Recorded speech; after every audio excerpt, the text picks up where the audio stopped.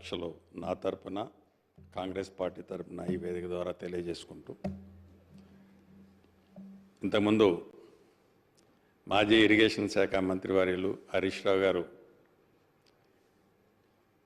తెలంగాణ రాష్ట్రం ఏర్పడిన తర్వాత ఈ రాష్ట్రంలో వారు మొదటి టైం అంటే 2014 నుంచి 19 వరకు ఇరిగేషన్ మంత్రిగా ఉన్నప్పుడు వారు సాధించిన అంశాలతో పాటుగా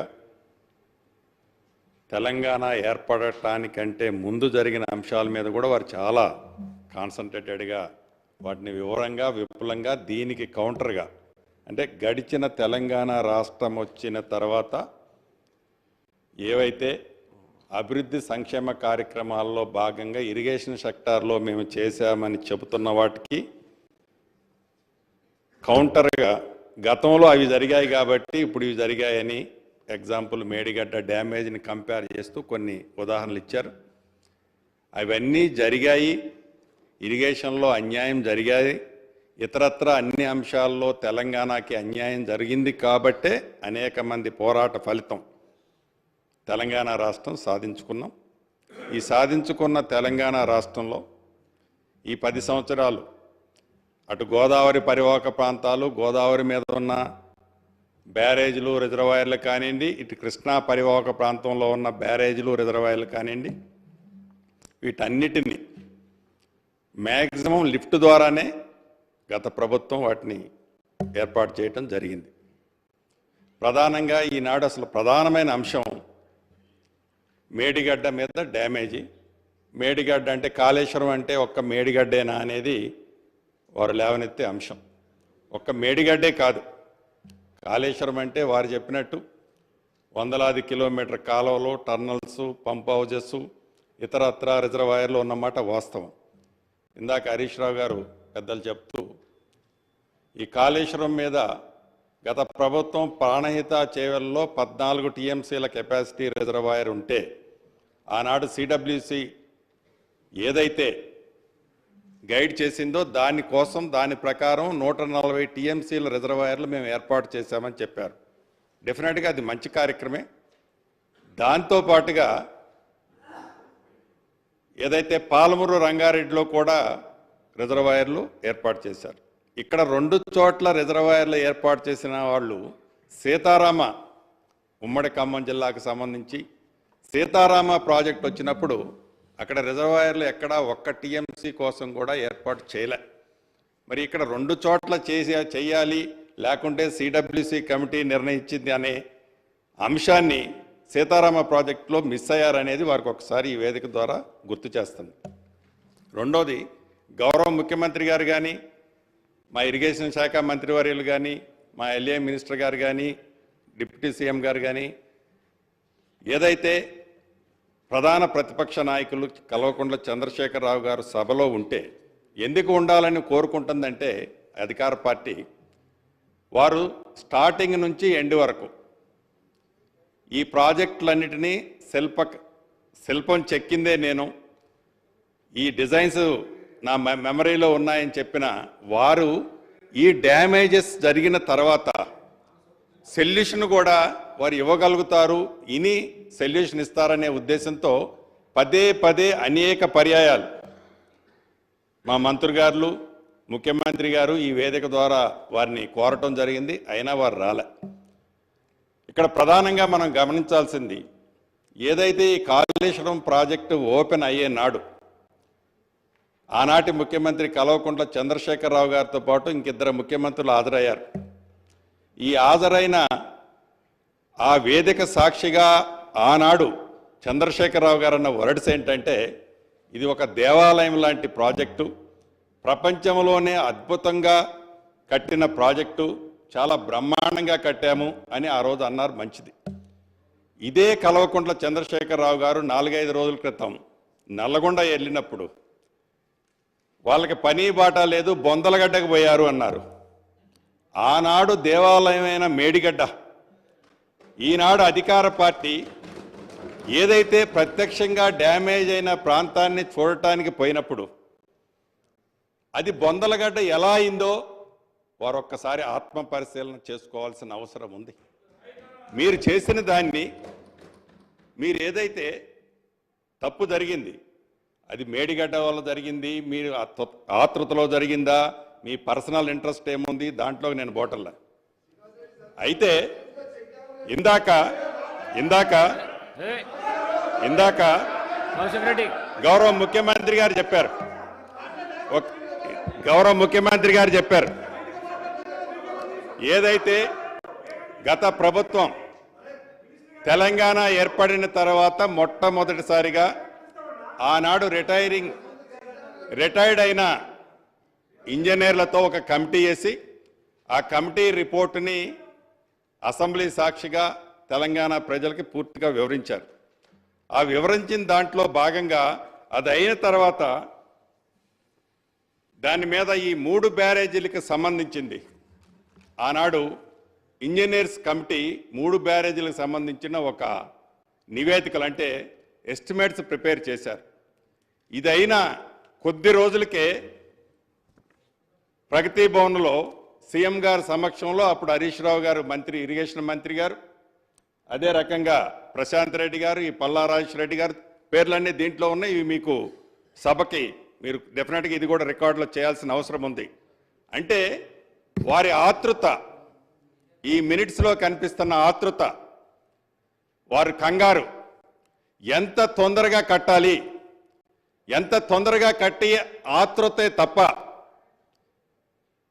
ఈ ప్రాజెక్టు సస్టైనబిలిటీ ఎంతుంటుంది అనేది డెఫినెట్గా మిస్ అయ్యారన్నది ఈ సభ ద్వారా వారికి తెలియజేయదలుచుకున్నాను. దీంట్లో రెండో అంశం, ఇందాక మాజీ మంత్రివర్యులు హరీష్ రావు గారు చెప్తూ మహారాష్ట్రకు సంబంధించిన దాంట్లో గత ప్రభుత్వం అంటే కాంగ్రెస్ ప్రభుత్వంలో లెవెల్ 152 దగ్గర రిక్వెస్ట్ ఆనాడు ఉండే. ఈ 152ని 148కి మేము వాళ్ళు 148కి ఫ్రమ్ ది బిగినింగ్ నుంచి ఎప్పుడైతే ఆనాడు ఉమ్మడి ఆంధ్రప్రదేశ్లో ప్రాణేత చేవల్ల కట్టాలి అని అన్నప్పుడు 148లో మీరు కట్టుకోండి అనేది వాళ్ళు మొదటి నుంచి చెప్తున్నారు. దాన్ని మేమేదో సాధించినా మీరు ఏమి సాధించారు అని పెద్దలు హరీష్ రావు గారు ఈ వేదిక మీద ఇందాక వారు సంబోధించారు. మనం కొత్తగా సాధించింది ఏమీ లేదు. ఆనాడు మహారాష్ట్ర ప్రభుత్వం 148 కట్టడానికి వాళ్ళే అంగీకరించారన్నది కూడా వారు గమనించాల్సిన అవసరం ఉంది. దాన్ని ప్రత్యేకంగా మీరు సాధించింది లేదు. నిజంగా ఆ రోజు కాంగ్రెస్ ప్రభుత్వం దాన్ని యాక్సెప్ట్ చేసి ఉంటే ఆ రోజే అది కంప్లీట్ అయ్యేది. 142 నాట్ 152, 138కి 148, 152, 148 ఈ 148 అనేది ఆ రోజే యాక్సెప్ట్ అనేది ఈ సభ ద్వారా మాజీ మంత్రివర్యులు హరీష్ రావు గారు గమనించాలనేది రెండో పాయింట్. మూడోది, ఏదైతే ఈ కాళేశ్వరం కానివ్వండి, ఈ కాళేశ్వరంలో 3 బ్యారేజీలు పదే పదే మొన్న నల్గొండ సభలో కల్వకుంట్ల చంద్రశేఖరరావు గారు ఈనాటి ఉన్న ప్రభుత్వంలో ఉన్న పెద్దల దద్దమ్మలు అదే నేను ఉండుంటే నీళ్లు ఇచ్చేవాడిని, గోదావరి నీళ్లు డ్యామేజ్ అయినా కూడా గోదావరి నీళ్లు లిఫ్ట్ చేసి సస్యశ్యామలంగా నీళ్ళు ఇచ్చేవనేది ఆ వేదిక సాక్షిగా వారు చెప్పారు. వారిని ఈ వేదిక ద్వారా త్రూ హరీష్ రావు గారి ద్వారా ఒకటే మీ ద్వారా చెప్తున్నాను.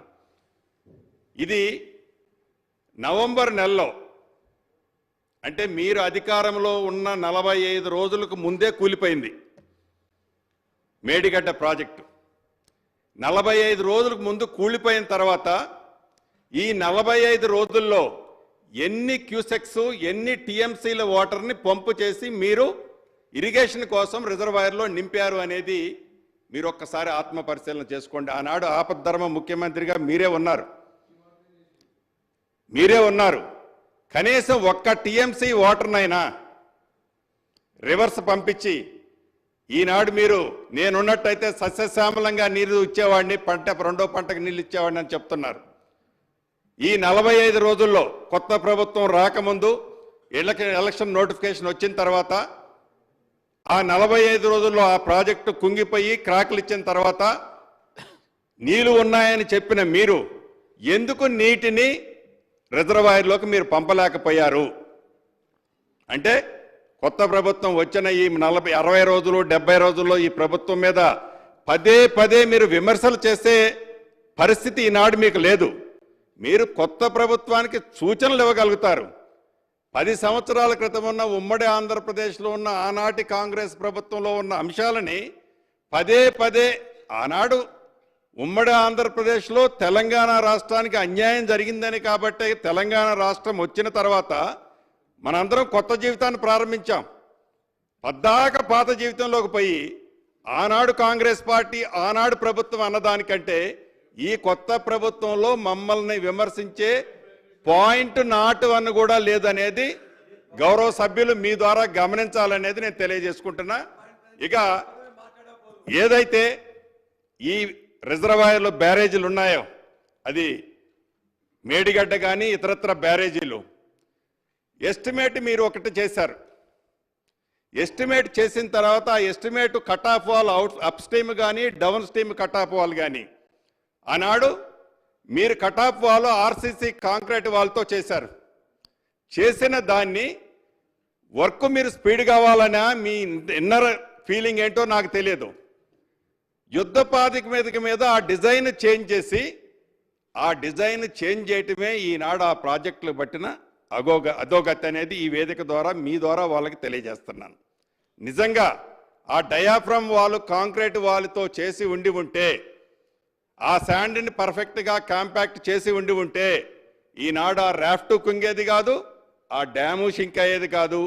ఈనాడు తెలంగాణ ప్రజల ఈ వేలాది కోట్ల డబ్బు దుర్వినియోగం అయ్యేది కాదనేది ఈ సభ ద్వారా మీకు తెలియజేస్తూ చివరగా నేను చెప్పేది యుద్ధ ప్రాతిపదిక మీద ఇదొక్కటే కాదు, ఇదొక్క డ్యామే కాదు, మిగతా ఉన్న అన్ని డ్యాములో ఈ 3 పిల్లర్లే కాదు.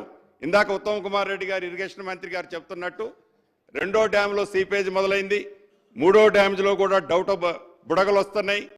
ఈ 3 పిల్లర్లే కాదు సేమ్ సిస్టమ్. ఈ 3 పిల్లర్లు అన్నది డ్యామ్కి ఒక ఎడ్జ్లో జరిగిన డ్యామేజ్. ఇప్పుడు సెంటర్లో అటుపక్క ఎప్పుడో అడుగున్నర కుంగింది. ఆ అడుగున్నర కుంగిన తర్వాతనే మహారాష్ట్ర సైడ్ అడుగున్నర కుంగిన తర్వాతనే దాని మీద ట్రాఫిక్ని మీరు బంద్ చేశారు. అప్పుడు మీ ప్రభుత్వం చాలా పర్ఫెక్ట్గా ఉంది. ఆనాడే మీరు శ్రద్ధ తీసుకొని ఉంటే మొన్న ఇది డ్యామేజ్ జరిగి ఉండేది కాదు. ఇప్పటికైనా దాన్ని పర్ఫెక్ట్గా కొత్త ప్రభుత్వంలో మేము ఆతృతపడి ఏదో అడావుడి పడి తప్పులు చేయాలనే ఉద్దేశం ఈ ప్రభుత్వానికి లేదు.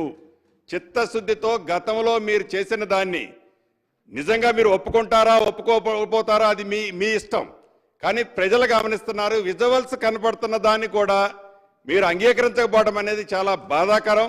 అంగీకరించిన దాన్ని కూడా మీరు ఆతృతతో కట్టారా, ఎవరు కట్టారు, ఎంతమంది కట్టారు, ఎట్లా కట్టారు, డిజైన్లు ఎందుకు మార్చారు, దీనికి కారకులు ఎవరు, ఎంతమంది సస్పెండ్ చేశారు, వరద వచ్చినప్పుడు ఎన్ని పంపులు మునిగిపోయినాయి, పంపులు మునిగిపోవటానికి కారణం ఏంటి, దాని మీద చర్యలు ఏం తీసుకున్నాము అనేది కూడా మనం గమనించాల్సిన అవసరం ఉంది. తప్పకుండా ఈ ప్రభుత్వం చిత్తశుద్ధితో గౌరవ మంత్రి గారు కానీ ముఖ్యమంత్రి గారు కానీ మా ఎల్ఏ మంత్రి గారు కానీ చాలా వివరంగా చెప్పారు. వీటి మీద మీరు చేసిన తొందరపడి ఈ ప్రభుత్వం తప్పులు చేయాలని ఈ ప్రభుత్వానికి లేదు అనేది చాలా స్పష్టంగా మీ ద్వారా గౌరవ మంత్రివర్యకు తెలియజేస్తూ, నిజంగా కల్వకుంట్ల చంద్రశేఖరరావు గారు కూడా సభకు వచ్చి ఉంటే వారు అనుభవంతో ఏదైతే దాన్ని ఇన్డెప్త్గా ఆనాడు స్టడీ చేసి కట్టారో ఆ కట్టింది యువతల డిబేట్ ఈనాడు జరుగుతున్న తర్వాత ప్రత్యక్షంగా కనపడుతుంది. కాబట్టి ఆ కనపడ్డ దాన్ని ఎలా రెక్టిఫై చేయాలనో మంచి సూచనలు ఇచ్చి ఉంటే ఈ ప్రభుత్వం తప్పకుండా స్వీకరించి ఉండేది. అటువంటి పరిస్థితి లేకపోవటం, వారి సభకు రాకపోవటం కూడా నిజంగా దురదృష్టకరం అని మీ ద్వారా ప్రధాన ప్రతిపక్ష సభ్యులకు తెలియజేసుకుంటూ సెలవు తీసుకుంటున్నాను.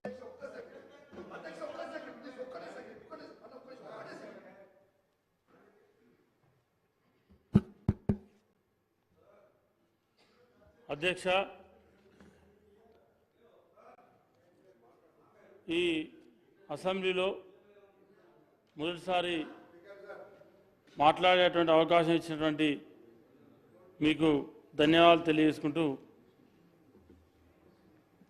మరి మాట్లాడేది కూడా మొదలు మా ప్రాంతానికి సంబంధించి మా ఉమ్మడి కరీంనగర్ జిల్లా సంబంధించి ఏదైతే అద్భుతమైన ప్రాజెక్టు ఈ ప్రాజెక్ట్ అయితే కాళేశ్వరం ప్రాజెక్ట్ నిర్మాణం అయితే 1 కోటి ఎకరాలకు నీళ్ళు ఇస్తామని చెప్పి ఆనాడు అప్పటి ముఖ్యమంత్రి అనేక మార్లు ఎన్నోసార్లు ఈ తెలంగాణ రాష్ట్ర ప్రజానీకానికి చెప్పి కనీసం మీరు నిన్న మొన్న లెక్కలు చూస్తూ ఉంటే 1,00,000 ఎకరాలకు కూడా నీళ్ళు ఇవ్వనటువంటి దుస్థితి. మరి వాళ్ళ దీనికన్నా ముందు స్వాతంత్రం వచ్చిన దగ్గర నుంచి ఇప్పటి వరకు కాంగ్రెస్ పార్టీ ప్రభుత్వాలున్నప్పుడు ఈ రాష్ట్రంలో ఉమ్మడి ఆంధ్రప్రదేశ్లో కానీ తెలంగాణ ప్రాంతంలో కానీ అధ్యక్ష ఎన్నో ప్రాజెక్టులు నిర్మాణం అయినాయి.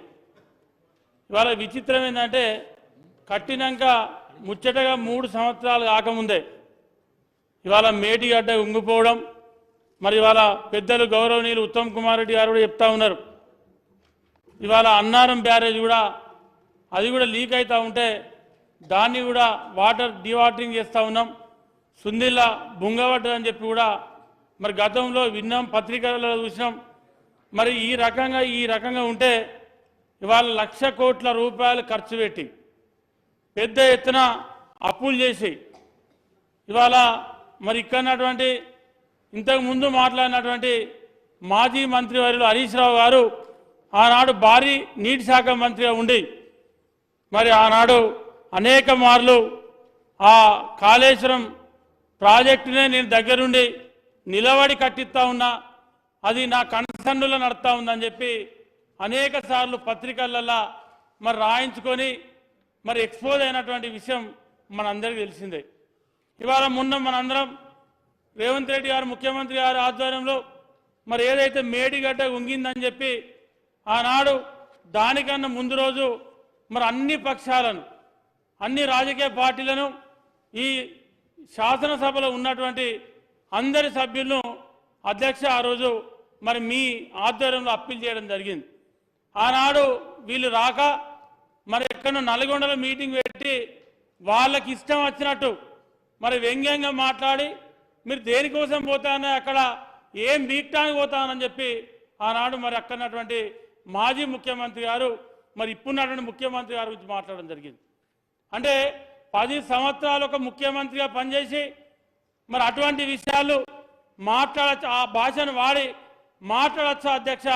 ఒక్కసారి మీరు ఆలోచన చేయండి.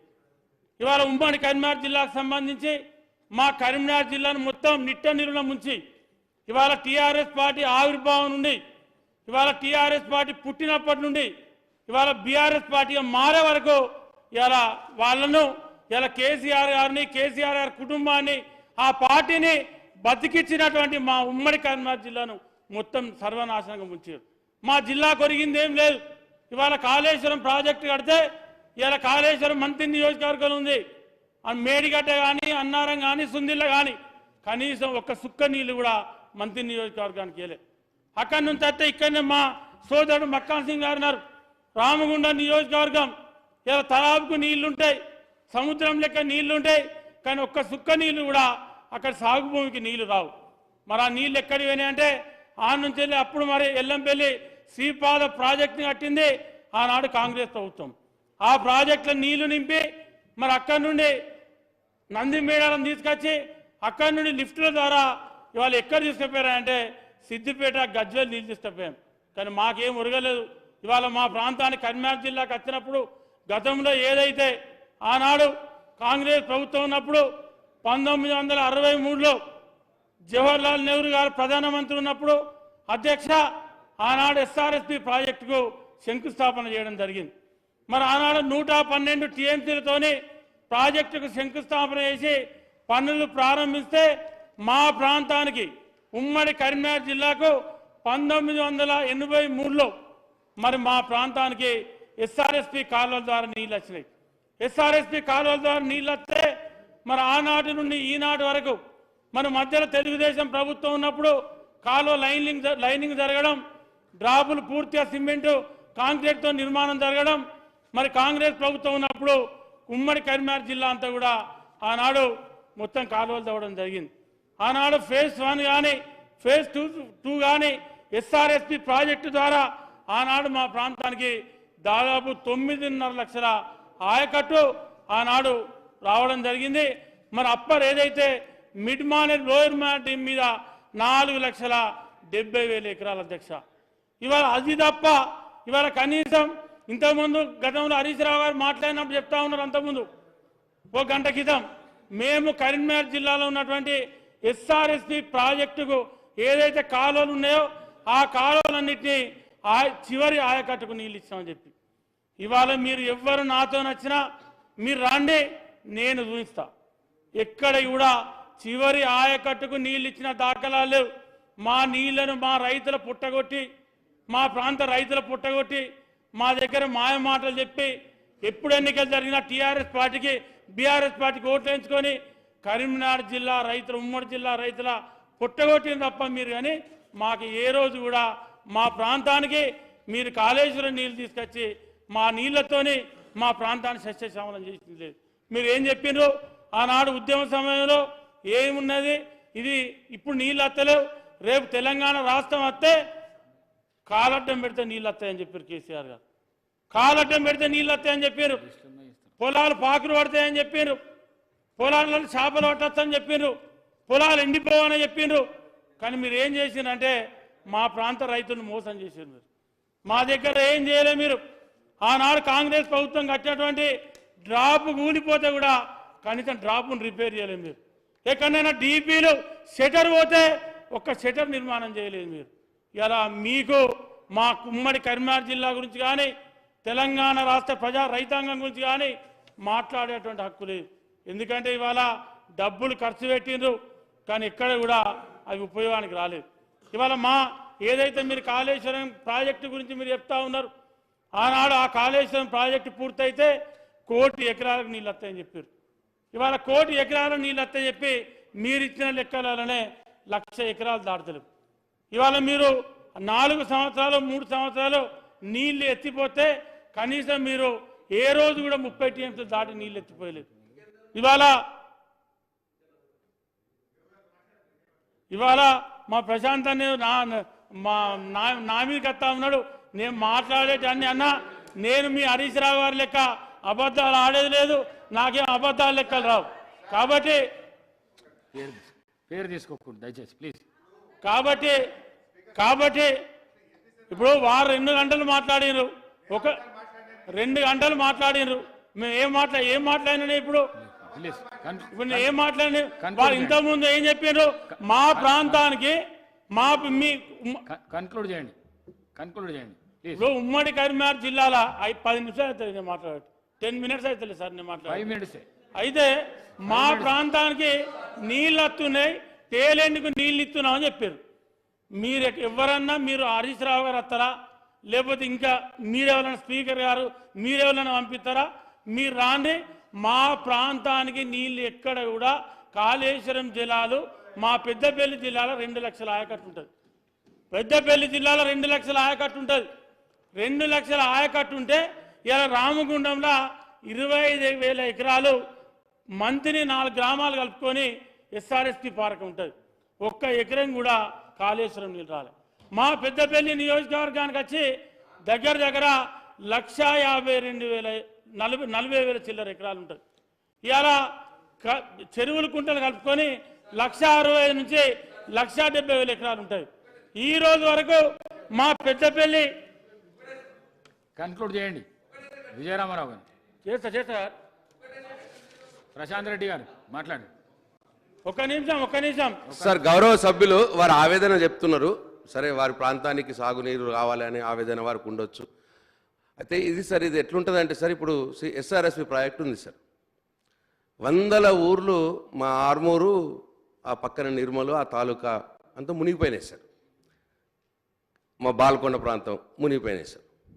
అయితే నా బాల్కొండ నియోజకవర్గంలో ఎస్ఆర్ఎస్పిది ఆయకట్టు ఎంత తెలుసా సార్? 7,000 ఎకరాలు. ఎస్ఆర్ఎస్పి మేము మునిగి వారి పెద్దపల్లికి నీళ్ళు పోతున్నాయి సార్. నా బాధ ఎవరికి చెప్పుకోవాలి సార్? అట్లా ప్రాజెక్టుల ఇప్పుడు అట్లా కాదు సార్. ఇప్పుడు సార్ ఆయకట్టు ప్రాజెక్టుల స్వరూపమే అట్లా ఉంటుంది సార్ అది. అంతేగాని ఇక్కడ ప్రాజెక్టు కడితే ఇక్కడనే నీళ్ళు ఇవ్వాలి అట్లా ఉంటుందా సార్? అది శ్రీధర్ బాబు గారికి అన్నీ తెలుసుండి సార్ అట్లా ఉంటుందా సార్? అట్లా ఉండదు కదా. గౌరవ సభ్యులు అవకాశం ఉంటే ఇవ్వాలి సార్, అవకాశం ఉంటే ఇవ్వద్దని అనట్లేదు. వారి ఆవేదన వారు చెప్పుకొని నాకేం బాధ లేదు. కానీ నాకు అది చూసి నాకు ఆవేదన వచ్చింది సార్. ఇప్పుడు నాకు గుర్తుకొచ్చింది, నా 100 ఊర్లు మునిగిపోయినాయి కదా, నాకు 7,000 ఎకరాలే ఉన్నది ఎస్ఆర్ఎస్పిలో ప్రాజెక్ట్. ఇప్పుడు నేనే వాడికి చెప్పుకోవాలి మరి? అప్పుడు డిజైన్ చేసింది, బిల్ట్ చేసింది అప్పుడు ప్రభుత్వాలే కదా అధ్యక్ష. ఇప్పుడు ఆ ప్రభుత్వాల మీద ఆక్రోశం వెలిబుచ్చుకోవాలన్నా? అట్లా ఉండదు, నాకు తెలుసు కాబట్టి. ప్రాజెక్టుల స్వరూపం నాకు తెలుసు కాబట్టి కాబట్టి దయచేసి సభ్యులు అర్థం చేసుకోవాలి. Thank you. కన్క్లూడ్ చేయండి ప్లీజ్. ప్లీజ్. ఇప్పుడు ప్రశాంత్ రెడ్డి గారు మాట్లాడినట్టు సరే, నేను మాట్లాడేదానికి మీకు బాధ అనిపిస్తుంది కావచ్చు, కానీ మా ఉమ్మడి కరీంనగర్ జిల్లా రైతులను వెళ్ళి పైప్ లైన్లు తీసుకుపోయి అక్కడి నుంచి వెళ్ళి ఆడ రిజర్వేషన్ మన రిజర్వేర్ కట్టి ఇప్పుడు ఇక్కడ మేడారం రిజర్వేర్ ఉంటుంది, ఇది ధరంపూర్ కాన్స్టిట్యున్సీలో మేడారం రిజర్వేర్ ఉంటే ఆ రిజర్వేర్ కింద కనీసం ఒక్క ఎకరానికి కూడా నీళ్ళు లేదు. మేడారం చెరువు ఏదైతే ఉందో దాని కింద గతం కింద చెరువు కింద ఎంత పారకం ఉందో ఈరోజు కూడా గంతే పారకం ఉంది తప్ప కనీసం ఒక గుంటకు కూడా అక్కడ వాటర్ ఇవ్వలేదు. అదేవిధంగా మా పెద్దపల్లి నియోజకవర్గానికి వచ్చినప్పుడు DIT3 DIT6 2 కెనాలు ఉంటాయి. 2 కెనాల కింద దాదాపు 1,53,000 ఎకరాలు 2 కెనాల కింద ఉంటుంది. DIT6 DIT3 SRSP ప్రాజెక్ట్ కింద. అదేవిధంగా చెరువు కుంటల కింద దాదాపు 20,000 ఎకరాలు అంటే 1,70,000 ఎకరాల పైచిలకు మా నియోజకవర్గంలో SRSP నుంచి వెళ్ళి మాకు వాటర్ వస్తుంది. ఇవాళ మా నియోజకవర్గానికి వచ్చినప్పుడు నేనేమంటానంటే ఇది మా ఆవేదన. సరే, ప్రశాంత్ రెడ్డి గారు అప్పుడు ఎమ్మెల్యే కాలే, అప్పటికి ఇంకా వారికి రాజకీయాలు కూడా మా లెక్కనే పూర్తిగా తెలుసో తెలియదు నాకు తెలియదు. ఎందుకంటే ప్రాజెక్టు కట్టిందే 63లో స్టార్ట్ అయింది, నీళ్ళు 83లో నీళ్ళు వచ్చినాయి. అంటే మనకు అప్పటికి మాకు కూడా చక్కగా మేము చిన్నపిల్లలం, మా దగ్గర నీళ్ళు వచ్చింది. ఇలా మా ప్రాంతం నుంచి వెళ్ళి నీళ్లు పోతాయి, మా నీళ్ళను మా జిల్లాకి వెళ్ళి ఎత్తుకుపోతారు, మా పెద్దపల్లి జిల్లాకి వెళ్ళి నీళ్లు పోతాయి. మాకు నీళ్లు రావన్నా వద్దా? మేము అడగన్నా వద్దా? తప్పకుండా అడిగే హక్కు మాకుంది, ఖచ్చితంగా అడుగుతాం, మాకు రావాలి నీళ్ళు. ఎందుకంటే ఇవాళ మీరు మీ ప్రభుత్వం ఉండి మీకు అధికారం ఉండి మీరు ఎక్కడ తీసుకుపోయారు నీళ్ళు? మెదక్ జిల్లా తీసుకుపోయారు. మెదక్ జిల్లా తీసుకుపోయే రోజు అక్కడ ఎక్కడికి పోయిన నీళ్ళు? ఫస్ట్ సిద్దిపేటకి పోయినాయి, అక్కడి నుంచి గజ్వేల్కి పోయినాయి. మీరు ఆ 2 ప్రాంతాలు ఉంటే ఆ 2 ప్రాంతాలలో రైతులు సస్యశ్యామలం అయితే తెలంగాణ రాష్ట్రం మొత్తం రైతులందరూ నీళ్ళు వచ్చారు. మీ దృష్ట్యా మేమేమంటున్నాం, మా దగ్గరికి నీళ్లు పోతా ఉన్నాయి కాబట్టి మీరు మాకు నీళ్ళు ఇవ్వకుండా తీసుకుపోయినది మేము బాధపడతాం. మంత్రి నియోజకవర్గం అక్కడ కాళేశ్వరం మొదలుపెట్టి దగ్గర 60, 70, 80 కిలోమీటర్లు పైప్ లైన్ తీసుకొచ్చారు మంత్రి కాన్స్టిట్యూన్సీకి. కనీసం ఒక్క గుంట కన్నా నీళ్ళు ఇచ్చారు ఎక్కడన్నా? దానికన్నా ముందు చిన్న కాళేశ్వరం ప్రాజెక్టు స్టార్ట్ అయింది, పైప్ లైన్ దాదాపు 70% నిర్మాణం పూర్తయింది. దాన్ని కనీసం మరి దాన్ని పూర్తి చేయాలన్నటువంటి ఆలోచన మీకు ఉండాలిగా. దాన్ని ముట్టుకోకపోతుంది. పెద్దపల్లి నియోజకవర్గాన్ని వదిలేత్తారు, రామగుండం వదిలేత్తారు. రామగుండం నియోజకవర్గంలో తలాపుకు సముద్రం ఉంటుంది, ఒక్క సుక్క నీళ్ళు ఇవ్వకపోతారు అక్కడ. ఇక్కడ ధర్మపూర్ నియోజకవర్గానికి ఇవ్వకపోతారు. మీరు ఏడ నీళ్ళు ఇచ్చినో అది మీ విచక్షణకే మేము వదిలేస్తా ఉన్నాం. దానికి ఇంకా ముఖ్యమంత్రి మాజీ ముఖ్యమంత్రి గారు మాట్లాడట్లే, అక్కడే ఉందే బొందల గడ్డ ఏం గడ్డి వికపోతాను అక్కడికి అని చెప్పి. ఏం వికపోతాను అంటే మరి మీరున్నప్పుడు ఏం విక్టాను వేరు అక్కడికి? మీరు అధికారంలో ఉన్నప్పుడు ఏం విక్టాను వేరు అక్కడికి? ఎలా దేనికోసం మీరు అక్కడికి? ఇప్పుడు మాట్లాడేటప్పుడు కొంచెం ఆలోచన ఉండి మాట్లాడాలి, మాట్లాడే పద్ధతి ఉండాలి మాట్లాడటానికి. ఇవాళ నోరుందని చెప్పి ఏది పడుతుంది మాట్లాడితే అయిపోతా? అవునా? నీ ముఖ్యమంత్రి చెప్పు, మాజీ ముఖ్యమంత్రికి ఇవాళ నల్గొండలో మీటింగ్ అంటే ఏం బిక్కానంటాడా? ఏం మాట్లాడుతాడా? ఒక ముఖ్యమంత్రిని పట్టుకొని, రేవంత్ రెడ్డి ముఖ్యమంత్రి పట్టుకొని ఏం మాట్లాడుతాడు చెప్పు నువ్వు? కనీసం ఇంగిత జ్ఞానం ఉండాలి నీకు. నీ ముఖ్యమంత్రికి ఇంగిత జ్ఞానం ఉండాలి.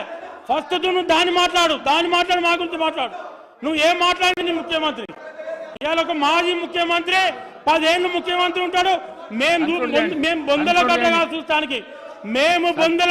చూస్తానికి కుంగిపోయినటువంటి మేడిగడ్డను చూస్తానికి మేము పోయినాం.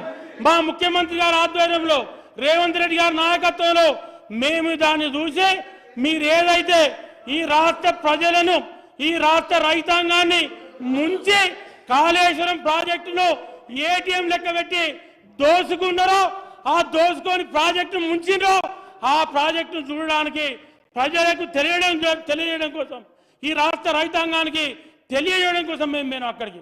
కానీ మీ లెక్క నోరుందని చెప్పి ఇష్టం వచ్చినట్టు మాట్లాడలే. మీరు నోరుందని చెప్పి ఇవాళ ఇష్టం వచ్చినట్టు మాట్లాడితే ఇక్కడ చూసుకుంటా పడటానికి ఎవరు ఇక్కడ లేరు, సిద్ధంగా లేరు. మీరు ఒక్కటి మాట్లాడితే 4 మాట్లాడే దమ్ముంది, 4 మాట్లాడే శక్తి ఉంది. మీరు ఏళ్ళు పెడితే మేము కాలు పెడతాం. మామూలుగా మీరేం ఏదో వాటిగానే గవర్నమెంట్లో ఉండి పోలీసులను పెట్టి రాత్రిపూట అరెస్ట్ చేసి ముఖ్యమంత్రి లేకపోతే మంత్రులు తవ్వంటి పోతా అంటే ఇళ్ళ ముంగట కావలు పెట్టినట్టు కావలు పెట్టే నైజాం మాది కాదు. కొట్లాడే దమ్ముంది, కొట్లాడే శక్తి ఉంది, మాట్లాడే శక్తి ఉంది. ఏదైనా చేస్తాం, మేము ఏదైనా చేయగలుగుతాం. ఇట్లా వాటిగానే మైకులు ముంగట పెట్టుకొని ఏదో ఉనికదంపుడు ముచ్చట్లు మాట్లాడే అవసరం మాకు లేదని చెప్పి ఈ సందర్భంగా ఇస్తూ నాకు మాట్లాడే అవకాశం ఇచ్చినటువంటి మా పెద్దలు గౌరవనీయులు మా స్పీకర్ గారికి ప్రత్యేక ధన్యవాదాలు, కృతజ్ఞతలు తెలియజేస్తూ ముగిస్తా ఉన్న చేయి. పాయల్ శంకర్ గారు.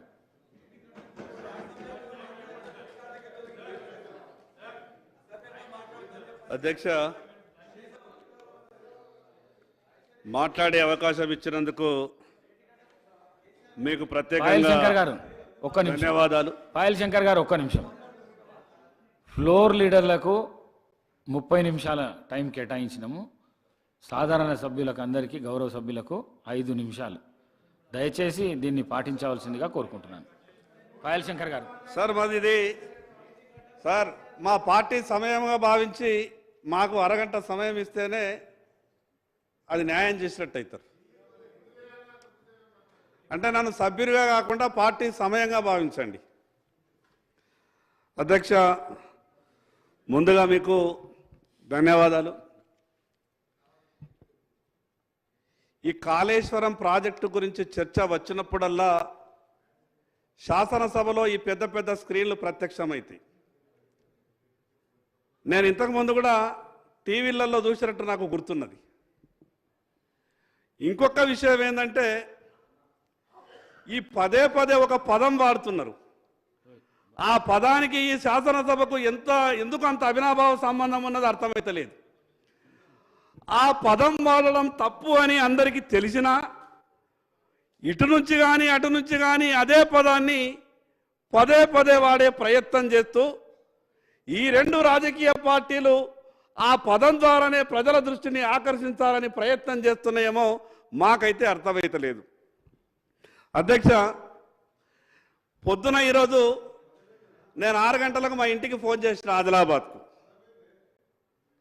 మా మనవడు ఫోన్ లేపి మాట్లాడితే ఎక్కువసేపు మాట్లాడే ప్రయత్నం చేస్తే నేనేమన్నా ఒక మాట అంటే, నువ్వు తొందరగా ఫోన్ పెట్టేరా బాబు, ఇవాళ అసెంబ్లీలో పెద్ద స్క్రీన్లు పెట్టిండ్రు, బాగా అవన్నీ చూపిస్తారట, నేను కొంచెం చదువుకున్నా, కొత్తగా శాసనసభకు పోయినా కాబట్టి అని అంటే, ఏం పెట్టిండ్రు తాతయ్య అని వాడు అడిగిండు. ఏమో పెద్ద స్క్రీన్లు పెట్టిండ్రు అంటే వాడు అన్న మాటలు ఏంటంటే, మీకు సినిమాలు గిన చూపిస్తారా శాసనసభలు అన్నాడు. అధ్యక్ష, గతంలో కాళేశ్వరం రిడిజన్ గురించి మాట్లాడినప్పుడు ఈనాటి మాజీ ముఖ్యమంత్రి గారు ఆ రోజు ముఖ్యమంత్రి హోదాలో ఇక్కడ నుండి ఉత్తమ్ కుమార్ రెడ్డి గారు మాట్లాడినటువంటి మాట కూడా, వారిని అన్నటువంటి మాట కూడా నాకు ఇప్పటికీ గుర్తొస్తున్నది. మరి ఎందుకు ఇటువంటి ఈ గొప్ప శాసనసభలో ఆ రకమైనటువంటి పదాలు పదే వస్తున్నప్పుడు ఆ రకమైనటువంటి పదాలు వాడడం వల్ల శాసనసభకు ఉన్నటువంటి గౌరవాన్ని దిగజార్చిన వాళ్ళమైతమేమో అని కొత్తగా వచ్చినటువంటి సభ్యున్ని నాకు అనిపిస్తున్నది. అధ్యక్ష, టిఆర్ఎస్ ప్రభుత్వం ఆలోచన విధానం చూస్తే కూడా గతంలో కాంగ్రెస్ ప్రభుత్వం ఆలోచన విధానాన్ని చూస్తే గతంలో టిఆర్ఎస్ పార్టీ తప్పులు చేసిందని లేదా వాళ్ళేమైనా పాపాలు చేసిందని, మీరేదో ఈ రాష్ట్రాన్ని గొప్పగా పరిపాలిస్తారని మీ చేతిలో రాష్ట్రాన్ని పెట్టిండ్రు. మీ చేతిలో రాష్ట్రాన్ని పెట్టిన తర్వాత ఏం జరగాల? రాబో 5 సంవత్సరాలలో ఈ రాష్ట్రంలో ఎంత గొప్ప కార్యక్రమాలు చేస్తారో చర్చ జరగాల. లేదు, పాత విషయాలు కూడా రావాలా. ఎందుకంటే టిఆర్ఎస్ పార్టీ చేసినటువంటి తప్పులు ఉన్నాయి. అంత పెద్ద లక్షల కోట్ల రూపాయల అప్పులు తీసుకొచ్చి ఒక్క రూపాయి కూడా పనికి రాకుండా అంత పెద్ద కాళేశ్వరంలో జరిగినటువంటి తప్పు మీద తప్పకుండా చర్చ జరగాల్సిందే.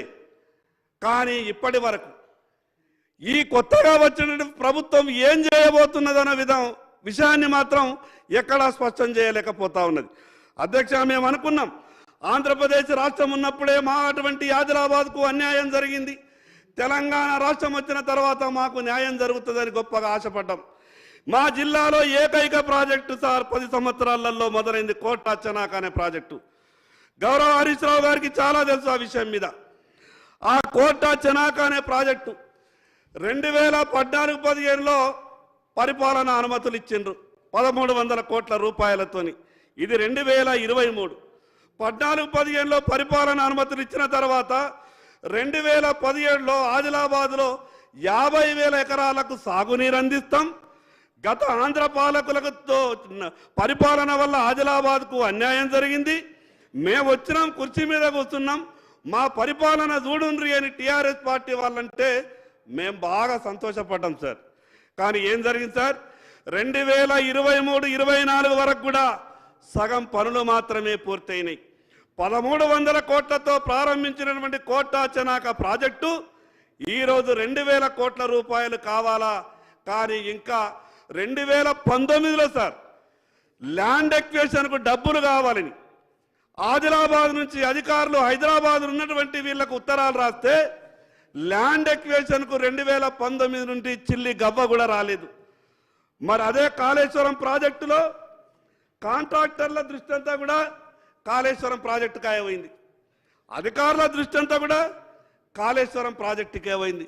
మిగతా వాళ్ళప్పుడు ఏమంటుండే, ఈ రాష్ట్రంలో ఎక్కడ పనులు చేసినా బిల్లులు రావు, కాళేశ్వరంలో పని చేస్తే మాత్రం బిల్లులు వారం రోజులు వస్తాయంటుండే. మరి ఎందుకు అంత గొప్ప ప్రేమ ముట్టింది? మరి అంత గొప్పగా మొత్తం నిధులన్నీ కూడా నీళ్ళలా కాళేశ్వరంలో పారించిండ్రు, లక్షల కోట్ల రూపాయలు ఖర్చు పెట్టిండ్రు.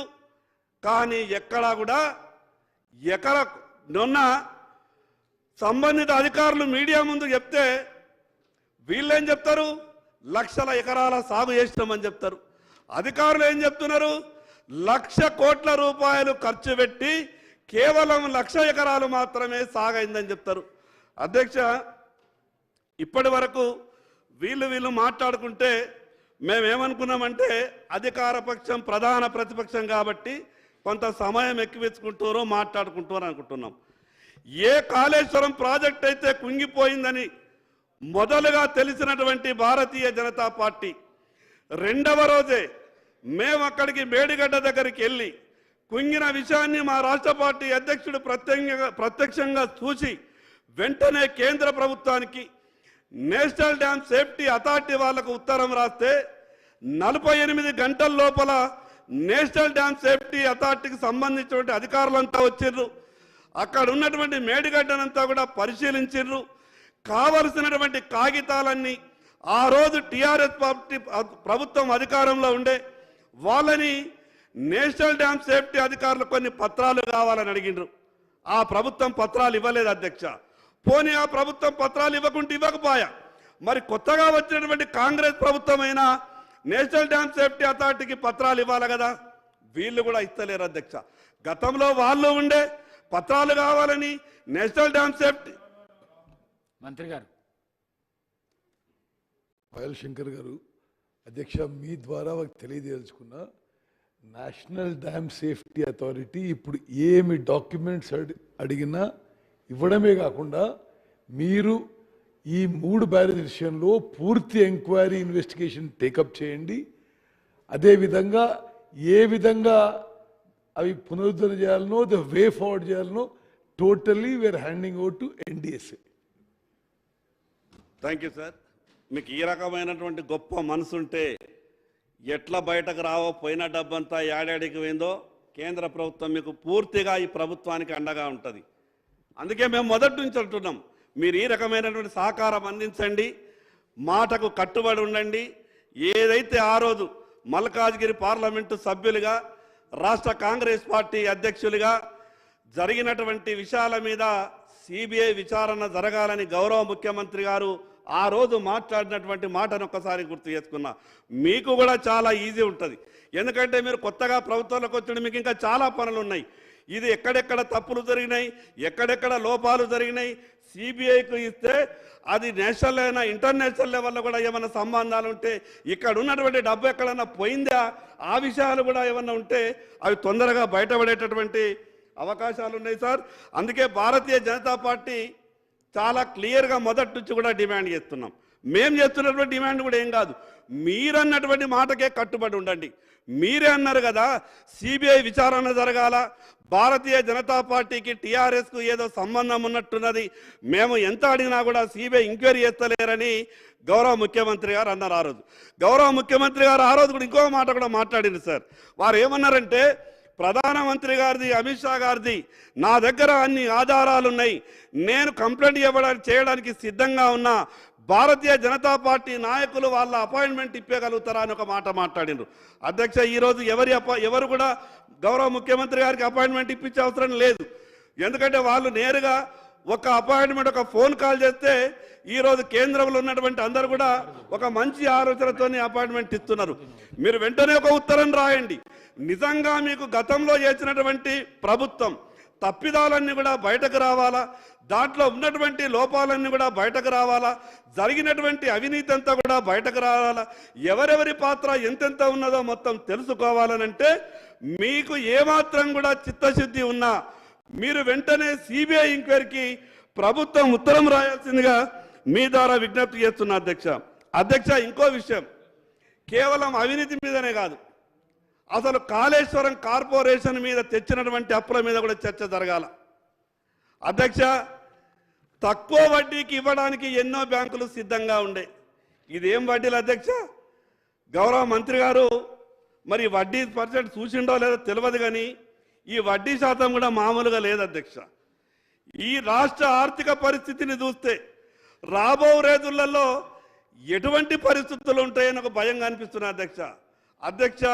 ప్రజలు అధికారం ఇచ్చింది సరి అయిన పద్ధతిలో ప్రభుత్వాన్ని నడపమని, ప్రజలకు న్యాయం చేయమని, కేవలం రాష్ట్రాన్ని అప్పుల పాలు చేయమని ప్రజలు అధికారం ఇవ్వరు అధ్యక్ష. గత ప్రభుత్వం ఎఫ్ఆర్బిఎం మద్దతు ఇవ్వనటువంటి అనేక సందర్భాల్లో కార్పొరేషన్లను క్రియేట్ చేయడం, దాని ద్వారా బ్యాంకుల నుంచి అప్పులు తీసుకోవడం. అధ్యక్ష, నాకు ఒక విషయం తెలియక అడుగుతున్నా, ప్రభుత్వానికి అప్పు తీసుకునే శక్తి లేదు, కానీ కార్పొరేషన్లు అప్పు తీసుకుంటే గ్యారంటీ ఇచ్చేటటువంటి శక్తి ఉన్నది.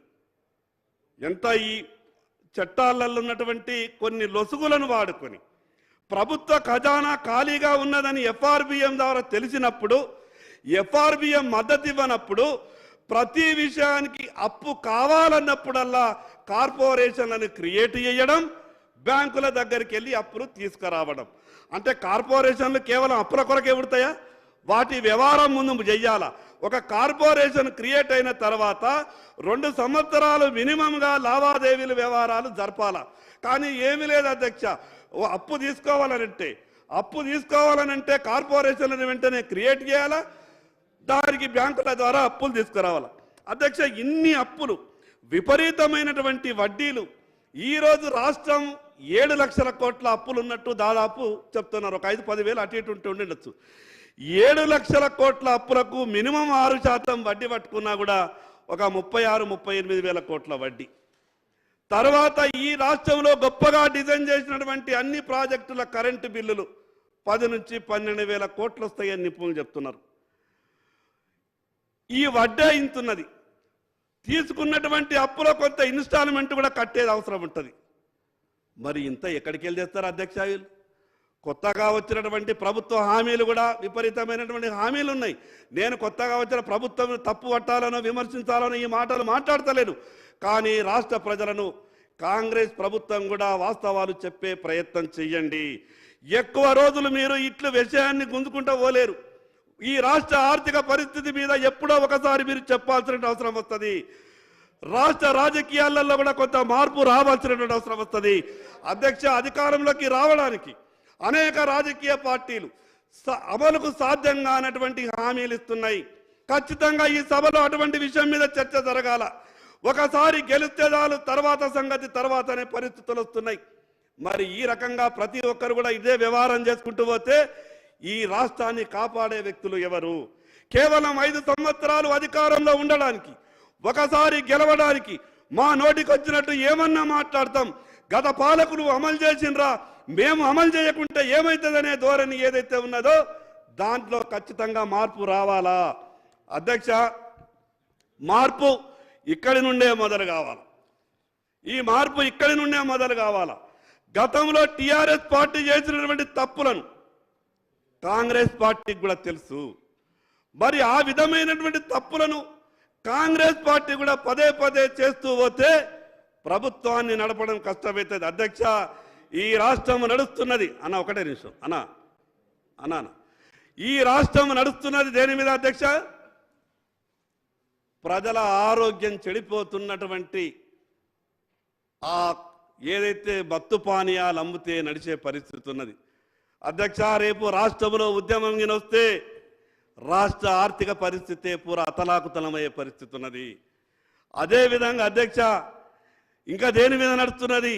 మిగతా రాష్ట్రాలలో పెట్రోల్ డీజిల్ ధరలన్నీ కూడా తగ్గినాయి. పెట్రోల్ డీజిల్ ధరలని తగ్గాలని లేదా భవిష్యత్తులో అవి కూడా జిఎస్టీలకు పోతే రాష్ట్రం జీతాలు కాదు కదా 6 నెలలకు ఒకసారి కూడా జీతాలు ఇచ్చేటటువంటి పరిస్థితి ఉన్నది అధ్యక్ష. వాస్తవాలు చర్చకు రావాలా. కేవలం రాజకీయ విమర్శలు చేసి ఒక రాజకీయ పార్టీని ఇంకో రాజకీయ పార్టీని తిట్టుకోవడానికే ఇది వేదిక చేసుకొని ఈ ట్రిక్స్తోనే రాజకీయాలు చేస్తూ సభలో ఇటువంటి వ్యవహారం జరిగితే తెలంగాణ రాష్ట్ర ప్రజల భవిష్యత్తు ఎప్పటికీ బాగుపడది. తెలంగాణ రాష్ట్రం వచ్చిన తర్వాత కూడా వాస్తవాలు సభలో చర్చ జరగాల. నేను ఒకటే విషయం ప్రభుత్వానికి విజ్ఞప్తి చేస్తున్న అధ్యక్ష. ప్రభుత్వం చాలా గొప్పగా చెప్పింది కాబట్టి మా అటువంటి ఆదిలాబాద్ జిల్లాకు గౌరవ ఇరిగేషన్ మంత్రి గారు సభలో ఉన్నారు కాబట్టి నాకు ఖచ్చితంగా కొంత నాకు మద్దతు ఇచ్చే విధంగా, నా మాటకు ఊరటనిచ్చే విధంగా జవాబు రావాలని కోరుకుంటున్నా అధ్యక్ష. ఈ జిల్లాలో ఉన్నటువంటి ఏకైక ప్రాజెక్టు సార్, దాని మీద జిల్లాలో ఉన్నటువంటి ఆ ఏకైక ప్రాజెక్టు చూడడానికి స్మితా సబర్వాల్ గారు 2 సార్లు హెలికాప్టర్ పట్టుకొని వచ్చారు. హెలికాప్టర్ తిరిగినప్పుడల్లా మాకు అనిపిస్తుండే అయిపోతుందేమో, 2 నెలల నిధులు వస్తాయేమో. దాని తర్వాత సోమేష్ కుమార్ గారు హెలికాప్టర్ పట్టుకొని వస్తుండే, ఇంకా ఆశపడుతుండే. చీఫ్ సెక్రటరీ గారు వచ్చారంటే ఇంకేం కావాలా, అయిపోతుందేమో అనుకుంటుండే. మళ్ళీ 3వసారి ఈ నీళ్లకు సంబంధించిన నిపుణులు వస్తుండే, ఎవరు వచ్చినా హెలికాప్టర్ దిగలే అధ్యక్ష. మాకేమనిపించిందంటే ఆదిలాబాద్ నుంచి హైదరాబాద్కు 3.5 గంటలు తోవ కారులో, కానీ అధికారులంతా హెలికాప్టర్లను వచ్చారు. ఆ అన్నిసార్లు వచ్చినటువంటి హెలికాప్టర్ ఖర్చు ఆ ప్రాజెక్టు గిన ఇస్తే ల్యాండ్ ఎక్విజిషన్కు ఒక 25% డబ్బులు గిన ముట్టిపోతుండేనేమో. అన్నిసార్లు హెలికాప్టర్ తిరిగింది, కుర్చేసుకొని కట్టిస్తామన్నారు. 2017లోనే నీళ్ళు ఇస్తామన్నారు.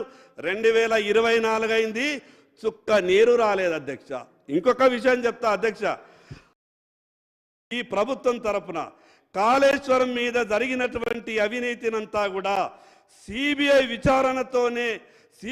విచారిస్తేనే కానీ వాస్తవాలు బయటపడతాయి. కాబట్టి ప్రభుత్వం అదేవిధంగా గౌరవ ముఖ్యమంత్రి గారు మాట నిలుపుకొని గతంలో అన్నటువంటి మాటకు కట్టుబడి సిబిఐ విచారణ చేయించాల్సిందిగా భారతీయ జనతా పార్టీ తరఫున డిమాండ్ చేస్తా ఉన్నాం. గౌరవ ఇరిగేషన్ మంత్రివర్యులకు మరొక్కసారి విజ్ఞప్తి చేస్తున్నా, తక్కువ డబ్బుతో పూర్తయ్యేటటువంటి మా ఆదిలాబాద్ కోట చెనాక ప్రాజెక్టుకు నిధులు విడుదల చేసి మాకు న్యాయం చేయాల్సిందిగా విజ్ఞప్తి చేస్తూ నాకు ఈ సమయం ఇచ్చినందుకు మీకు ప్రత్యేకంగా ధన్యవాదాలు తెలియజేస్తున్నా సార్. శ్రీ అక్బరుద్దీన్ ఓవైసీ గారు.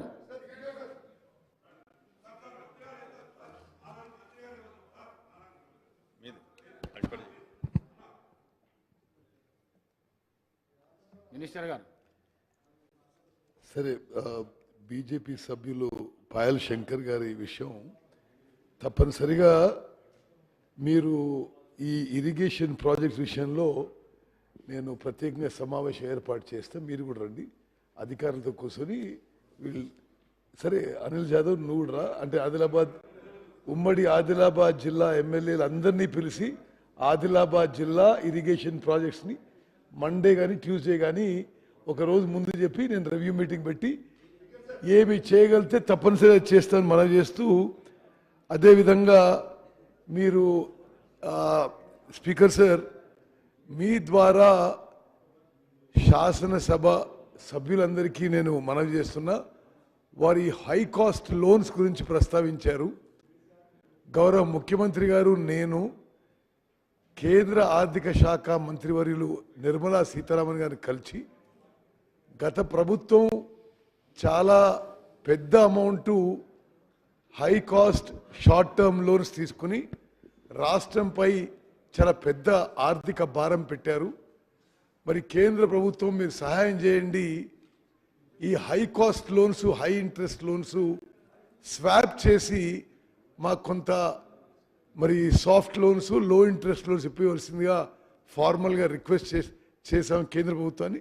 అది ఫాలోఅప్ చేస్తున్నాం. థ్యాంక్ యూ సాబ్. అక్బరుద్దీన్ वो इस्लाम floor leader. Honorable Speaker, sir. Sir, I take the opportunity to participate in the discussion on the white paper on irrigation, sir. Sir, this is my 25th year, and from last 20 years, I am heading as a floor leader of my party, AIMIM, sir.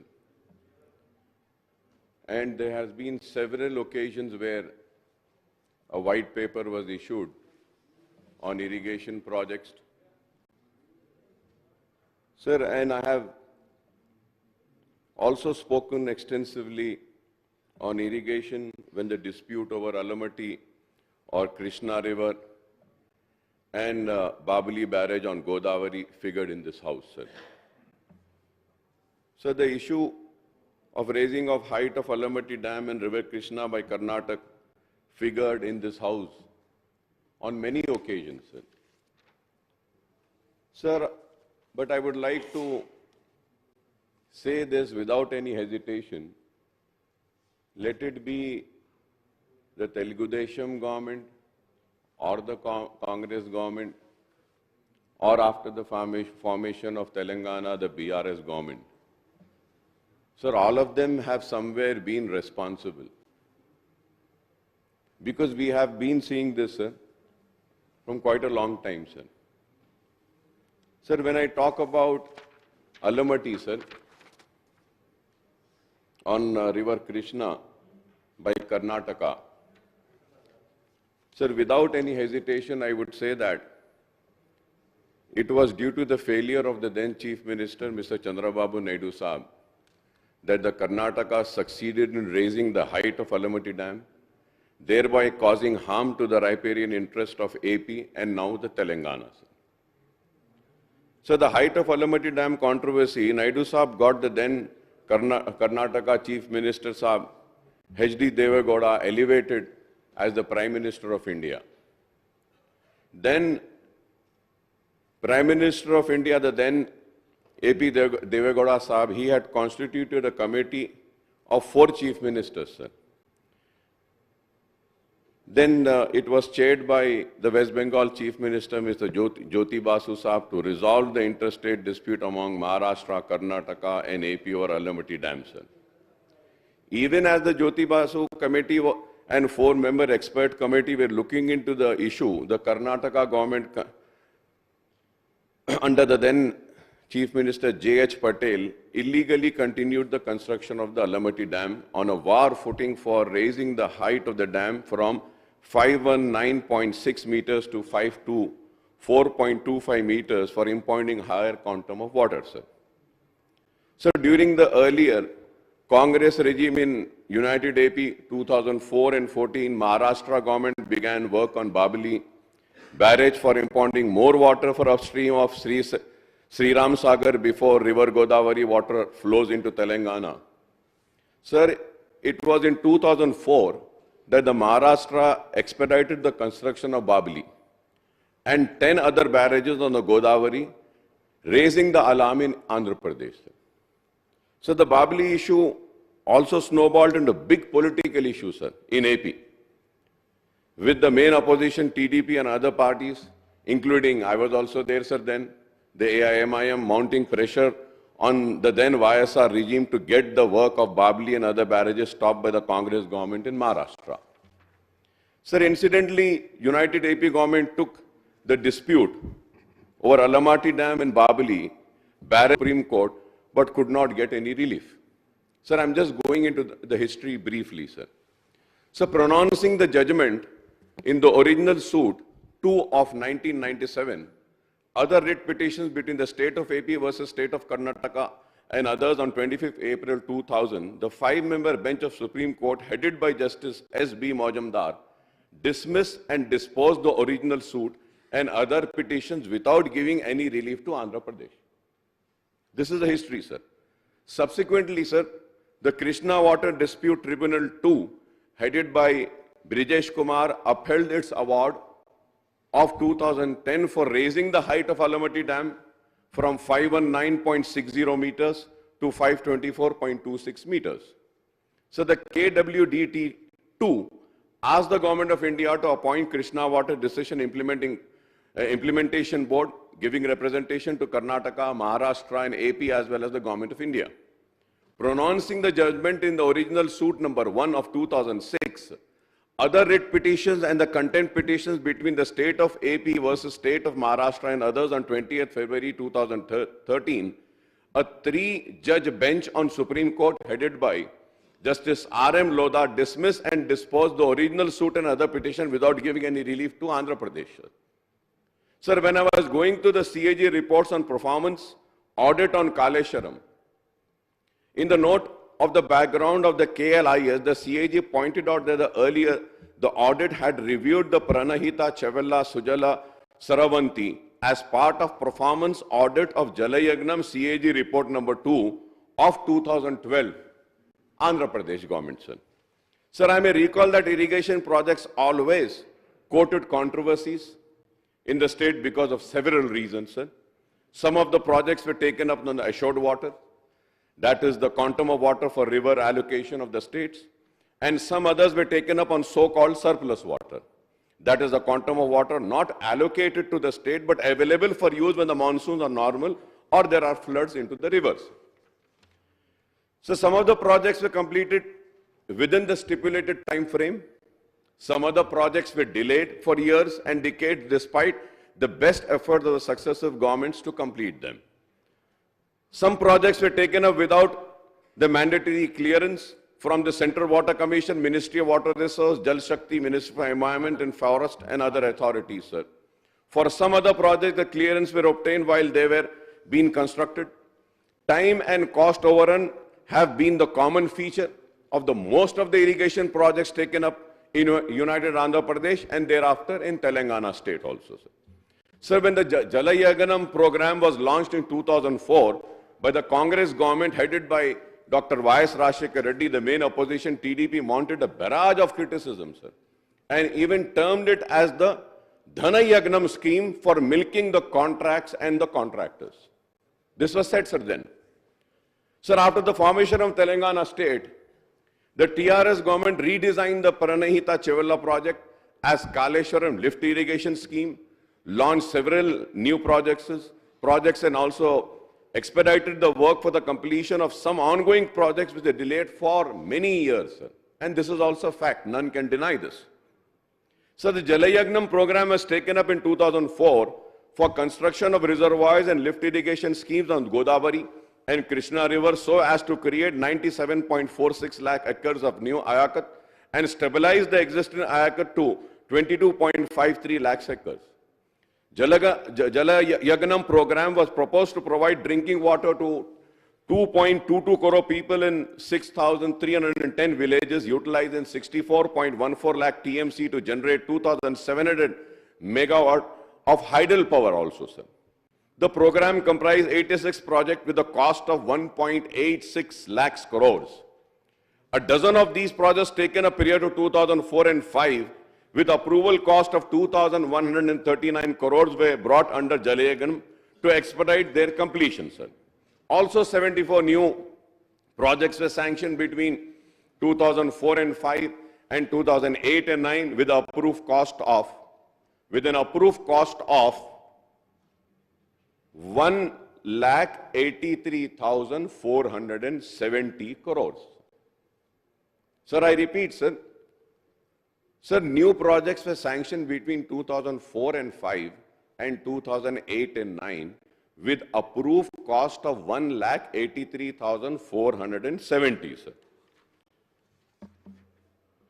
Sir, I may also recall some observation of the CAG report on Jalayagnam with regard to B.R. Ambedkar, Pranahita, Chevella, Sujala, Saravanti, sir. The Pranahita Chevella project was envisaged to create irrigation potential of 16.4 lakh acres in 7 districts of Telangana by utilizing 160 TMC from Pranahita and 20 TMC from Godavari, sir. The project cost was fixed for rupees 17,875 crores in May 2007, but it further enhanced to more than 115% to rupees 38,500 crores within a year and a half, that is December 2008, sir. 2008, sir. Sir, it is the same Pranahita Chevella project that was designed and renamed as Kaleshwaram lift irrigation scheme by the previous BRS regime, sir. And once again, the CAG has exposed the irregularity and lapses in the execution of Kaleshwaram project, sir. Now coming to the issue highlighted in the white paper, sir, I would like to speak on few of them, Honorable Speaker, sir. Sir, I may point out that Honorable Irrigation Minister Janab Uttam Kumar Reddy Saab has presented in this House on the projects and issues of Krishna River on 12th of February 2024.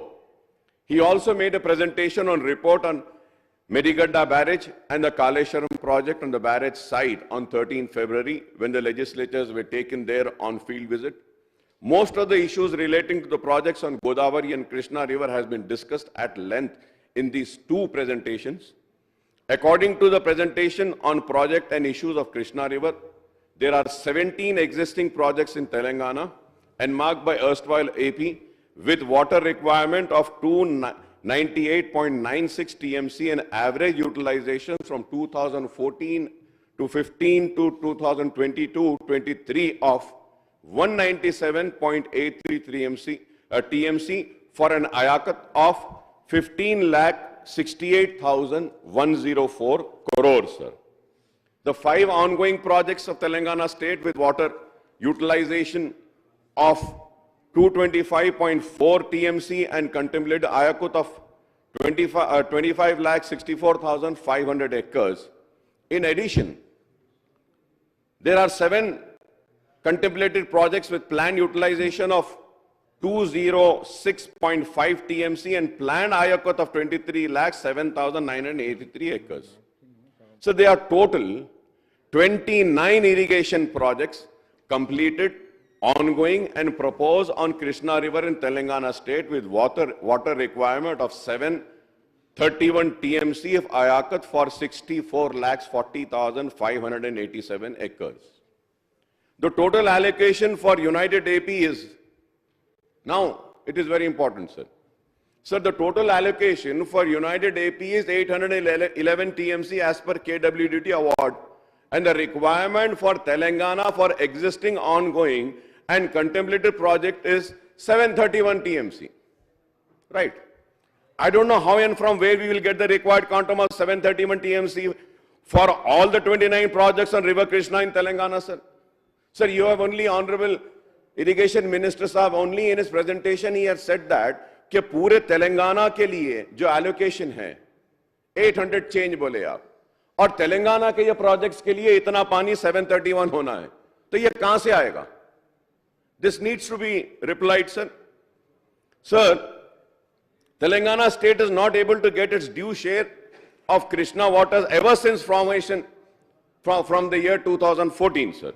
In fact, in construction of Alamatti and Upper Krishna project in Karnataka in mid-90s, the inflows into United AP were considerably reduced year after year.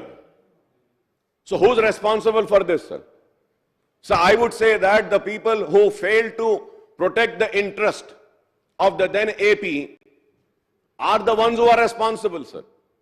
कि हमारा पानी हमको मिल ही नहीं रहा है, चाहे वो उस वक्त के आंध्र प्रदेश की कांग्रेस की हुकूमत हो या उस वक्त आंध्र प्रदेश की तेलुगु देशम की हुकूमत हो ये लोग उस वक्त नाकाम होने की वजह से आज तेलंगाना को पानी के लिए तरसना पड़ रहा है, पानी नहीं मिल रहा है। और यही एक वजह थी जिसके लिए कि तेलंगाना की आवाम ने अलहदा रियासत का मुतालबा किया और तेलंगाना की जिद्दोजहद की और हासिल किया।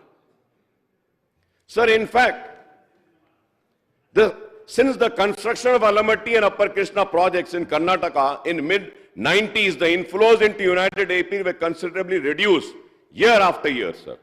Now the two riparian states, AP and Telangana, have to share the reduced inflow in Krishna from Karnataka state.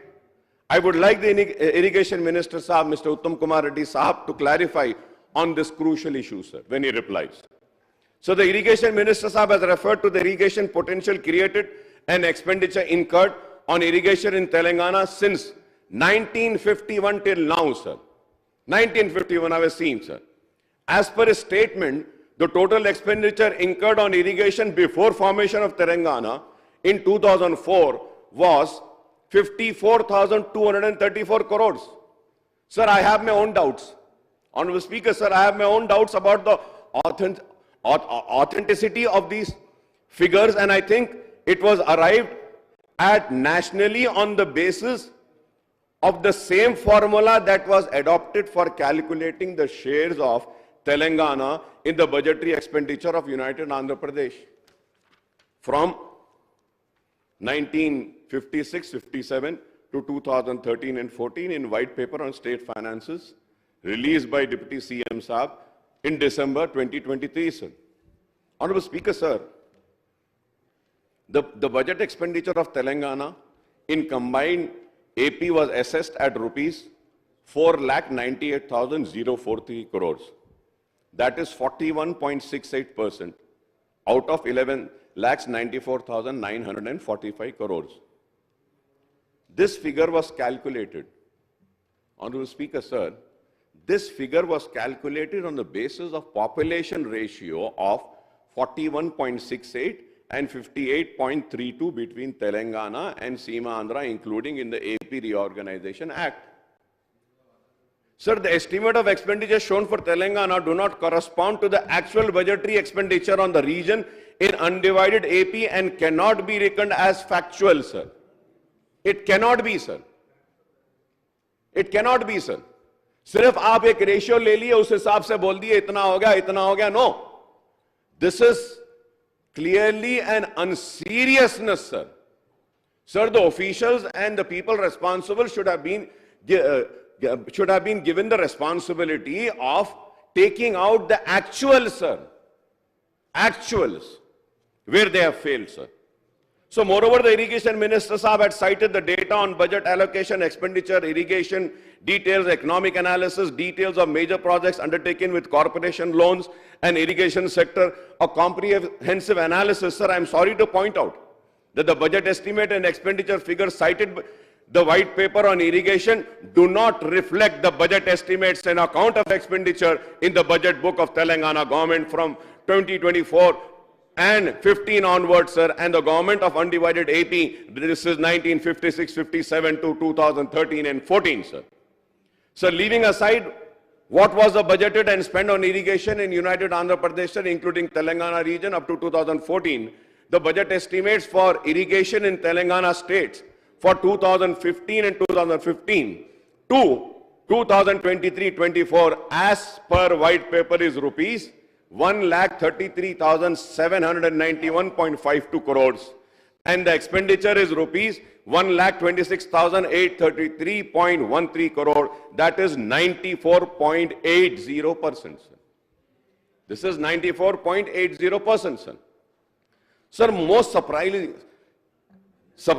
sir, the white paper says that for the irrigation sector, no loan were taken by AP from 1956-57 to 2013 and 14, and this exposes the shoddy figures cited in the white paper, sir.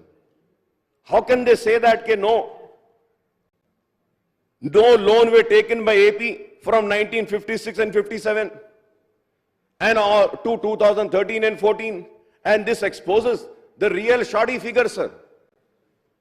And I think this needs to be corrected.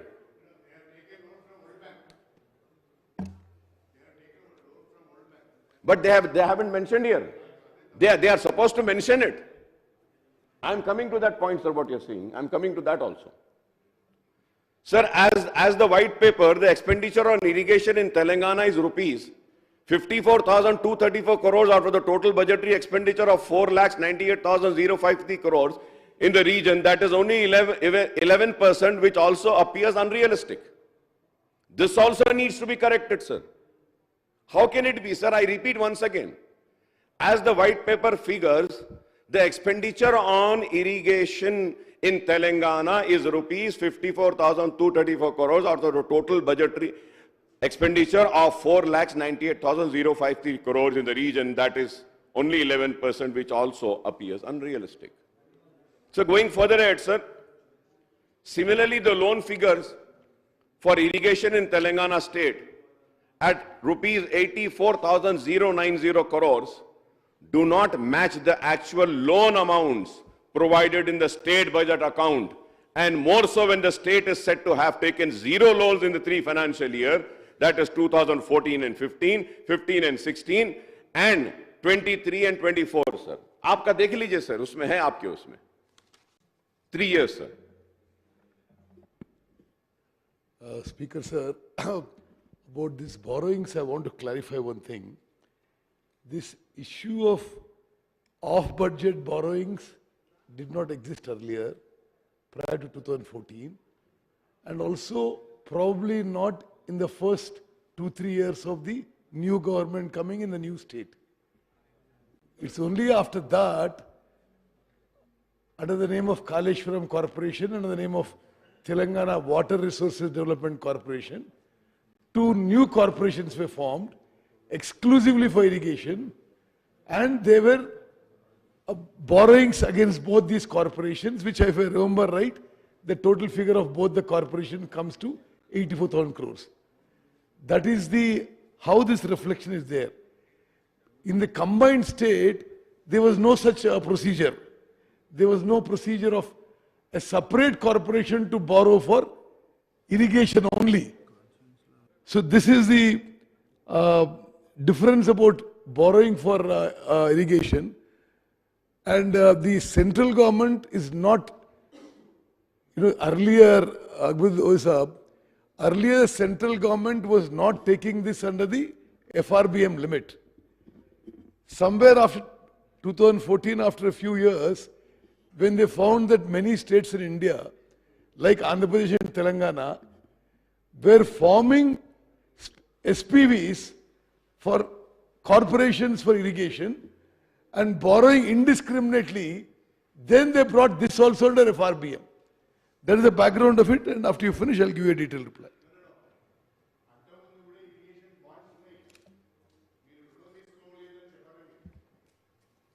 Yes. Irrigation bonds ki special corporate setup ki, there is a difference. No. Irrigation bonds are raised by the government.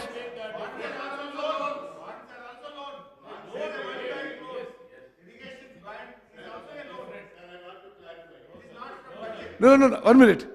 See, irrigation bonds may have been floated by the then government for the purpose of irrigation. But I'm telling you, after TRS government came in Telangana, they set up special corporations to borrow for irrigation. That is a fact. I mean, I'm not stating something opinion. Akbar sahab. Akbaruddin sahab. మీకు ఉన్నది, మీకు అవకాశం ఉన్నది. Sahab, Akbar sahab. Honorable Speaker, sir, I thank the irrigation minister. అధ్యక్ష, గౌరవ నీటిపారుదల శాఖ మంత్రులు 2014కు ముందు నీటిపారుదల ప్రాజెక్టులపైన ఏ రకమైన రుణము అప్పులు తీసుకోలేదనే మాట మాట్లాడారు. అధ్యక్ష, నాకు బాగా గుర్తుంది, 2014కు ముందు కూడా మనం వరల్డ్ బ్యాంక్ నుంచి అప్పు తెచ్చుకున్నాం. మనము ఇరిగేషన్ బాండ్స్ను ఫ్లోట్ చేసినాం. ఆ ఇరిగేషన్ బాండ్స్ ద్వారా వచ్చిన నిధులను, వరల్డ్ బ్యాంక్ నుంచి వచ్చిన అప్పులను కూడా మనము ఇరిగేషన్ ప్రాజెక్ట్స్లో వాడుకున్నాం. ఇరిగేషన్ బాండ్స్ అన్నా అప్పులే, వరల్డ్ బ్యాంక్ నుంచి వచ్చింది కూడా అప్పే. కాబట్టి అప్పే తీసుకోలేదని అనడము ఇది సభను తప్పుదో పట్టించినట్టుగా భావించవలసి వస్తుంది. అక్బర్ సాబ్, ఐఎమ్ సారీ, ఇంత సీనియర్ మెంబర్ మీరు, you're making basic mistakes. Irrigation bonds or World Bank is borrowed by the government of Andhra Pradesh or state government. One minute. This is a separate corporation. The corporation borrows and the government gives a guarantee. The structure is different in both. And also,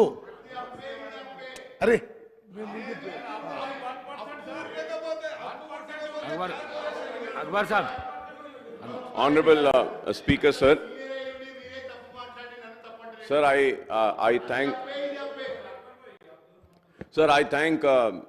Uttam Kumar Reddy Saab for giving a reply, sir. And I also thank Kadiyam Srihari Saab for once again replying. So I don't want to go into the detail. The only thing I would say that, sir, he's right in his place. He's also right, sir. But at the same time, bonds existed then. World Bank loan also existed then. Now, after the formation of Telangana, what Irrigation Minister Saab says that corporations were formed and corporation took the loan, that is also right. This also cannot be denied, that also cannot be denied. Sir, going further ahead, sir. Yeah, it is. No doubt, sir. So the white paper, page number 27 to 29, sir, the list out the 24 ongoing loan-based project for which the administrative sanction cost of rupees 2,93,440.48 crore, the loan raised so far amount of rupees 1,95,666.58 crores, that is 66.68%, and the balance loan to be raised are rupees 97,773.90 crores, sir. So these projects envisage creation of irrigation potential of 73.58 lakh acres, and out of this, the IP created till now is only 20,51,000 acres, that is 27.87%, and the balance IP to be created is 53.09 lakh acres, sir. And this is as per the white paper, sir. So what I am trying to explain is that, sir, कि हम इतना पैसा खर्च करें, sir, कि the amount that has been spent is almost 67%. But हम जो create करे हैं, sir, जो land को हम आयाकुत में लाए हैं, it is only 27%, sir. So this is what I need a clarification from Honorable Minister Saab, sir. On page 9 of the white paper, 22 ongoing projects are listed, and the IP contemplated under these projects is 48.616 lakh acres, sir. The IP created so far is 15.81 lakhs, and the balance IP to be created is 32.35 lakh acres, sir. I don't know which figure to believe, sir. There are two figures. Sir, this is on page number 9, sir, of the white paper, sir. Sir, however, the government has to raise the funds for completion of all the ongoing projects so that the balance IP is created in the state to benefit the farmers. The state budget and the budgetary allocation includes three components: revenue account, capital account, and loans. The loans taken and serviced by the government are shown in the state budget, and these are different from the loans taken as extra budgetary resources for the corporation, for which the state government stands a guarantee. As to what Honorable Minister Saab had said, sir. Sir, table number 7 on major irrigation projects funding details show the budgetary allocation and loan share, which also do not match with the actual figures, sir. It doesn't match, sir. No figure is matching, sir. Table 8, sir, on share of irrigation budget versus GSDP also do not give the accurate figures on irrigation allocation and share in GSDP, sir. Sir, also the details of major projects undertaken with the corporation loan cited in the white paper on irrigation do not match with the figures cited elsewhere in the same papers and also in the white paper on the state finances, sir. So the irrigation white paper says loans taken for Kaleshwaram and PRLS through KIPCL amount to rupees 68,806 crores, and the loans taken by TSWRIDCL for various other projects amount to rupees 15,284 crores. And the total loan amount of two corporations comes to 84,090 crores. The white paper on state finances, in table 10 shows that the loan availed by KIPCL amount to rupees 79,287 crores and loan borrowed by TRSWRIDCL amount to 15,284 crores and total comes to 94,575 crores. So how can it be, sir, कि आप एक paper इस house में दे रहे हैं, उसमें एक amount है, व्हाइट पेपर में एक अमाउंट है, ये पेपर भी आपने दिया, वो पेपर भी आपने दिया. But how can this be? One paper was presented by the finance minister, one paper is now being presented by the irrigation minister. So which paper is right, sir? Which paper is right? Who is right, sir? I would like the minister sahab to clarify on the variation in all the figures cited in the irrigation white paper, sir. Sir, how can we have a healthy debate and a discussion when the figures itself are wrong? So we don't know how much of wrong information is also been given and shown. I have gone through a lot of documents, including budget books, CAG reports, and account on my findings are follows, sir. Sir, as per the budgetary data, sir. Sir, if I am wrong, sir, I have this paper, sir. Through you, I can send this to Honorable Minister Saab also, if he wants, sir, when I complete, or if he wants, he can see it, sir.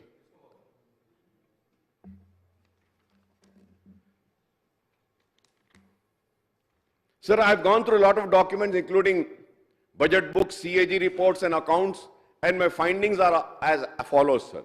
Sir, as per budgetary data since the formation of Andhra Pradesh state in 1953 and Andhra Pradesh in 1956, the total expenditure on irrigation and command area development sector between 1951 and 52 to 1998 and 99 aggregated to rupees 8,773.78 crores.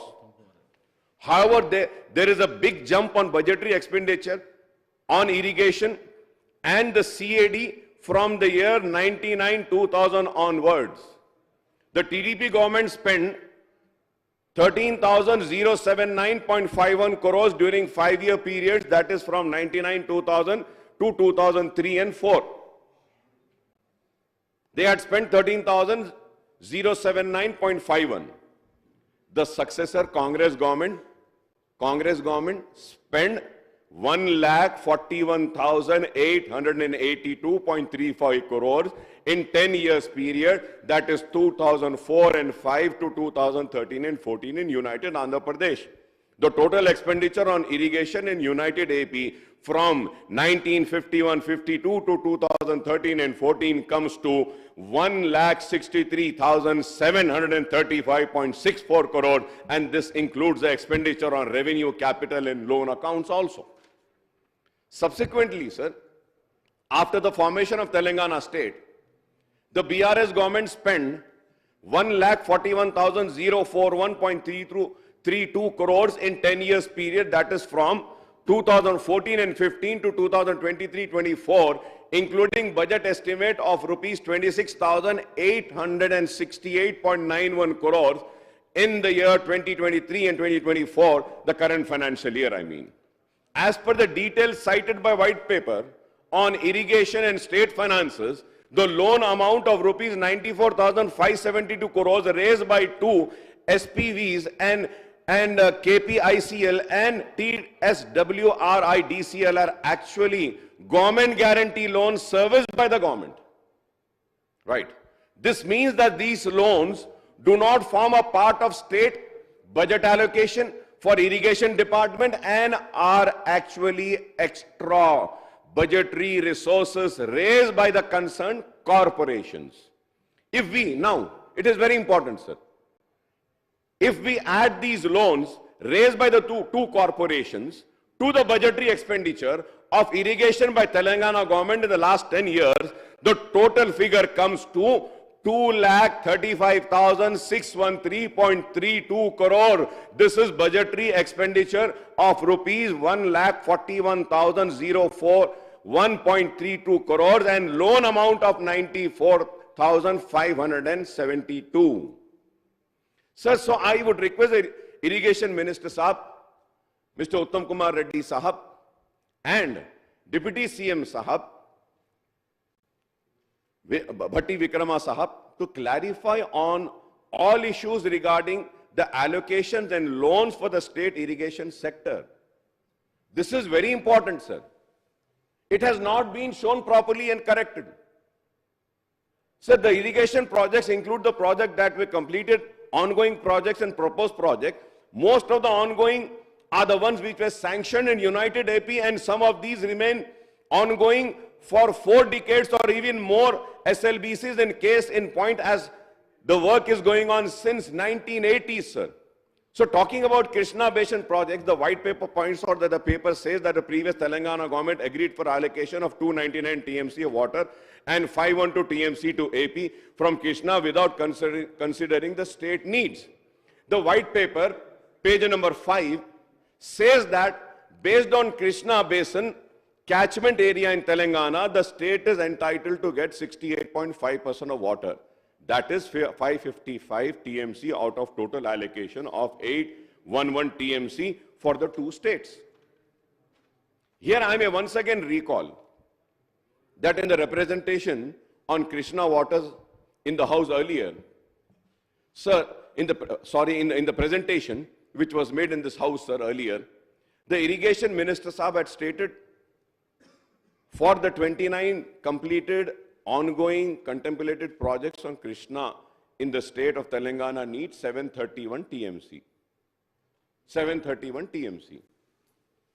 I would request the Irrigation Minister Sahab to enlighten on this, as the 555 TMC being sought by the Congress government will not be sufficient for all these 29 projects in Telangana. Am I right or wrong?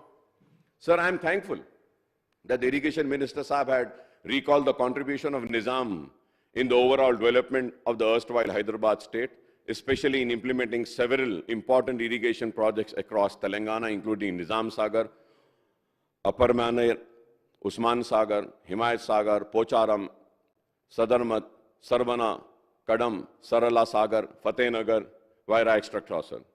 I may say that Ali Sagar was also built in Nizamabad district, and it is incidentally the name of the noted engineer Nawab Ali Nawaz Jung in the Nizam era, sir. So the Sadarmat and Ghanpur project constructed in Nizam era were strong enough for the 100 years and provided water to the Ayakat. There are many issues which have been highlighted by the white paper, and I was listening to the elaborate presentation of the Irrigation Minister Sahab, Mohtaram Uttam Kumar Reddy Sahab, and the debate that followed, in which former Irrigation Minister Harish Rao Sahab also spoke. Sir, before I conclude, I would like to raise a few issues and seek answers from the government, sir. Sir, the first, what is the intent of new government with regard to the issue of completion of all ongoing irrigation projects and execution of the contemplated projects in the state, sir? Do we have water availability in Godavari and Krishna and their tributaries for existing, ongoing, contemplated projects, and what the total quantum of water required for these projects in the state in terms of TMC for Godavari and Krishna, sir? This is very important, sir. Sir, the reason why I'm asking this is, sir, हम देखे हैं Andhra Pradesh assembly में, रायलसीमा में भी कई ऐसे projects बनाए हुए हैं, सर. प्रोजेक्ट्स बन के हैं लेकिन सूखे पड़े हैं, पानी आता नहीं, वैसे ही पड़े हुए हैं. तो sir, we need to relook into our projects also. Rayalaseema के वैसा नहीं होना है कि प्रोजेक्ट बन गया, खड़े हुए हैं, पानी तो रहता ही नहीं. तो यहां पर भी होना चाहिए. Sir, this is why I'm requesting this, sir. Sir, all these ongoing and contemplated projects viable in terms of water availability, feasibility and utility, sir. Sir, these water availability, feasibility and utility is very important, sir. I'm sorry to say that, sir. Do not Do not think that I'm criticizing the previous governments, the Congress, TDP or BRS. No, sir. But this is very important, sir. Sir, never there has been a discussion on the availability of the water, never there has been a discussion on the feasibility of the project, and never there has been a discussion on the utility, sir. पानी कहां से आएगा, पानी उठाने के लिए power कहां से आएगा, और वो पावर पे कितना खर्च होगा, पावर होने के बाद में फ्री पंप सेट पर कितना पावर होगा, और उसके बाद कितनी जमीन सैराब होगी, इस पर किसी ने गौर नहीं किया. And then the viability of a project should also be discussed. Unfortunately, sir, never there has been any discussion on the viability of a project, sir. I'm sorry to say, sir. And please excuse me, I'm not using this term for anyone, but I feel that ye irrigation projects have become an ATM. Have become an ATM. पहले के लिए और आने वालों के लिए या फिर इसके लिए 20 बरस से sir I am discussing on this ATM project, sir. Irrigation ATM projects. आवाम को कितना फायदा होता है नहीं मालूम, sir. Sir, it is estimated, sir, most of the irrigation projects are irrigation project which needs power for the lifting of the water for supply. The CAG report on Kaleshwaram and white paper points out that if all pumps in the project are used, more electricity will be required than the requirement of the entire state for the day, sir. Sir, when I say, sir, few members might say that कि अकबर साहब आप 20 साल से हैं, आप क्या करें? Sir, I have these proceedings, sir. I have these proceedings of the House, sir. Sir, I have been saying this right from the time. Yes. From the year 2000, sir, I have, sir. 2016 maybe last. I told the same thing, sir. कि power कहां से आएगा, कितना आएगा, कैसा आएगा. Sir, if I am wrong, I may be corrected, sir. Sir, it is estimated that the power bill for lifting water under Kaleshwaram project will be 10,000 crores per year, sir. Am I right or wrong? Yeah, you have to reply to me, sir. Sir, it is estimated the power bill for lifting water under Kaleshwaram projects would be 10,000, and what will be the quantum of power required for all lift irrigation projects in the state, sir? Honorable Minister Saab should reply, sir, on this. Sir, also, do we have the required installed capacity in the power sector for lifting the water from all the lift irrigation projects simultaneously? This also needs to be replied, sir. What will be the cost of power for lifting the water from these projects every year, apart from meeting the demands of all other consumers? When I say all other consumers, sir, Honorable Speaker, sir, free power cost every year estimated that, I might be wrong, but again, this was there in the white paper which was presented by the Power Minister, sir. Sir, 24 hours to agricultural sector, 12,000 crores. 200 units free to consumers, 4,800 crores. For Kaleshwaram project pumps, 10,374 crores. Remaining lift irrigation, 5,000 crores. The total comes to 32,174 crores. Sir, ये कैसा है, sir? This is why I am requesting and demanding that a viability study needs to be conducted, sir, on each and every project, sir. Sir, we need power to supply free power to farmers for their pump sets also. 200 units for free power to eligible households and power for the lift irrigation scheme in addition to all existing power consumers. What is the viability and feasibility of supply of power for these lift irrigation schemes, and what is the annual cost that has to be incurred by the government through budgetary allocation? This also needs to be replied, sir. All the existing ongoing and contemplated projects include the loan component, and the government needs to earmark huge amounts of funds running into thousands of crores of rupees for repayment of interest and principal amount also. It is not just this amount, sir. So the white paper points out that the state would have to pay the debt amounting to rupees 1.35 lakh crore in the next 10 years, sir. The total repayment of loan with interest in the next 5 years will require 77,369 crores. The total requirement of funds, now sir, the total requirements of funds to complete the ongoing and contemplated project is rupees 1,75,143 crores. Sir, I don't know whether we have the water availability and required power for all these irrigation projects. More importantly, do we have the financial resources available to the government for completion of the ongoing contemplated projects, sir?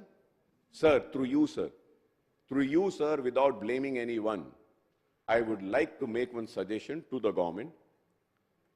Please prepare a draft action plan on irrigation sector and convey an all-party meeting to elicit views and suggestions from the political parties. There has to be consensus on what the state is doing in the key infrastructure sector, as the agriculture sector is the main source of livelihood for the farming community. It is very important, sir. Viability, feasibility has to be studied. हम पैसे पे पैसा खर्चते जा रहे हैं, पानी कहां से आएगा? पहला सवाल। अगर पानी आ गया तो वो पानी को लिफ्ट करने के लिए पावर कहां से आएगा? अगर पावर भी आ गया तो फ्री पंप पे फिर क्या? फिर उसके बाद क्या is it I mean, as in any business, an investor looks into the investment and also the returns after the investment. What are the returns, sir? What are the returns? It is very unfortunate, sir. Sir, मैं कह रहा हूं कि with a very heavy heart I am talking today, sir. Very heavy heart. कि पैसा किस तरीके से जा रहा है, चाहे वो हो या कोई और हो, बस खाली खर्चते हैं प्रोजेक्ट्स पे।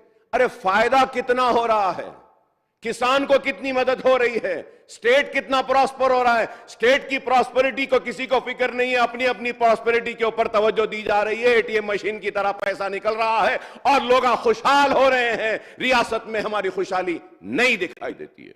Sir, I would request the government to take all steps to ensure that Kaleshwaram project is restored to safety before the monsoon, sir.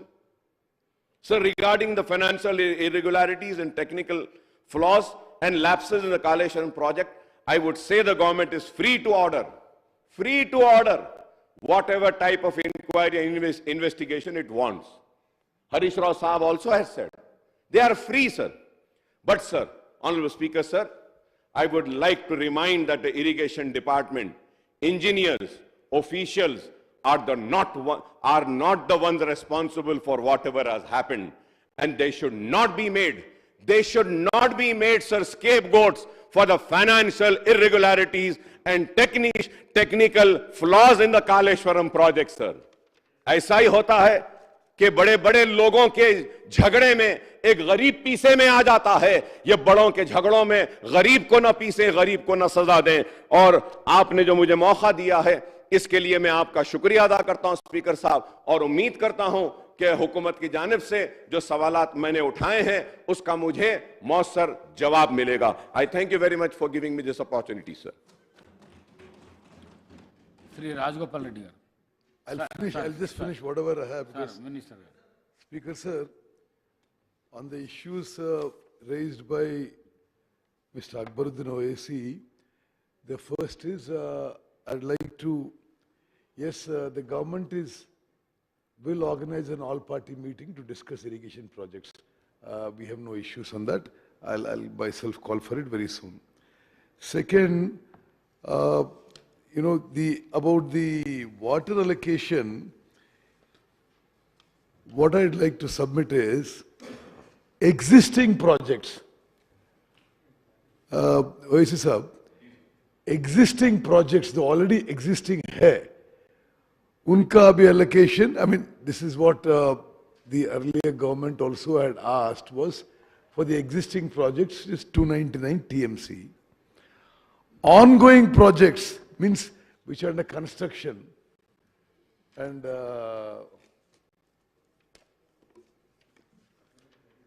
which are under construction For that, the water required is 225 TMC. This is Krishna waters. What I was mentioning, Krishna waters. Contemplated projects. There is no work on the ground and no money expended so far. This is like a proposal in one's mind. There is no such thing on the ground as yet. Now, about water allocation. Bachawat award was 811 TMC, N block to combined Andhra Pradesh. Okay. So, as I was mentioning in my presentation earlier, it is my opinion that the earlier government was mistaken in asking for only 299. That's my, that's what I submitted in the presentation. No, that's my opinion. So, if we had gone for catchment area, percentage of catchment area, which is approximately 68%, then we could have claimed closer to 550 TMC, which would have covered existing and ongoing projects, but will not still cover contemplated projects. That is the actual situation. But I must tell you that this Bachawat award was based on 75% dependability. Now it is very likely, if all the states agree, they may allocate additional water based on 65% dependability. In that case, our state could also get another 194 TMC. That was a rough calculation of the water availability.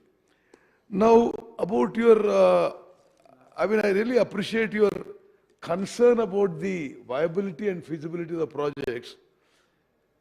You are probably aware that I was an MLA and MP from Nagarjuna Sagar project Ayakat, 7 times consecutive about the same year as you were. So, in those years, I'm just speaking broadly and not politically now, irrigation projects were always viable because most of them were gravity flow. Most of the irrigation projects all over the country or all over the world. Or they were small lift irrigation schemes, which still had certain viability.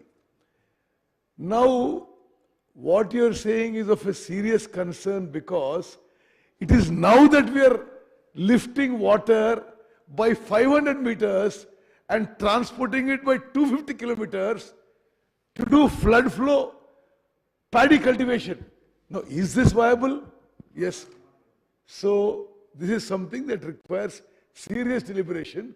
I can't off the cuff make these figures, but I will tell you some interesting figures. Kaleshwaram project, it should concern any citizen of the state that when all pumps in Kaleshwaram project work, the cost is at today's power cost, is 10,600 crores a year. Okay. Now, you are quoting either the power minister or finance minister's white paper. Only Kaleshwaram is 10,000 crores, 10,600. When all the lift works, it will be 15,000 crores. So now how much does it work out to? And like you rightly said, it is more than the rest of the power consumption in the state. It is a matter of serious concern. Why is it coming now like this? Because there never was, even when long innings in the assembly and in parliament, this kind of a huge lift. So governments may have the justification, and it can be another day of detailed discussion on the finances, the viability, the feasibility which you said. In my opinion, water is available, but at a cost when you lift. Now, when you lift water from Kaleshwaram, energy cost alone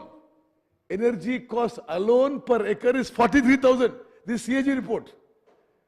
And cost of finance is another 50,000 more. Actually, I'm quoting the lower end. So about a lakh of rupees per acre.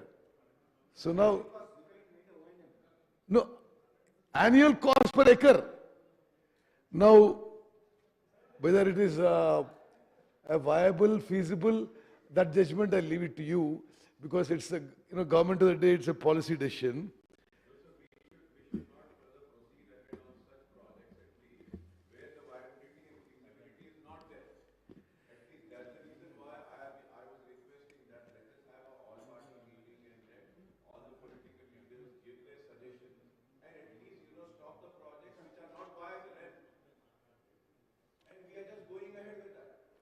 Yes.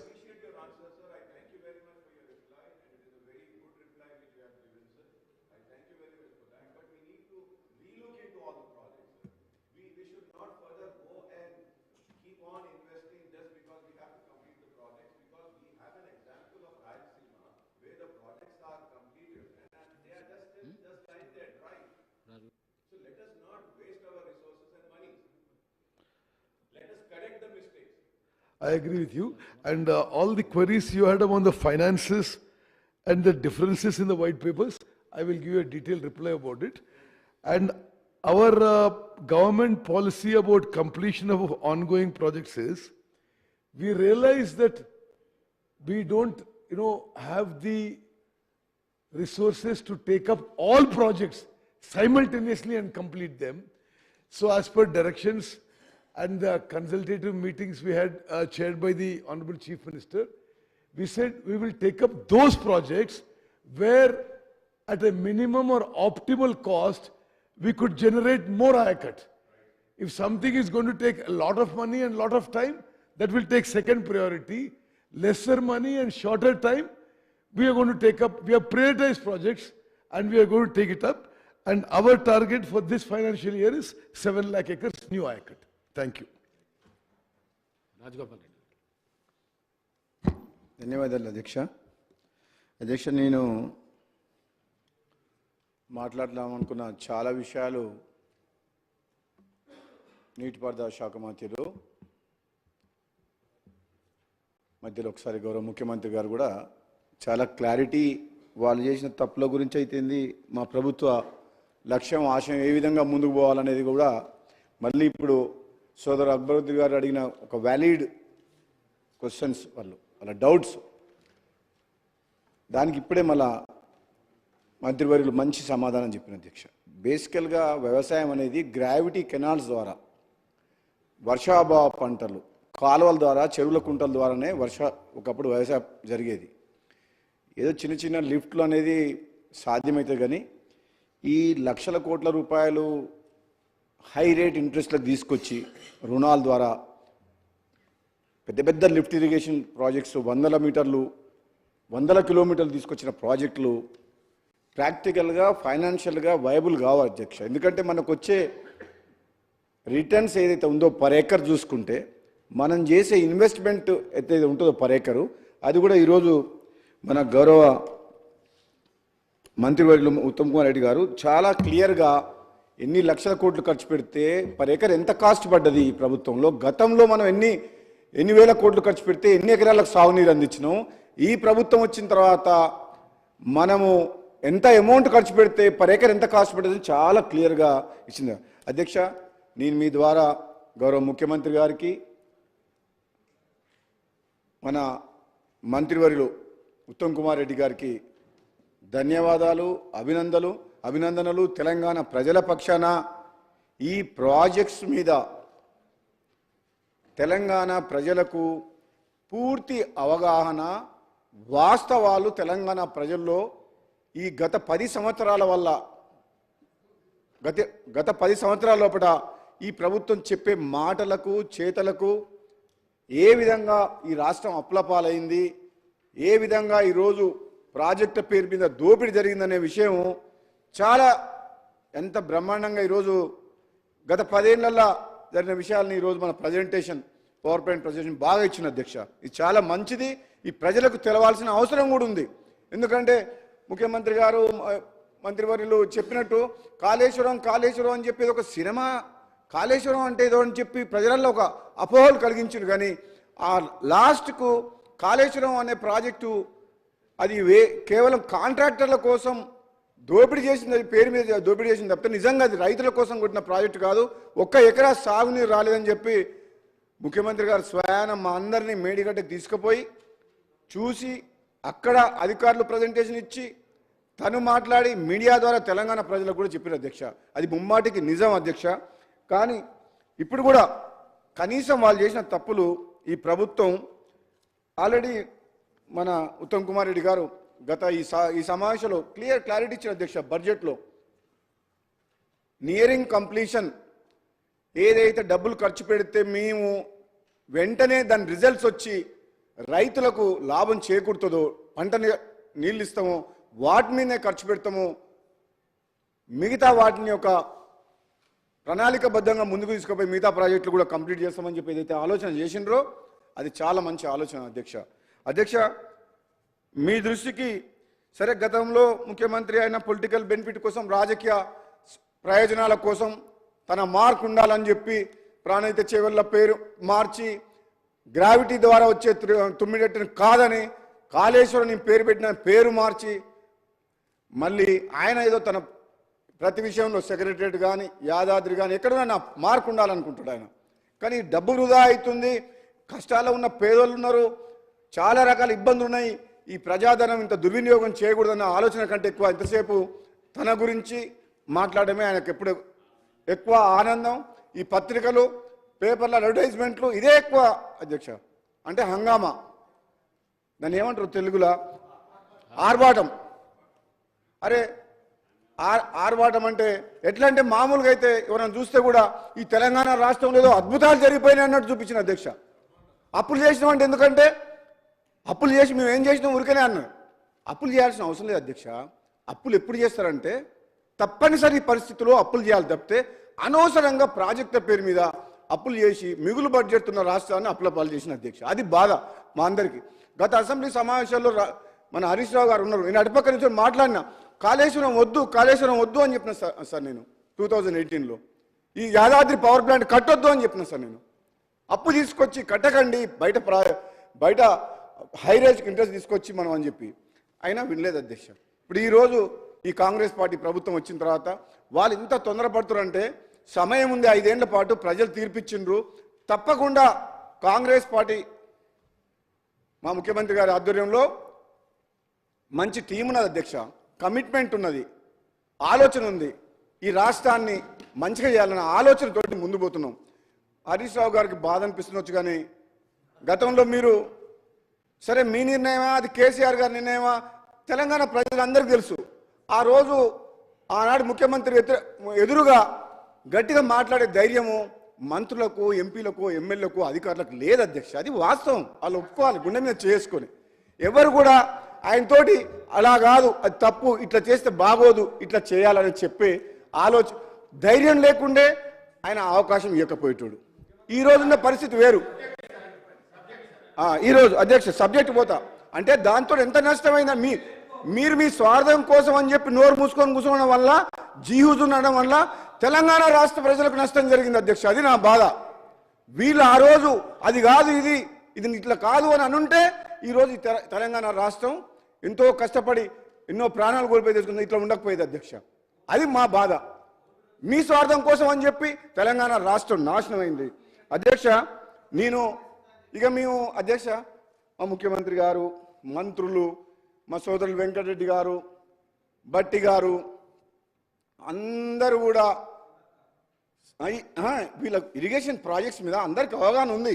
అందరూ కూడా హరీష్ రావు గారి మీద పొద్దున్న నుంచి చెప్తూనే ఉండరు.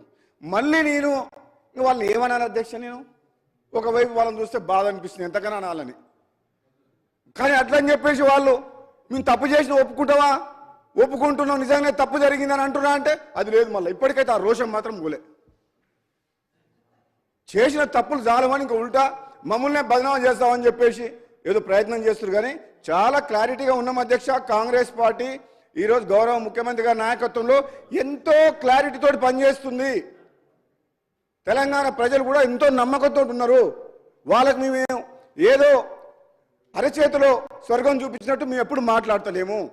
మేము ఎట్లా మాట్లాడుతున్నాం? కాంగ్రెస్ పార్టీ అంటే ఫస్ట్ మా ధర్మం ఏంటంటే ఈరోజు పరిస్థితి ఏంది, రాష్ట్రంలో ఆర్థిక పరిస్థితి ఏంది, కృష్ణా జిల్లాలో ఎట్లయింది, ఈరోజు మన ప్రాజెక్టుల పరిస్థితి ఏంది అని వివరంగా అన్ని ప్రజల్లోకి తీసుకుపోతున్నాం అధ్యక్ష. ఇక లాస్ట్కు మా ప్రాజెక్టు విషయం నల్గొండ జిల్లా అధ్యక్ష. నల్గొండ జిల్లాలోనే పోరుబాటు చేసి ఇచ్చారు. మా సోదరులు కూడా చాలాసార్లు మాట్లాడిండ్రు. ఏమని? నల్లగొండ జిల్లాకు మీ ప్రభుత్వం గత 10 ఏళ్లలో చేసినంత అన్యాయము గతంలో ఎప్పుడు జరగలేదు. అది సొరంగ మార్గమే కావచ్చు, ఉదయ సముద్రం ద్వారా బ్రాహ్మణ వెల్ల ప్రాజెక్టు కూర్చేసుకొని కూర్చొని కంప్లీట్ చేస్తా అన్న మా శివనగూడెం రిజర్వాయర్ ఫ్లోరైడ్ పీడిత ప్రాంతమైన మా మున్గోడు దేవరకొండ కావచ్చు. ఏమైంది అధ్యక్ష? 2015లా కొబ్బరికాయ కొట్టేసి కంప్లీట్ చేపిస్తాను. ఆ కుర్చీ డైలాగ్ ఎక్కడ పోయినా కుర్చీ వేసుకొని కూర్చుంటా అన్నాడు.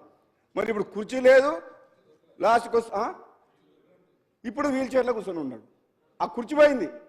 ఎంతమందిని కుర్చీ ఎక్కడవో కుర్చీ వేసుకొని కూర్చుంటా అంటే పబ్లిక్ ఏమనుకున్నారంటే నిజంగానే కుర్చీ వేసుకొని కూర్చొని కంప్లీట్ చేస్తారని చెప్పి పబ్లిక్ నమ్మిండ్రు.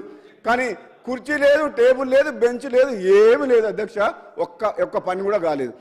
మీకు ఒక్క విషయం చెప్తా అధ్యక్ష, ఎక్కువ సమయం తీసుకొని నేను. అధ్యక్ష, మేము గతంలో నల్లగొండ జిల్లా SLBC సొరంగ మార్గం ద్వారా మా AMRP నల్గొండ జిల్లా రైతాంగానికి నేను రాకముందుకే పుట్టంగండి లిఫ్ట్ ఇరిగేషన్ స్కీమ్ అని నాగార్జున సార్ ఫోర్త్ షోర్ నుంచి తీసుకొని first lift irrigation scheme south east ఏషియాలో స్టార్ట్ చేసినాం అధ్యక్ష. సక్సెస్ఫుల్గా రన్ అయింది. సరే, అది అప్పుడు ఎట్లా సక్సెస్ అవుతుందో లిఫ్ట్ ఇరిగేషన్ ఫస్ట్ అని చెప్పి సొరంగ మార్గం 2005లోనే వైఎస్ రాజశేఖర రెడ్డి గారు అప్పుడు సొరంగ మార్గం ద్వారా వాటర్ తీసుకురావాలని చెప్పి శ్రీశైలం ఫోర్త్ షోర్ నుంచి అని చెప్పి డిసైడ్ చేసి టెండర్లు కూడా పిలిచిండు. ఆ తర్వాత కొన్ని రోజుల తర్వాత లిఫ్ట్ సక్సెస్ అయిన తర్వాత ఏం డిసైడ్ చేసిందంటే మా జానారెడ్డి గారు అప్పటి నాయకులు, సీనియర్ నాయకులు, జిల్లా నాయకులు ఇట్లా ఈ లిఫ్ట్ ఇరిగేషన్ బాగా పనిచేస్తుంది కదా, ఈ సొరంగం ద్వారా వచ్చే వాటర్ని 2 లిఫ్ట్ల ద్వారా 2 స్టేజెస్లో డిండికి తీసుకుపోయి ఈ ఫ్లోరైడ్ ఎఫెక్టెడ్ ఏరియా అయిన దేవరకొండకు మునుగోడు నియోజకవర్గానికి 4 లక్షల ఎకరాలకు సాగునీరు ఇవ్వాలని అప్పుడు డిసైడ్ చేసింది అధ్యక్ష. ఆ తర్వాత పరిణామంలో మళ్ళీ ఎప్పుడైతే మన TRS ప్రభుత్వం వచ్చిందో పాలమూరు రంగారెడ్డికి 60 రోజులలో రోజు 2 TMCలు 120 TMC వాటర్ తీసుకొని దాంట్లోకి వెళ్ళి 0.5 TMC అంటే 30 TMC 60 రోజులలో డిండి లిఫ్ట్ ఇరిగేషన్కి ఇస్తాం. ఈ మునుగోడు దేవరకొండ నియోజకవర్గం బ్యాక్వర్డ్ ఉంది, ఫ్లోరైడ్ ఎఫెక్టెడ్ ఏరియా అని చెప్పి డిసైడ్ చేసింది. బాధ ఏంటంటే అధ్యక్ష, లాస్ట్కు మీకు 2 నిమిషాలు బాధ ఏంటంటే మన హరీష్ రావు గారు ఏం చేసినా నాకు తెలియదు, కానీ ఆ కాళేశ్వరం మీద చూపించిన శ్రద్ధ మరి మా ప్రాంతం మీద ఎందుకో వివక్ష నాకు అర్థం కాలేదు. మరి అప్పుడు చాలామంది TRS ఎమ్మెల్యేలు బ్రహ్మాండంగా గెలిచిండ్రు, కానీ ఇక్కడ మాత్రం ఏ ఒక్క ప్రాజెక్టు మీద, కేవలం మూసీ ప్రాజెక్టు మీద ఒక 300 కోట్లు ఖర్చు పెడితే ఒక 5 నియోజకవర్గాలకు లక్షల ఎకరాలకు సాగునీరు వచ్చేది. అది వేస్ట్గా పోతుంది, అది మంచినీళ్ళు కూడా కావు. ఒక 300 కోట్లు అది కూడా ఇవ్వలేదు. మాకు లక్ష ఎకరాలకు సాగునీరు నుంచే మా బ్రాహ్మణవేల ప్రాజెక్టుకి ఏమని చెప్తే హరీష్ రావు గారిని గత సభలో అంతకుముందుకు వెంకటరెడ్డి గారు అడిగినా రాజకీయ కోణంలో ఆలోచించిండ్రు. ఇది వైఎస్ రాజశేఖర రెడ్డి గారు కాంగ్రెస్ ప్రభుత్వం స్టార్ట్ చేసిన ప్రాజెక్టు. ఈ ప్రాజెక్టు కంప్లీట్ చేస్తే నకరికల్ మునుగోడు నల్గొండకు వస్తే వీళ్ళ అన్నదమ్ములకు పేరు వస్తుందని చెప్పి ఉత్తమ్ కుమార్ రెడ్డి గారు ఉన్నారు ఇక్కడ. 80% కంప్లీట్ అయింది అధ్యక్ష. 2014 నాటికి కంప్లీట్ చేయలేదు. అది ఈ 10 ఇయర్స్లో కూడా కంప్లీట్ చేయలేదు. ఇప్పటికి కూడా ఇంకా రైతులకు నీరు ఇస్తలేదు. 80% అయిన ప్రాజెక్టు కూడా. ఇక మూడోది, అన్నిటికంటే గొప్ప విషయం, ఈ ప్రాజెక్టులు కాంట్రాక్టర్ల కోసమా రైతుల కోసమా అని ఒక్కసారి ఆలోచన చేస్తే అధ్యక్ష, మా డిండి లిఫ్ట్ ఇరిగేషన్లో 7 ప్యాకేజీల కింద మా మునుగోడు దేవరకొండకు 6,000 కోట్ల రూపాయలు అడ్మినిస్ట్రేటివ్ శాంక్షన్ ఇచ్చి 7 ప్యాకేజీలకి ఇట్లా టెండర్ పిలిచిండ్రు. కాంట్రాక్టర్లు వచ్చిండ్రు. జనరల్గా టెండర్ పిలిచి అగ్రిమెంట్ అయ్యే లోపల 90% ల్యాండ్ ఎక్విజిషన్ అయ్యి ఉంటే R&R కంప్లీట్ చేసి ఉంటే కాంట్రాక్టర్లు పని చేసుకోగలుగుతారు. ల్యాండ్ ఎక్విజిషన్ లేదు, R&R లేదు. 7 ప్యాకేజీల కింద 6,000 కోట్లకు టెండర్ పిలిచిన అధ్యక్ష. ఏం తొందర కొట్టుకుపోయిందని చెప్పేసి హడావుడిగా రైతులని ఊర్లు కాల్ చెప్పడం. 2013లో పార్లమెంట్లో తెచ్చిన యాక్ట్ కాదని, ల్యాండ్ ఎక్విజిషన్ కాదని జీవో నెంబర్ 123 తీసుకొచ్చి 30 లక్షల రూపాయలకి ఎకరం ఉన్న భూమిని 4 లక్షలకు 5 లక్షలకు రైతుల దగ్గర గుంజుకున్న అధ్యక్ష. పోలీసులను పెట్టి కాంట్రాక్టర్ల కోసం అని చెప్పి రిజర్వాయర్లు కంప్లీట్ చేసిండ్రు. రిజర్వాయర్లు పని నడిపించిండ్రు. ఒక 7-8 ఊర్లు మా శివనగూడెం రిజర్వాయర్ కింద, మా కృష్ణరాంపేట కింద పోని వీళ్ళు త్యాగం చేస్తే, వీళ్ళు కష్టపడితే, వీళ్ళు ఊళ్ళో వదిలిపెట్టి భూములు వదిలిపెట్టి పోతే ఎమ్మటే ప్రాజెక్టులకు నీళ్ళు వచ్చి రైతులకు న్యాయం జరుగుతుందంటే నిజంగా చేసిన పని అధ్యక్ష. ఆ రిజర్వాయర్లకు వాటరు వచ్చేటందుకు హెడ్ వర్క్స్ పాలమూరు రంగారెడ్డి నుంచి, నార్లాపూర్ మెయిన్ సోర్స్ అక్కడి నుంచి తీసుకురావాలన్నా, దాని నెక్స్ట్ రిజర్వాయర్ ఏదుల, దాని తర్వాత వట్టెం, ఈ 3 దగ్గరికి వెళ్ళి తీసుకురావచ్చు. మరి 3 ఆల్టర్నేట్లు ఉన్నప్పుడు ఎక్కడికి వెళ్ళి హెడ్ వర్క్ తీసుకురావాలి వాటర్ అనేది డిసైడ్ చేయలేదు. అక్కడి నుంచి టెండర్లు పిలిచి ఆ హెడ్ వర్క్స్కు టెండర్లు పిలవలే, మొదలు పెట్టలే. కానీ ఇక్కడ మాత్రం రిజర్వాయర్లు కంప్లీట్ చేసిండ్రు. కాంట్రాక్టర్ల మీద ఒక 4,000 కోట్లు ఖర్చు పెట్టిండ్రు ఇప్పటి వరకు. అధ్యక్ష, పైసలు ఇంట్రెస్ట్లో తీసుకొచ్చి ఆ ప్రాజెక్టులు కట్టి జనమంతా రోడ్ల మీదకి వచ్చిండ్రు.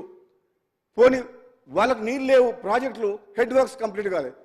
ఈరోజు నేను బాధతోటి ఆవేదనతో అధ్యక్ష, ఇటువంటి తప్పులు చాలా చేసిండ్రు. పాలమూరు రంగారెడ్డిలో కానీ మల్లన్న సాగర్లో కానీ, అసలు మల్లన్న సాగర్ 50 టీఎంసీలు అవసరం లేదు అధ్యక్ష. కొండపోచమ్మ 15 టీఎంసీ అవసరం లేదు అధ్యక్ష. 3 టీఎంసీ ఉన్నది కొండపోచమ్మని ఒక రింగ్ బండ్ కట్టి 15 టీఎంసీ ఒక గంగాలం లాగా తయారు చేసి అది కట్టిండ్రు. అక్కడి నుంచి ఆయన ఫామ్ హౌస్లకు డైరెక్ట్ కాలువ. కొండపోచమ్మ యాక్చువల్గా మా టెక్నికల్గా చెప్పాలంటే అది సేఫ్టీ కాదు. ఆన్ గ్రౌండ్ ఎటువంటి కొండలు లేకుండా 50 టీఎంసీ 28 కిలోమీటర్స్ రింగ్ బండ్ లాగా బండ్ ఫామ్ చేసిండ్రు. అది సేఫ్టీ కాదు. ఇవన్నీ విషయాలు తెలిసే చేసిండ్రు అధ్యక్ష. నేను మీ ద్వారా మా మంత్రి గారిని, ముఖ్యమంత్రి గారిని, ఈరోజు తెలంగాణ రాష్ట్రంలో కాంగ్రెస్ పార్టీ వచ్చిన తర్వాత ఉత్తర తెలంగాణ, దక్షిణ తెలంగాణ, ఇది గజ్వేల, సిరిసిల్ల, సిద్దిపేటన అనే వివక్ష లేకుండా తెలంగాణ రాష్ట్రం మొత్తాన్ని అభివృద్ధి చేసుకోవాల్సిన బాధ్యత మన మీద ఉన్నది. కాబట్టి మన ప్రభుత్వం మీద ముఖ్యమంత్రి గారిని, మంత్రి గారిని కూడా అధ్యక్ష నేను మీ ద్వారా ఇస్తున్నా.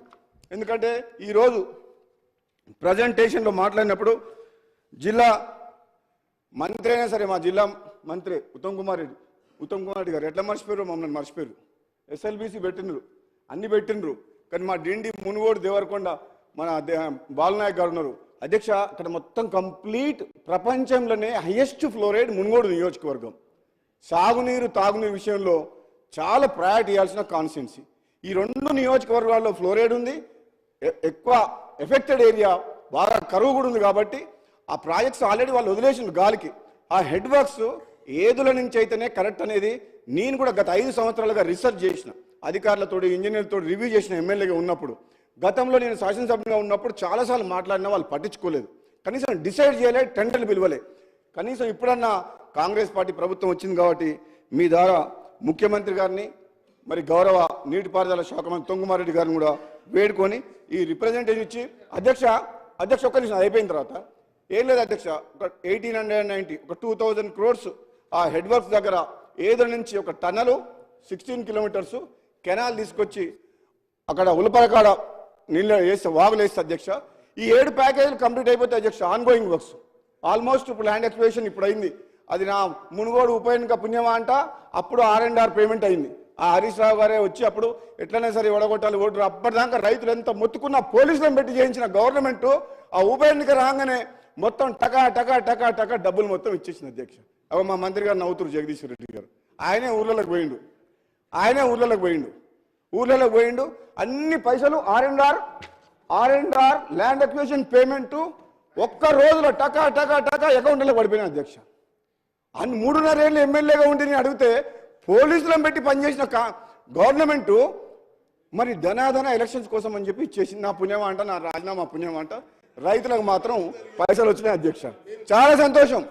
చాలా నా రాజీనామా పదవి త్యాగం ఊరికే 570 కోట్ల రూపాయల నిధులు మా మునుగోడు నియోజకవర్గానికి వచ్చినాయి అధ్యక్ష.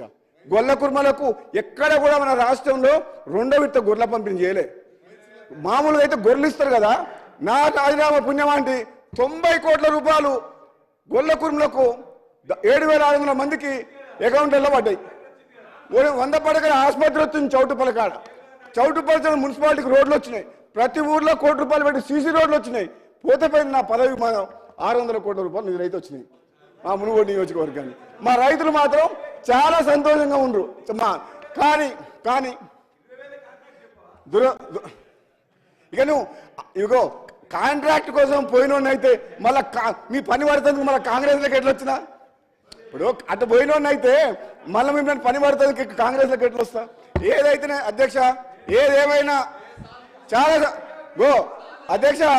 అధ్యక్ష ఏదేమైనా తెలంగాణ ఇచ్చిన కాంగ్రెస్ పార్టీ, నాది కాంగ్రెస్ పార్టీ రక్తం, కాంగ్రెస్ కుటుంబం. ఈరోజు నేను మళ్ళీ కాంగ్రెస్లోకి వచ్చినందుకు సంతోషంగా ఉంది. అందులో నేను వచ్చిన తర్వాత మళ్ళీ మా పార్టీ అధికారంలోకి వచ్చింది కాబట్టి ఇంకా సంతోషంగా ఉంది. ఆగమైన తెలంగాణ మా చేతుల్లోకి వచ్చింది కాబట్టి ఇప్పుడు నమ్మకం కూడా కుదిరింది. ఈ తెలంగాణ రాష్ట్రాన్ని రాబోయే రోజుల్లో వాళ్ళు చెప్పిన తాగుబోతుల తెలంగాణ కాదు, బెల్ట్ షాపుల ద్వారా బంగారు తెలంగాణ మేము చేసి చూపిస్తాం. మేము 100% చేసి రైతులకు, నిరుద్యోగులకు, ప్రతి ఒక్కరికి మేము తప్పకుండా వాళ్ళ ఆశయాలు, వాళ్ళ కోరికలు, వాళ్ళు ఎన్నో కళలు అంటున్నారు కాబట్టి మీరు పూర్తి చేయని కళల్ని మేము చేసి చూపిస్తామని చెప్పి సందర్భంగా తెలియజేస్తూ మీ ద్వారా మన ఉత్తమ్ కుమార్ రెడ్డి గారికి రిప్రజెంటేషన్ సార్ మీరు ఒకసారి అనౌన్స్ చేయమని చెప్తున్నాను. ఎందుకంటే లక్షల కోట్లు ఖర్చు పెట్టిండు తెలంగాణలో. ఇదొక్క ప్రాజెక్టు. ఇగో మీలాగా కళలు లేవు నాకు. కూనమనేని సాంబశివరావు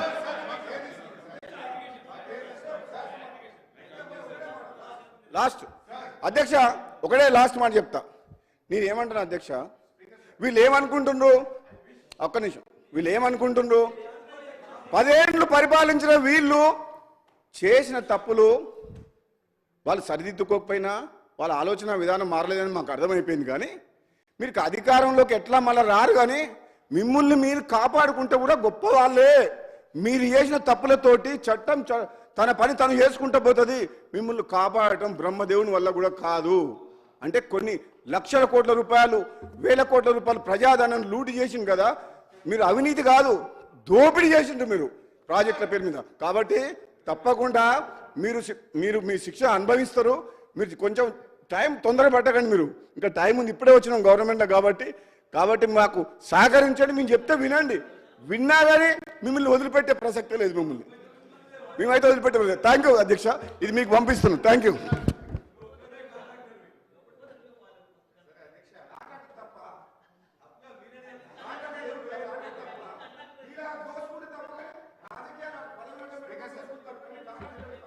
సార్ గౌరవ సభ్యులు కూర్చోండి. సరే, ఇప్పుడు ఏమైపోయిందంటే అధ్యక్ష, సభలో ప్యాషన్ అయిపోయింది. సో మేము ఆల్రెడీ చెప్పినాం, మీరు గవర్నమెంట్లో ఉన్నారు. నవ్వు మీరు ఏ నిర్ణయం తీసుకుంటారు ఏదనేది మీ డిస్క్రిప్షన్. కానీ పదే మా మీద బురద జల్లేటువంటి కార్యక్రమం మంచిది కాదు. అది ఎవరన్నా ఒకసారి పాసింగ్ రిమార్క్లో మాట్లాడితే వేరు, కానీ ప్రతి సభ్యుడు ప్రతి ఒక్కరు మాట్లాడడం కరెక్ట్ కాదు. నెంబర్ 1. నెంబర్ 2, గౌరవ సభ్యులు మా నల్గొండ జిల్లాకు ఏమీ చేయలేదనే విధంగా వారు మాట్లాడారు అధ్యక్ష. వాస్తవానికి అధ్యక్ష, ఇరిగేషన్లో ఒకసారి చూస్తే మేము నాగార్జున సాగర్ ప్రాజెక్ట్ లో లెవెల్ కెనాల్, ఎన్నో ఏళ్ల నుంచి పెండింగ్లో ఉన్న లో లెవెల్ కెనాల్ను మా ప్రభుత్వం రాగానే పూర్తి చేసినాం. దానికి నీళ్లు విడుదల చేసిన విషయాన్ని గుర్తు చేస్తా ఉన్నా. రెండవది అధ్యక్ష, modernisation of Nagarjuna Sagar project. ఉమ్మడి ఆంధ్రప్రదేశ్లో నత్తనడక నడిచినటువంటి ఎన్ఎస్పి మోడర్నైజేషన్ ఆ రోజుకు 30% పనులే పూర్తయితే మిగతా 70% పనులను యుద్ధ ప్రాతిపదికన పూర్తి చేసి ఎన్ఎస్పి చివరి ఆయకట్టు దాకా నీళ్ళు ఇచ్చినాం. దీని వరల్డ్ బ్యాంకు ఇండియాలోనే అత్యద్భుతంగా ఈ మోడర్నైజేషన్ ప్రాజెక్ట్ను క్వాలిటీగా తొందరగా అమలు చేసినందుకు గ్రేడ్ 1తో తెలంగాణ రాష్ట్ర ప్రభుత్వానికి ఇచ్చి అభినందించిన విషయాన్ని గుర్తు చేస్తా ఉన్నా. ఇదే నల్గొండ జిల్లాలో ఎస్ఆర్ఎస్పి స్టేజ్ 2కు గత కాంగ్రెస్ ప్రభుత్వంలో 1 ఎకరా నీళ్లు రాకపోతే తుంగతుర్తి, సూర్యాపేట, కోదాడలకు 3 నియోజకవర్గాలకు 2 పంటలకు కూడా మేము నీళ్లు ఇవ్వడం జరిగింది. నాగార్జున సాగర్ ప్రాజెక్టు ఎడమ కాలువ మీద లిఫ్ట్లన్నీ కూడా డిఫంక్ట్ అయిపోయి ఒక్క లిఫ్ట్ కూడా పనిచేయకపోతే మొత్తం కొత్త లిఫ్ట్లు పెట్టి 1,00,000 ఎకరాలకు ఎడమ కాలువ మీద లిఫ్ట్లు కూడా ఇచ్చి నీళ్ళు ఇచ్చిన విషయాన్ని కూడా గుర్తు చేస్తా ఉన్నా. అదేవిధంగా దిండి ప్రాజెక్టు కూడా ఇవాళ రిజర్వాయర్లన్నీ కూడా కట్టినాం. ఇప్పుడు వారు గౌరవ సభ్యులు కోరినట్టు నేను కూడా ఐ రికమెండ్ ఉత్తమ్ కుమార్ రెడ్డి గారు ఆ టనల్ను తొందరగా ఏదుల నుంచి చేసి నీళ్ళు ఇచ్చినట్టయితే ఫ్లోరైడ్ ప్రాంతానికి నీళ్ళు వస్తాయి. మేము 70% పనులు చేసినాం, మిగతా 30% చేయాలని కోరుతున్నాం. నల్గొండ జిల్లాకు అధ్యక్ష, ఇదే సభలో గౌరవనీయులు కోమటిరెడ్డి వెంకటరెడ్డి గారు, రాజగోపాల్ రెడ్డి గారు నన్ను మెచ్చుకున్నారు. మేము బత్తాయి మార్కెట్ కావాలని, నిమ్మకాయ మార్కెట్ కావాలని ఎన్నిసార్లు అడిగినా మా కాంగ్రెస్ పార్టీ ఇయ్యలేదు. నువ్వు ఇచ్చిన హరీష్ రావు గారు ధన్యవాదాలని హౌస్ లో ఆన్ రికార్డ్ చెప్పినారు. నల్గొండ అధ్యక్ష ధన్యవాదాలు అధ్యక్ష. ఇంతకుముందు మా గౌరవ శాసనసభ్యులు చాలా విషయాలు ఈ సభ దృష్టి తీసుకొచ్చారు అధ్యక్ష. కానీ పేరు తీసుకోవద్దని హరీష్ గారు ఇప్పుడే చెప్తున్నారు. నేను ఆయన ఒక విషయం చెప్పిండు కాబట్టి అందులో నేను చెప్తున్నాను, ఆయన వారి పేరు ఉచ్చరిస్తున్నాను. ఏదైతే నల్లగొండ జిల్లాకు సంబంధించిన ప్రాజెక్టులు మీరు ఇవాళ నాగార్జున సాగర్ అంటున్నారు, ఎస్ఆర్ఎస్పి అంటున్నారు, అదేవిధంగా ఈ కెనాల్స్ అన్ని పూర్తి చేసిన, మోడరేషన్ పూర్తి చేసిన అంటున్నారు. మేమేం పాపం చేసినాం అధ్యక్ష? కరువు పీడిత ప్రాంతమైనటువంటి దేవరకొండ, మునుగోడు నియోజకవర్గాలు, అచ్చంపేట నియోజకవర్గాల అధ్యక్ష, అడవి బిడ్డలైనటువంటి మా గిరిజన ప్రాంతం, కనీసం తాగడానికి నీరు లేనటువంటి ప్రాంతం అధ్యక్ష. దాదాపు ఆనాడు 2004లో కాంగ్రెస్ పార్టీ ప్రభుత్వం అధికారంలో వచ్చిన తర్వాత అధ్యక్ష, ఎస్ఎల్బిసి టన్నల్ను పూర్తి చేసి నీరు అందించాలే, సాగునీరు ఆలోచనతోటి ఆ ప్రాంతానికి ఆనాడు కాంగ్రెస్ ప్రభుత్వం మొదలుపెట్టిన ప్రాజెక్టు అధ్యక్ష. వీరు అధికారంలోకి వచ్చిన తర్వాత ఆ ప్రాజెక్టు వైపు కనీసం కన్నెత్తి కూడా చూడలే అధ్యక్ష. కనీసం ఒకసారి వచ్చే అధ్యక్ష, మీరేం చెప్పాలి? మీరు చూసిన అధ్యక్ష 10 సంవత్సరాల్లో ముఖ్యమంత్రి గారు కానీ ఇతర మంత్రులు కానీ ఎవరు కూడా దాన్ని సందర్శించిన పాపాలు పోలే అధ్యక్ష. మీరు ఒక్కసారి వచ్చినారు అధ్యక్ష, నాకు తెలుసు అధ్యక్ష, చూసినా నేను. మీరు ఒక్కసారి వచ్చినారు అధ్యక్ష, చూసిపోయినారు. ఇవాళ 10% మిగిలిపోయిన నక్కలగండిని పూర్తి చేయలే, మీరు పెళ్లిపాకలను పూర్తి చేయలే. ఆ ఎస్ఎల్బిసి టన్నలు కేవలం 10 కిలోమీటర్ మాత్రమే మీ ఆయంలోనే. ఆనాడు 23 కిలోమీటర్ చేసి 10 కిలోమీటర్ సరిగా పూర్తి చేయలేదు మీరు. అది పూర్తి చేసి ఉంటే మా ప్రాంతం ఇవాళ సాగునీరులోకి వచ్చి శాశ్వతంగా మనం కరుబారి నుంచి బయటపడేటువంటి అవకాశం ఉండేది అధ్యక్ష. అదొక్కటే కాదు అధ్యక్ష, ఇప్పుడు మా గౌరవ మునుగోడు శాసనసభ్యులు రాజగోపాల్ గారు చెప్పినట్టు అధ్యక్ష, మా ప్రాంతానికి కరువు నుంచి బారి నుంచి కాపాడాలని ఆనాడు నక్కలగండి నుంచి డిండికి లిఫ్ట్ చేయాలన్నటువంటి స్కీమ్ని ఆనాడు కాంగ్రెస్ పార్టీ ప్రభుత్వంలో సర్వే చేసిన అధ్యక్ష. కానీ తర్వాత వీళ్ళు దేనికి మార్చారో తెలియదు. కానీ మళ్ళీ కూడా ఏదైతే పాలమూరు రంగారెడ్డి నుంచి తీసుకోవాలని చెప్పేసి ఇవాళ నార్లాపురం, అదేవిధంగా వెట్టం, ఏదుళ్ళ నుంచి తీసుకోవాలని ఆ రోజు ఆలోచన చేసి కింద ఏమో రిజర్వాయర్లన్నీ కట్టినారు అధ్యక్ష. రిజర్వాయర్లు కట్టినారు, కానీ తలకాయ తీసేసి మొండే ఉంటే ఏమో లాభం అధ్యక్ష. మీరు నిజంగానే పూర్తి చేసి ఉంటే మీకు గొప్పగా పేరు వచ్చే అధ్యక్ష. మా ప్రాంతంలో ఇవాళ అటువంటి కష్టాలు ఉన్నటువంటి గిరిజన ప్రాంతం అన్నట్టు మా ప్రాంతంలో మీరు చేయలేకపోయినారు. అందుకనే ఇవాళ ఈ సభ ద్వారా అధ్యక్ష, మీరు ఎట్లా మాకు దేవరకొండ, మునుగోడు ప్రాంతానికి నీరు అందించలేదు, నల్లగొండలో మీరు మొదలుపెట్టినటువంటి ప్రాజెక్టులు ఏవి కూడా పూర్తి చేయలేదు అధ్యక్ష. మీరు హరీశ్రావు గారు, గౌరవ శాసనసభ్యులు, మాజీ మంత్రివర్యులు ఒప్పుకోవాల్సిందే. మీరు నల్లగొండ జిల్లాలో మన సభలో ఎన్ని మాటలు మాట్లాడినా నల్లగొండ ప్రజలు మీరు ఈ ప్రాంతంలో ఉన్నటువంటి కొత్త ప్రాజెక్టులు ఒక్కటి కూడా, మేము ఆనాడు మొదలుపెట్టిన ప్రాజెక్టులు ఒక్కటి కూడా మీరు పూర్తి చేయలేని మాట వాస్తవం ఒప్పుకోవాలి. నేను రాజకీయాల వరకు మాట్లాడతలేదు అధ్యక్ష. నాకున్నటువంటి అవకాశాన్ని బట్టి, సందర్భాన్ని బట్టి మీకు మాట్లాడతాం. మీరు ఆనాడు కాంగ్రెస్ ప్రభుత్వం మొదలుపెట్టిన ఏ ఒక్క ప్రాజెక్ట్ని 10% మిగిలి ఉన్నటువంటి ప్రాజెక్టును కూడా మీరు పూర్తి చేయలేదు అధ్యక్ష. కానీ ఇవాళ అధ్యక్ష, నేను గౌరవ ముఖ్యమంత్రి గారికి, అదేవిధంగా మా ఇరిగేషన్ శాఖ మంత్రి గారికి అధ్యక్ష, నా ప్రాంతం శాశ్వతంగా కరుబారిని ఇవాళ మంచినీళ్ళు తాగడానికి నీళ్ళు లేవు అధ్యక్ష. ఇవాళ వేసవి వచ్చింది, వీళ్ళు మిషన్ పగిన నీళ్ళు కూడా ఇవాళ మాకు దొరకట్లేదు అధ్యక్ష. ఇవాళ మాకు సాగునీరు కానీ మంచినీరు కావాలంటే మాకు ఏకైక లక్ష్యం డిండి ఎత్తిపోతులను పూర్తి చేయడం తప్ప మాకు ఇంకో మార్గం లేదు అధ్యక్ష. అందుకే నేను గౌరవ ముఖ్యమంత్రి గారిని, ఇరిగేషన్ శాఖ మంత్రి గారిని ఈ సభ ద్వారా కోరుకుంటాను అధ్యక్ష. ఎక్కడి నుంచి మనం ఆ సోర్స్ని తీసుకొని పూర్తి చేయాలో అది త్వరగా పూర్తి చేసి మా గౌరవ ఇరిగేషన్ శాఖ మంత్రి గారు, మాకు అంతకుముందు నాకు పార్లమెంట్ సభ్యులు కూడా, వారికి కూడా ఆ కాన్స్టిట్యున్సీ వారి పార్లమెంట్ ఉంది అధ్యక్ష. అందుకనే వారు కూడా మాట ఇచ్చినారు గతంలో, డిండి ఎత్తిపోతుల పథకాన్ని పూర్తి చేసి ఆ ప్రాంతానికి శాశ్వతంగా కరువు బారి నుంచి కాపాడడానికి ఆ సోర్సు మరి ఎక్కడి నుంచో తొందరగా పూర్తి చేయాలని గౌరవ మంత్రి గారికి, గౌరవ ముఖ్యమంత్రి గారికి తమరి ద్వారా ఈ రిప్రజెంటేషన్ని వారికి పంపిస్తున్నారు అధ్యక్ష. గౌరవ ముఖ్యమంత్రి గారిని మా గిరిజన ప్రాంతం కోరిక అధ్యక్ష. ఇరిగేషన్ శాఖ మంత్రి గారు కూడా మా కష్టాలు తెలుసు. దయచేసి మా ప్రాజెక్టును వెంటనే పూర్తి చేయడానికి అందరూ కూడా ఇప్పుడు ఇంక్లూడ్ చేయమని చెప్పేసి వారిని కోరుకుంటూ మీకు ధన్యవాదాలు చెల్లిస్తున్నాం అధ్యక్ష. కోనమనేని సాంబశివరావు గారు. Thank you sir. ఇవాళ చర్చ అంతా మన ఎజెండా రాష్ట్రంలో ఉన్నటువంటి అన్ని ఇరిగేషన్ ప్రాజెక్టులకు సంబంధించి ఎజెండా పాయింట్. దీనిలో ప్రధానంగా చాలా సమయం ప్రాణహిత చేవేళ్ల నుంచి కాళేశ్వరంగా ఎందుకు మారింది, ఆ వైపుగా వెళ్ళిపోయింది. కాళేశ్వరంలో ఉన్నటువంటి లోటుపాట్లు కానీ, కాళేశ్వరం వలన జరిగిన నష్టాలు, ఆ ఫోకస్ తగ్గింది. తర్వాత మన రాష్ట్రానికి అటు కృష్ణా జలాలకు సంబంధించి జరగబోతున్న నష్టం పైన కూడా పూర్తిగా చర్చ జరగలేదు అధ్యక్ష. ఈ సందర్భంగా నేను మీ ద్వారా ఒక మౌలికమైనటువంటి ప్రశ్న నేను అడగాలనుకుంటున్నాను. మిత్రులు హరీష్ రావు గారు మాట్లాడుతూ వాళ్ళ పేరు తీసుకోవట్లేదు, వేరే కాదు, సిఏజీకి సంబంధించి దానిపైన ఆయన మన్మోహన్ సింగ్ గారి దగ్గర నుంచి అనేక మంది సిఏజీకి సంబంధించి చేసినటువంటి వ్యాఖ్యానాలు. సిఏజీ అంటే అది ఒక ఏదో ఆటలో బొమ్మ లాంటి అనే భావన నాకు వచ్చింది.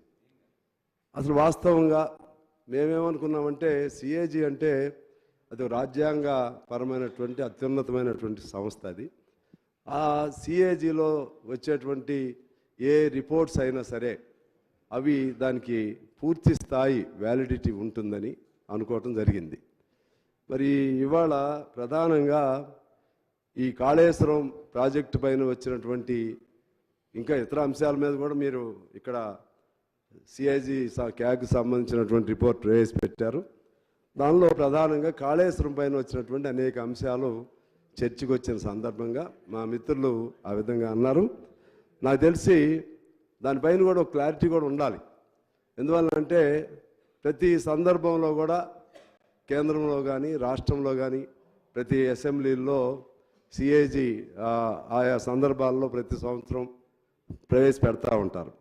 అసలు దానిపైన విలువ లేనటువంటి కేవలం అందులో రిపోర్ట్స్ పెట్టి ఆ రిపోర్ట్స్లో లోపాలున్నా లోటుపాట్లున్నా లేకపోతే ఏదైనా వాళ్ళ అబ్జర్వేషన్స్ ఉన్నా రిమార్క్స్ ఉన్నా దానిపైన చర్యలు లేకపోతే ఆ క్యాగ్కి అర్థం కూడా ఉండదు.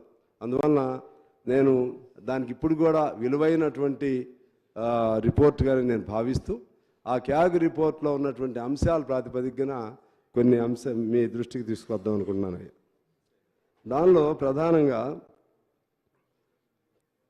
ప్రాజెక్టు కాస్ట్ బెనిఫిట్ ప్రయోజనం 1.1:51 అని మెన్షన్ చేశారు అధ్యక్ష. అంటే 1:51 అంటే కేవలం రూపాయి ఖర్చు పెడితే 51 పైసలు మాత్రం ఇప్పుడు ఉపయోగం జరిగింది. అలాగే ఇంకొద్ది రోజులైతే 75కు తగ్గిపోతుంది. అంటే పావలా వరకే. అంటే ఆ ప్రాజెక్టులో ఇప్పుడు ఇదే పద్ధతిలో నడిస్తే మొత్తం 1,00,000 కోట్లు ఖర్చు పెడితే లేదా ఇంకా చాలా పెరుగుతుంది చెప్తాను. అది చివరికి దానిలో 1,00,000 ఖర్చు పెడితే ఉదాహరణకి 25,000 కోట్లు మాత్రమే ఉపయోగంలో ఉంటుంది. ఆ 75,000 కోట్లు కాగ్ రిపోర్ట్ ప్రకారమే. అది ఎలా ఎటుపోతుంది అనేది మనం ఆలోచన చేసుకోవాల్సినటువంటి అవసరం ఉంది అధ్యక్ష. అలాగే మిత్రులు మాట్లాడుతూ బడి పిల్లలు మార్క్స్ రాకపోతే తల్లిదండ్రులకు చెప్పే సంజాయిషిలాగా చెప్తా ఉన్నారు. అప్పుడు అది కూలిపోయింది, ఇది కూలిపోయింది, కాబట్టి ఇది కూలిపోతే తప్పేమిటి అన్నట్లుగా ఆ భావన వస్తుంది. అంటే నాకంటే తక్కువ మార్కులు వచ్చిన పిల్లాడు ఉన్నాడు కదా, నేను బెటర్ కదా అని చెప్పినట్లుగా ఉంది. అందువలన అదే కాకుండా ఒక్కో ప్రాజెక్టు పూర్తి అవ్వడానికి అప్పుడు 40 ఏళ్ళు పట్టింది, అది 35 ఏళ్ళు పట్టింది. అంటే అవి కాదు కదా ఉదాహరణ తీసుకోవాల్సింది. ఇవాళ మరి సరైన పద్ధతుల్లో వాస్తవం జరిగింది. మీరు విచారణ చేసుకోండి, తప్పేంటో ఒప్పేంటో చూడండి, భవిష్యత్తులో ఎలా పోవాలో చూడండి. ఇటువంటి కన్స్ట్రక్టివ్గా మాట్లాడాలి. అది అలా కాకుండా చిన్నపిల్లలు మాట్లాడుకున్నట్టుగా అనిపించింది అధ్యక్ష. దానికి సంబంధించి దాంతోపాటు ఇక నేను కొన్ని అంశాలు టకటగా చదువుతూ ఉంటాను టైం సేవ్ చేయటంలో భాగంగా. ఇవాళ ప్రాణహిత చేవేళ్ల 2005లో ప్రవేశపెట్టినప్పుడు 16,000 కోట్లు, ఆ ప్రభుత్వ కాలంలోనే 17,000 కోట్లు ప్రాథమిక అంచనా, ఆ తర్వాత 38,000 కోట్లు. తర్వాత టీఆర్ఎస్ ప్రభుత్వం అధికారంలోకి వచ్చిన తర్వాత కేంద్ర జల సంఘానికి సమర్పించిన నివేదికలో 81,911 కోట్లు, ప్రస్తుత అంచనా 1,47,427 కోట్లు. ఇది ఇంకా ఎంతైనా పెరగొచ్చు అనేది దాదాపు 2 లక్షల కోట్లు కూడా వచ్చని అంటున్నారు. అంటే ఆ ప్రాజెక్టులో ఉన్నటువంటి దానిలో కాస్ట్ బెనిఫిట్కి సంబంధించి అసలు ఎంత మేరకు ప్రయోజనం ఉంది, దాన్ని ఎలా చేయాలనేది గౌరవనీయులైనటువంటి ముఖ్యమంత్రి గారు అలాగే ఇరిగేషన్ శాఖ మంత్రి గారు ఇప్పుడు దీన్ని బేస్ చేసుకుని జాగ్రత్తగా ఆలోచన చేయాలని చెప్పి నేను కోరుతా ఉన్నాను. అలాగే దీనిపైన ఎకరాకి మూలధనం 6,42,000 అని, లిఫ్టులకు 8,459 మిలియన్ మెగావాట్స్. అలాగే ఇది మన రాష్ట్రంలో స్థాపిత విద్యుత్తులో దాదాపు 46.82%. ఇప్పటికైతే ఇప్పుడు మన మొత్తం రాష్ట్రంలో ఉన్నటువంటి మొత్తం ఉత్పత్తి అయ్యేటువంటి జనరేట్ అయ్యేటువంటి విద్యుత్తులో ఒక కాళేశ్వరానికే సగం అయిపోతుంది. పూర్తి అయితే పీక్గా మొత్తం ఇప్పుడు సగం, అది మొత్తానికి వాడుకలోకి వస్తే ఇక్కడ ఎంత అవసరం ఉంటుందో రాష్ట్రం అంతా కలిపి అంత అవసరం అక్కడ ఉంటుందని మనకి రిపోర్ట్లో వచ్చింది అధ్యక్ష. దీన్ని ఎలా మీట్ చేస్తారో ఆలోచన చేయాల్సిన అవసరం ఉంది. అలాగే విద్యుత్ అప్పులకి చెల్లింపులకి సంవత్సరానికి 25,000 కోట్లు. దీని మీద నేను మాట్లాడుతున్నాను అధ్యక్ష. 25,000 కోట్లు చెల్లించాల్సిన అవసరం ఉంటుంది. దీన్ని ఎలా మీట్ అవుతారో కూడా ఆలోచన చేయాలి. అదే పద్ధతిలో మొత్తంగా 14 ఏళ్లలో తీర్చాల్సింది 1,41,544 కోట్లు ఈ 14 ఏళ్లలో. మళ్ళీ పెరిగే కొందికి అది 2 లక్షల కోట్లు కూడా ఇద్దని అందులోనే రిపోర్ట్లోనే ఉంది అధ్యక్ష. ఈ విధంగా ఇది ఇప్పుడు మొన్న మేము వెళ్ళొచ్చాం, ముఖ్యమంత్రి గారి ఆధ్వర్యంలో మేము అక్కడికి వెళ్ళొచ్చాం. డైరెక్ట్గా ఆయనే చెప్పారు, మన ఈఎన్సీ తనకున్న అధికారయుతంగా రిపోర్ట్స్ని బట్టి చెప్పారు. పూర్తయింది 98,000 ఎకరాలు, ఖర్చు దాదాపు 1,00,000. దీని కొరకు భూసేకరణ జరిగింది 66,000 ఎకరాలు. ఇంకా భూసేకరణ జరగవలసింది ఇంకొక 31,000. అంటే 1,00,000 ఎకరాలు సాగుకు వస్తే 1,00,000 ఎకరాలు దాని కింద ల్యాండ్ ఎక్విజిషన్లో 1,00,000 ఎకరాలు కోల్పోతున్నారు రైతుల అధ్యక్ష. ఈ విధంగా ఇలా మనం ఇవాళ ఎందుకు ఈ దేశంలో ఈ రాష్ట్రంలో అంతా బాగుంది, అన్ని పారామీటర్స్లో నెంబర్ వన్ అని చెప్పుకుంటూ ఎందుకు ఈ విధంగా జీతాలు ఇవ్వలేని దుస్థితిలోకి ఎందుకు వచ్చారంటే కాళేశ్వరం. ఆ కాళేశ్వరం అనేది జిందా తెలిస్మాత్నాక అన్ని రోగాలకి అదే సంజీవినిలాగా అన్నిటికీ కాళేశ్వరం అని పేరు పెట్టి ఎక్కడ వచ్చిన డబ్బులన్నీ కూడా అటువే మళ్ళించిన దానికి కూడా కాస్ట్ బెనిఫిట్ కూడా ప్రయోజనం కూడా లేకుండా ఇది అవినీతి అనాలా, దుర్వినియోగం అనాలా, అసమర్థత అనాలా, నిర్వహణ లోపం అనాలా, ఏం చేయాలో వాళ్ళు ఆలోచన చేసుకోవాలి అధ్యక్ష. దానికి సంబంధించి ఆ విధంగా మన ప్రాజెక్టు కూడా ప్రారంభమైంది. ఎప్పుడు 2005లో దీనికి శంకుస్థాపన జరిగింది ప్రాణహిత చేవేళ్ళ. ఇప్పుడు 2024 అంటే దాదాపు 20 ఏళ్ళు. మళ్ళీ ఇంకెన్నేళ్ళు అవుతుందో తెలియదు అధ్యక్ష. ఇట్లా ఇంకెన్నేళ్ళు పడుతుందో తెలియదు. దాని మీద కూడా మనం ఇప్పుడు ప్రభుత్వం ఆలోచన చేయాలి, వారు కూడా ఆలోచన చేసుకుంటే మంచిది అధ్యక్ష. అలాగే ఒక ఎకరాకి లెక్కేస్తే కరెంటు 50,000 రూపాయలు పడుతుందని, అసలు వడ్డీ కలిపితే 1,50,000 ఖర్చు అవుతుంది. రైతుకు వచ్చే ఆదాయం 25,000 నుంచి 30,000. ఈ గ్యాప్ ఎలా పూడుస్తారో కూడా చేయవలసినటువంటి అవసరం ఉంది అధ్యక్ష. అలాగే 25,000 కోట్ల విలువైనటువంటి 17 పనులు డిపిఆర్ లేకుండానే కాంట్రాక్టర్లకు ఎందుకు అప్పచెప్పారో చెప్పవలసిన అవసరం ఉంది. అలాగే అవసరం లేకున్నా కూడా 2 టీఎంసీలే అవసరం ఉన్నా సరే ఇంకొక 25,000 కోట్ల కోసం ఇంకొక టీఎంసీని ఎందుకు పెంచారో చెప్పాల్సిన అవసరం ఉంది అధ్యక్ష. మల్లన్న సాగర్లో అక్కడ భూకంప జోన్ అని ముందే తెలిసి ఉన్నప్పుడు కూడా కాగు నివేదిక ఆ ప్రాంతంలో ప్రకారంగా ఇప్పుడు డీప్ సీటెడ్ వెర్టికల్ ఫాల్స్ అంటే లోతైనటువంటి పగుళ్లతో ఉన్నదని తెలిసిన తర్వాత కూడా 50 టీఎంసీల నీరు అక్కడ నిలవ ఉండే విధంగా మల్లన్న సాగర్ని తయారు చేసి అక్కడ రైతులను ఇబ్బంది పెట్టి రైతుల మీద అక్కడ ఆ ప్రాంతంలోనే అనేక నెలల తరబడి నిరాహార దీక్షలు చేశారని కూడా మనకు తెలుసు అధ్యక్ష. దానివల్ల అటువంటిది ఎందుకు గత ప్రభుత్వం ఆ విధంగా నిపుణుల సలహాలను కూడా పక్కన పెట్టి ఎందుకు దాన్ని టేకప్ చేసిందో వాళ్ళు చెప్పాల్సినటువంటి అవసరం ఉంది అధ్యక్ష. అలాగే ఒక టీఎంసీతో 10,000 ఎకరాలు సాగు వస్తుందని మనందరికీ తెలుసు. 10,000 ఎకరాలది వీళ్ళు చూపెట్టింది 17,666 ఎకరాలు. ఎందుకు చూపెట్టారో వాళ్ళు సమాధానం చెప్పాల్సిన అవసరం ఉంటుంది. అలాగే మన ఈ లిఫ్ట్కి సంబంధించినటువంటి ఐరన్ కానీ ఇటువంటి కొనుగోలుకు సంబంధించి వాస్తవ ధర 1,686 కోట్లు అయితే వీళ్ళు అంచనాలకన్నీ మించి దాదాపు 7,000 కోట్లు వేశారు. 7,000 కోట్లు. ఒకవేళ ఇతర ఖర్చులు అవి ఇవన్నీ తీసేసిన నేను ఆ రిపోర్ట్ ప్రకారమే మరొకసారి మీ దృష్టికి తీసుకొస్తున్నాను అధ్యక్ష. ఈ లెక్కన ఆ కొద్దిలోనే దాదాపు 2,500-3,000 కోట్లు తినేశారు. ఎవరు తిన్నారు? కాంట్రాక్టులు తిన్నారా? ఎవరు తిన్నారో అది వేరు, కానీ తినేశారు. దీన్ని కూడా సమాధానం చెప్పాల్సినటువంటి అవసరం ఉంటుంది అధ్యక్ష. అలాగే వీటికి సంబంధించి కూలిపోయిన దెమ్మలు 148 కోట్ల రూపాయలు అప్పుడు. ఇప్పుడు వాటిని నిర్మించాలంటే ఆ కాంట్రాక్టులు రావట్లేదని గవర్నమెంట్ గట్టి ఒత్తిడి చేస్తే ఇప్పుడు ఒప్పుకున్నారని అంటున్నారు. ఆ విధంగా 10,450 కోట్లు ఇప్పుడు అవసరం అవుతుంది. అలాగే మేడిగడ్డ, అన్నారం, సుందెళ్ళ ఈ 3 మేడిగడ్డ దాదాపు వాళ్ళు 3 పిల్లర్స్ 4 పిల్లర్స్ అన్నా మేము కూడా చూసాం. ఆ పైన ఉన్నటువంటి ఆ ఓవర్ స్లాబే కిందకి రోడ్డే దిగిపోయి ఉంది. అది దాదాపు పనికి రాదని చాలామంది చెబుతున్నారు. ఇంకా నిపుణులు కరెక్ట్ తెలుస్తుంది. అది పోతే సేమ్ టెక్నాలజీతో నిర్మించిన సుందెళ్ళను ఇంకా అన్నారం కూడా ఈ దెబ్బతింటే అది అప్పుడు 10,000 కోట్లు 3 కలిపితే దాదాపు 10,000 కోట్లు.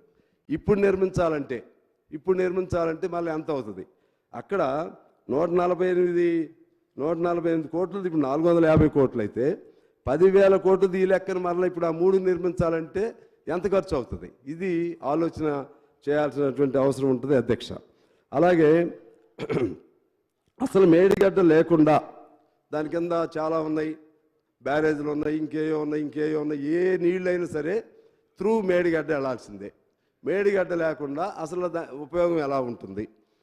ఎలా మన ఎల్లంపల్లి వరకు మేడిగడ్డ నుంచి వెళ్ళాల్సిందే, లేకపోతే పాత ప్రాణం చేవెళ్ళైనా సరే ఎల్లంపల్లి వరకు వెళ్ళాల్సిందే. ముందు ఈ మేడిగడ్డ ఉండాల్సిందే, అన్నారం ఉండాల్సిందే, సుందేళ్ళు ఉండాల్సిందే. ఇవి లేకుండా అసలు నీళ్ళు ఎక్కడి నుంచి వస్తాయి?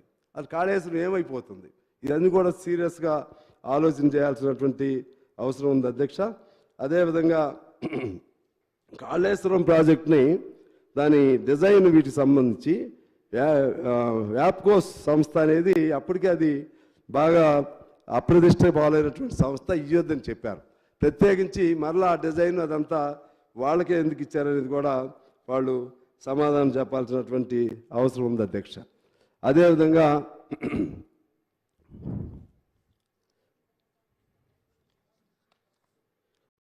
ఇలా మనం చూస్తా పోతే టోటల్గా వచ్చేసరికి 2005 నుంచి ఇప్పటి వరకు దాదాపు 20 ఏళ్ళు అవుతుంది. దీనిపైన జాగ్రత్తగా త్వరితగతిన పూర్తి చేయడానికి ప్రభుత్వం ఎలా చేయాలనేది అన్ని పార్టీలతో నిపుణులతో కూర్చుని దాన్ని అలా వదిలేస్తే చాలా నష్టం. దాదాపు 1,00,000 కోట్లు గంగలో పోసినట్లే దాన్ని అలా వదిలేస్తే. కాకుండా దాని మేరకు బాగు చేయాలన్న కూడా చాలా అవుతుంది. దాన్ని ఎలా చేయాలనేది ప్రభుత్వం అన్ని పార్టీలు నిపుణులతో కూర్చుని దాని కింద మంచి నిర్ణయం త్వరితగతిన చేస్తే బాగుంటుంది అనేది నా ఆలోచన అధ్యక్ష. అదే పద్ధతుల్లో దాంతోపాటు మన ప్రాణహిత చేవేళది కూడా ఆదిలాబాద్ జిల్లాకు అప్పుడే అన్యాయం జరిగింది. దాన్ని కూడా తీసుకుని అది కూడా త్వరితగతిన పూర్తి చేయడానికి ప్రయత్నం చేయాలి అధ్యక్ష. ఇది గోదావరికి సంబంధించి. గోదావరితో పాటు కింద మాకు కొన్ని ఉన్నాయి. అది గోదావరి ఇక మేడిగడ్డ కిందంతా గోదావరి. మేడిగడ్డలో బ్యారేజ్ పెట్టి గోదావరి నీళ్ళని అక్కడి నుంచి వెనక్కి మళ్ళించే క్రమం అది దాటిన తర్వాత మా ఎన్ని వస్తాయి. సీతారాం ప్రాజెక్ట్ కానీ, సీతమ్మ సాగర్ కానీ, లేకపోతే దేవాదులు కానీ వరుస అట్లా పైనుంచి రావటం జరిగింది అధ్యక్ష. మరి మాకు సంబంధించి ఇంతవరకు ఒక్క ఎకరం కూడా, ఇంతకుముందు శ్రీనివాసరెడ్డి గారు కూడా చెప్పారు, ఒక్క ఎకరం కూడా ఇంతవరకు రాలేదు అధ్యక్ష. అది అప్పుడు నాకు గుర్తుంది, రాజశేఖర రెడ్డి గారు ఉన్నప్పుడు దాని మీద పెద్ద ఎత్తున మేము కూడా ఆందోళన చేసాం. అప్పట్లో మా తుమ్మల గారికి కూడా తెలుసు. అది రెండు అప్పుడు రాజీవ్ దుమ్ముగూడెం, ఇందిరా దుమ్ముగూడెం పేరుతో రెండు విడివిడిగా రెండు ప్రాజెక్టులుగా ఉండేది. 1200, 24,000. ఇప్పుడు అది 26,000 కోట్లకి అయింది అధ్యక్ష. 26,000 కోట్లకి అయింది. ఎంత పూర్తయిందో కూడా తెలియదు, ఎప్పుడు పూర్తవుతుందో కూడా తెలియదు. ఇంతవరకు ఇన్నేళ్ళు అయినా సరే, అది కూడా 20 ఏళ్ళు అయింది, ఒక్క రూపాయి కూడా దానిలో కూడా ఒక్క ఎకరం కూడా ఎందుకు సాగు కాలేదో చెప్పవలసిన బాధ్యత పాత ప్రభుత్వం పైనే ఉంటుందని నేను మీకు తెలియజేస్తున్నాను అధ్యక్ష. అలాగే కృష్ణా సంబంధించి ఇంకోటి, భక్త రామదాస్కు సంబంధించి మా నాగేశ్వరరావు గారు చాలా శ్రద్ధ పెట్టి చేశారు. దానికి సంబంధించి కూడా ఒకటి కరెక్ట్ చేసుకోవాల్సిన అవసరం ఉంటుందని నా అభిప్రాయం. దాని ఒరిజినల్ ఆయకట్టు అంటే పాలేరులో తీసుకొచ్చేటువంటి అది కాకతీయ కాలువ నుంచి రావాలి. శ్రీరామ్ సాగర్ నుంచి కాకతీయ కాలువల నుంచి, ఆ కాకతీయ కాలువల నుంచి పాలేరులో తీసుకురావాలి. అప్పుడు నీళ్లు అక్కడ బాగా ఉన్నాయని దాదాపు నాగార్జున సాగర్ నీళ్ళే తీసుకొచ్చి శ్రీరామ్ సాగర్ని మా భక్త రామదాస్ పేరుతో పాలేరు ప్రాజెక్టుని కట్టారు. రేపు అసలు నాగార్జున సాగర్కి ఇబ్బంది వస్తే ఇబ్బంది వస్తుంది. అక్కడ నాగేశ్వరరావు గారు ఏదైనా ఉంటే నన్ను సరిచేయాలి. నాకు తెలిసి అది దాని ఆయకట్టు శ్రీరామ్ సాగర్ ఆయకట్టు, శ్రీరామ్ సాగర్ నీళ్లు, శ్రీరామ్ సాగర్ నుంచి నీళ్లు రావాలి. మీరు పెట్టింది ఏంటంటే నాగార్జున సాగర్ నీళ్లు పెట్టారు, అది పాలేరుది. అది దానివలన రేపు ఇబ్బంది వస్తుంది. అది కూడా చూడాల్సినటువంటి అవసరం ఉందని చెప్పి తెలియజేస్తున్నాను అధ్యక్ష. ఈ కృష్ణాకు సంబంధించి సరే మొన్న డీటెయిల్గా డిస్కషన్ చేసుకున్నాం. దానిలో భాగంగా మరలా అటు లోతుకి నేను వెళ్ళను, కానీ 2005లో పోతిరెడ్డిపాడుపై 11 టీఎంసీలని 44గా మార్చుకున్నప్పుడు అడ్డుకో లేకపోవటం అన్ని పార్టీలది తప్పే. అప్పుడు సిపిఐ ఉన్నా, సిపిఎం ఉన్నా, లేకపోతే టీఆర్ఎస్ ఉన్నా అందరూ తప్పే. దాని నుంచి మళ్ళా 2015 జూన్ 18న అంటే 2014 బైఫర్కేషన్ యాక్ట్లో కృష్ణా గోదావరి పైన యాజమాన్య పర్యవేక్షణ హక్కు కేంద్రానికి ఇచ్చినప్పుడు అడ్డం చెప్పలేకపోవటం కూడా తప్పే. అదేవిధంగా 2015 జూన్ 18న ఏపీ తెలంగాణ ముఖ్యమంత్రుల మధ్య ఒప్పందం జరిగినప్పుడు తెలంగాణకు 299 టీఎంసీలకి అంగీకరించడం తప్పే. అది అడ్హాక్ ఒప్పందం అయినా సరే, ఏ పేరైనా కానీ. అలాగే జనంలో గొడవ వచ్చిన తర్వాత అప్పుడు 50% కావాలని డిమాండ్ చేసిన విషయం కూడా మొన్న కూడా గుర్తు చేసాం అధ్యక్ష. అలాగే దాని తర్వాత 2020లో జగన్మోహన్ రెడ్డి మరలా రాయలసీమ లిఫ్ట్ ఇరిగేషన్ పేరుతో 3 టీఎంసీలను తీసుకెళ్ళిపోవటం, అప్పుడు అడ్డుకోలేకపోవటం కూడా తప్పే. అలాగే ఆయన తండ్రి 44 టీఎంసీ క్యూసెక్స్ 11 టీఎంసీల నుంచి 44,000 క్యూసెక్స్ మార్చుకుంటే ఈయన జగన్మోహన్ రెడ్డి గారు ఇంకా ధైర్యంగా 84,000 క్యూసెక్స్కి దాన్ని మార్చుకున్నారు అధ్యక్ష. దాన్ని కూడా మనం ఏం ఫైట్ చేయలేకపోయాం. అదేవిధంగా ఇవాళ పోతిరెడ్డిపాడుకి రాయలసీమ లిఫ్ట్ పేరుతో, అంద్రినేవా పేరుతో ఇవన్నీ పోతే ఇక మనకి నీళ్ళు అంటూ వాళ్ళకేం 18-20 రోజుల్లో నీళ్ళు వెళ్ళిపోతాయి. వాళ్ళకి రిజర్వాయర్స్ కూడా ఉన్నాయి, మనకంటూ నీళ్లు లేవు. వీటికి మనకి కృష్ణాకి నీళ్లు రావాలంటే ఎక్కడి నుంచి రావాలి? పైనుంచి రావాలి. పైనుంచి రావాలంటే ఆలమట్టి ఒకటి కట్టేసి ఉంది, నారాయణపూర్ ఉంది, గిరిజాపూర్ ఉంది, అలా వరుసగా. ఇప్పుడైతే ఇంతవరకు రాలేదు అధ్యక్ష. బాగా వర్షాలు వచ్చి వాళ్ళు నీళ్లు వదిలితేనే మనకు వస్తాయి. అప్పుడు మళ్ళీ ఈ తగులు వస్తాయి మనకి. వాళ్ళు వదలాలి నీళ్లు, వర్షాలు రావాలి, కర్ణాటక వాళ్ళు వదలాలి, వచ్చిన నీళ్ళని రాయలసీమ వాళ్ళు తీసుకెళ్లకుండా ఆపాలి. అప్పుడు ఆ నీళ్లు మనకి మిగిలితే మా జిల్లాకైనా లేకపోతే నల్గొండ జిల్లాకైనా ఉపయోగం ఉంటుంది. అందువల్ల అసలు నీళ్లే లేనటువంటి పరిస్థితుల్లో మనం పడ్డాం అధ్యక్ష. రేపు భయానకమైన పరిస్థితి ఏంటంటే, నీకు మొత్తం మన రాష్ట్రంలో దాదాపు 1 కోటి ఎకరాలు, 1,20,000 ఎకరాలు సాగుకు ఉంది. 40 ఎకరాలు, 40,000 అటు ఇటు పోయినా 1,20,000లో అంచనా ఒక కాళేశ్వరం నుంచే దాదాపు వాళ్ళ అంచనా 18 లక్షల ఎకరాలు పెట్టారు. 18 లక్షల ఎకరాలు పెట్టారు. అయింది 1,00,000. 1,00,00,000 ఎకరాలు ఇచ్చామంటున్నారు. 1,00,00,000 ఎకరాలు ఇప్పటికే నీళ్ళు ఇచ్చామంటున్నారు. అసలు వాళ్ళు పెట్టిందే 18 లక్షలు. సరే వాళ్ళు ఏదైనా అన్నేయండి, కానీ రేపు భవిష్యత్తులో కాళేశ్వరం లేకపోతే గోదావరి దెబ్బతింటుంది. ఎందుకంటే మొత్తం లింక్ దాని అట్లా ఆ చక్రబంధంలో బిగుసుకుపోయింది గోదావరి. అటు నుంచి చూస్తే కర్ణాటక నుంచి రాకపోతే మన కృష్ణా డెల్టా అటు దెబ్బతింటాం. రాయలసీమని కట్టడి చేసుకోకపోతే ఇంకా దెబ్బతింటాం. టోటల్గా మీ మీద చాలా ఇప్పుడు గురుతర బాధ్యత ఉంది ముఖ్యమంత్రి గారు. గోదావరి కృష్ణా రెండింటినీ సమన్వయం చేసుకోకపోతే రాష్ట్రం దుర్భిక్ష ప్రాంతమైనటువంటి ప్రమాదం కనపడతా ఉంది. ఎందుకంటే గోదావరి నీళ్ళు ఎక్కువ ఉన్నాయి, కానీ ఎక్కువ ఉన్న నీళ్ళని తీసుకెళ్ళడానికి అవకాశం లేకుండా అక్కడ బంధించబడింది. మేడిగడ్డ దగ్గర బంధించబడింది. అటు అంతా ఆగిపోయింది. సరే ఎప్పుడుకో అవుతాయి మా కింద సీతారామ సాగర్ ఇవన్నీ, కానీ కృష్ణాయి మాత్రం మన చేతుల్లో లేదు. అందువలన బీజేపీ కానీ కేంద్ర ప్రభుత్వం కానీ అందరిని కలుపుకుని ఆ వైపుగా చేయాలని నేను కోరుతూ ఆఖరిగా 2-3 అంశాలు చెప్పి నేను సెలవు తీసుకుంటాను అధ్యక్ష. ముఖ్యంగా ఈ పెద్ద పెద్ద ప్రాజెక్టుల వలన చాలా ఇబ్బంది వచ్చింది. పెద్ద భవిష్యత్తులో దానివల్ల అన్ని రకాల అటు భూకంపాలు కానీ ఇంకా చాలా వస్తాయి. తర్వాత ఇదే విధంగా సంవత్సరాల తరబడి నడుస్తూ ఉంటుంది. ఈ సంవత్సరాల తరబడి నడిచే క్రమం ఆ లోపు ఇంకా చిన్న మైనర్ ఇరిగేషన్ ప్రాజెక్టులు ఉన్నాయి. వాటిని పూర్తి చేసుకుంటే ఒక 2-3 వేలు పెడితే మైనర్ ఇరిగేషన్ చెరువులు కానీ ఇవన్నీ పూర్తి అవుతాయి. అదేవిధంగా మధ్య తరహా ప్రాజెక్టులు ఒక 35-36 ఉన్నాయి. దాని మీద ఒక 2-3 వేలు పెడితే మొత్తం కూడా ఒకసారి పూర్తవుతాయి. గత 20-25 ఏళ్ల నుంచి దాని మీద డబ్బులు పెడతానే ఉన్నారు. కొద్దిగా పెడుతున్నారు, అది అవ్వట్లేదు. అలాగే ఐడీసీ లిఫ్ట్కి సంబంధించి కూడా దాదాపు 614 ఉన్నాయి. దాని కింద కూడా అవి కూడా త్వరితగతిని పూర్తి చేసుకుని ఆ లిఫ్ట్ నిర్వహణ గ్రామ పంచాయతీలకు కానీ ప్రభుత్వ ఆధ్వర్యంలో చేయాలి అధ్యక్ష. ఇప్పుడు రైతులకు ఇవ్వటం వలన రైతుల్లో సమన్వయం చేయలేకపోవటం వలన చాలా లిఫ్టులు మూలన పడ్డాయి. దాన్ని కూడా మీరు ఆ విధంగా చేయాల్సినటువంటి అవసరం ఉందని మీకు తెలియజేస్తున్నాను. అలాగే బోర్లు 27 లక్షలు ఉన్నాయి. ఆ బోర్లకు సంబంధించి భూగర్భ జలాలను మెయింటైన్ చేసే విధంగా కూడా ప్లాన్ చేస్తూ ఆ విధంగా బోర్లకు లింకప్ చేయాలి. అలాగే దానిలో ఇప్పుడు మా ప్రాంతంలో ఏంటంటే ఫారెస్ట్ ఏరియాలో మనకు అటవీ హక్కుల పట్టా అయితే ఇచ్చారు కానీ బోరు వేయడానికి ఫారెస్ట్ వాళ్ళు ఒప్పుకోవట్లేదు.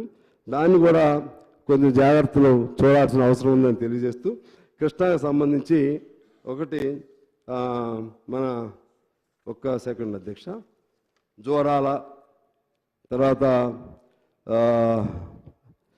అక్కడ ఒక 2 లక్షల ఎకరాల్లో ఇంకా 2 లక్షలు అయింది, ఇంకా 50,000 మిగిలి ఉంది అంటున్నారు. అలాగే భీమా 1, భీమా 2 అక్కడ కూడా అలాగే పూర్తి అవ్వలేదు, సగం అయినాయి అంటున్నారు. జోరాల నెట్టెంపాడు పూర్తి అవ్వలేదు. శ్రీశైలం బ్యాక్ వాటర్ కింద మన కలవకుర్తి పూర్తి అవ్వలేదు. అదేవిధంగా ఇంకా ఇతర పాలమూరు ఎత్తిపోతల ఇంతకుముందు కూడా నన్ను మా పల్లా వెంకటరెడ్డి గారు మా నాయకులు కూడా వచ్చి అప్పటికే రాజగోపాల్ రెడ్డి గారితో మాట్లాడామన్నారు. ఎందుకంటే మా 2 నియోజకవర్గాలు మాకు అనుబంధం ఉంది. ఇప్పుడు బాలనాయక్ గారు చెప్పిన మునుగోడైనా లేకపోతే దేవరకొండ అయినా అది కూడా గౌరవ మంత్రి గారు దాన్ని కూడా చేరుస్తారు. ఏదో ఓవర్ సైట్లో మిస్టేక్ అయి ఉంటుంది. ఆ విధంగా చేసి దిండిని కూడా త్వరితగతిన నా దిండికి సంబంధించి మన శ్రీశైలం అదేమంటారు దాన్ని లోపల టనెల్ది కూడా పూర్తి చేయాలి. పక్కన ఇప్పుడు కొత్తగా టేకప్ చేసినవి కూడా ఇది కూడా చేయాల్సిందే. టనెల్ కూడా ఇంకో 10 కిలోమీటర్లు అయితే అది కూడా అవుతుంది. ఇవన్నీ కూడా చేస్తే అధ్యక్ష మీ ద్వారా ప్రభుత్వానికి తెలియజేస్తున్నాను, ఖర్చు తక్కువ. ఇవన్నీ కూడా ఇన్ని రోజులు కేవలం కాళేశ్వరం పేరుతో పెట్టి ఈ ప్రాజెక్టులన్నిటిని కూడా వదిలేశారు. ఇవన్నీ కూడా ఒక్క సంవత్సరంలో ముఖ్యమంత్రి గారికి మన ఇరిగేషన్ మంత్రి గారు ఉత్తమ్ గారికి కూడా చెప్తున్నా, మీరు ఇవన్నీ ఒక్క సంవత్సరంలో ఉన్నాయి. చిన్న చెరువులు, మధ్య చెరువులు, అదేవిధంగా ఇప్పుడు ఈ ఆగిపోయినటువంటి కృష్ణా కింద ఉన్న జోరాల బ్యాక్ వాటరు, అలాగే శ్రీశైలం బ్యాక్ వాటరు, ఈ ప్రాజెక్టులన్నింటినీ ఒక్క ట్రిప్తోనే లేపేయచ్చు. లిఫ్ట్లకు సంబంధించి కూడా మీరు దాని నిర్వహణ బాధ్యతని గ్రామ పంచాయతీలకు ఇచ్చే విధంగా చేస్తే అవి కూడా నడుస్తాయి. అలా మొత్తంగా ఒక సమగ్రమైనటువంటి వాటర్ ప్లాన్, ఇరిగేషన్ ప్లాన్ ఉండి ఏ చుక్కను కూడా పోనీయకుండా, ఏ చుక్క కూడా వృధా కానీయకుండా భారీ ప్రాజెక్టుల పేరుతో పెట్టుకుని దానికి భారీగా డబ్బులు పెడుతూ భారీగా సమయాన్ని కేటాయించే కంటే అవి ఉంటే కొంత అవసరం ఉంటే దాన్ని కొంత మేరకు పరిమితం చేసుకుని ఈ చిన్న చిన్న మైనరు ఇటువంటి వాటి మీద ఎక్కువ శ్రద్ధ పెట్టి ఆ విధంగా ఒక వాటర్ పాలసీ, ఒక స్పష్టమైన పాలసీతో మనము రాష్ట్రాన్ని ముందుకు తీసుకెళ్లాలని కోరుతూ మీకు ధన్యవాదాలు అధ్యక్ష. శ్రీ కడియం శ్రీహరి గారు,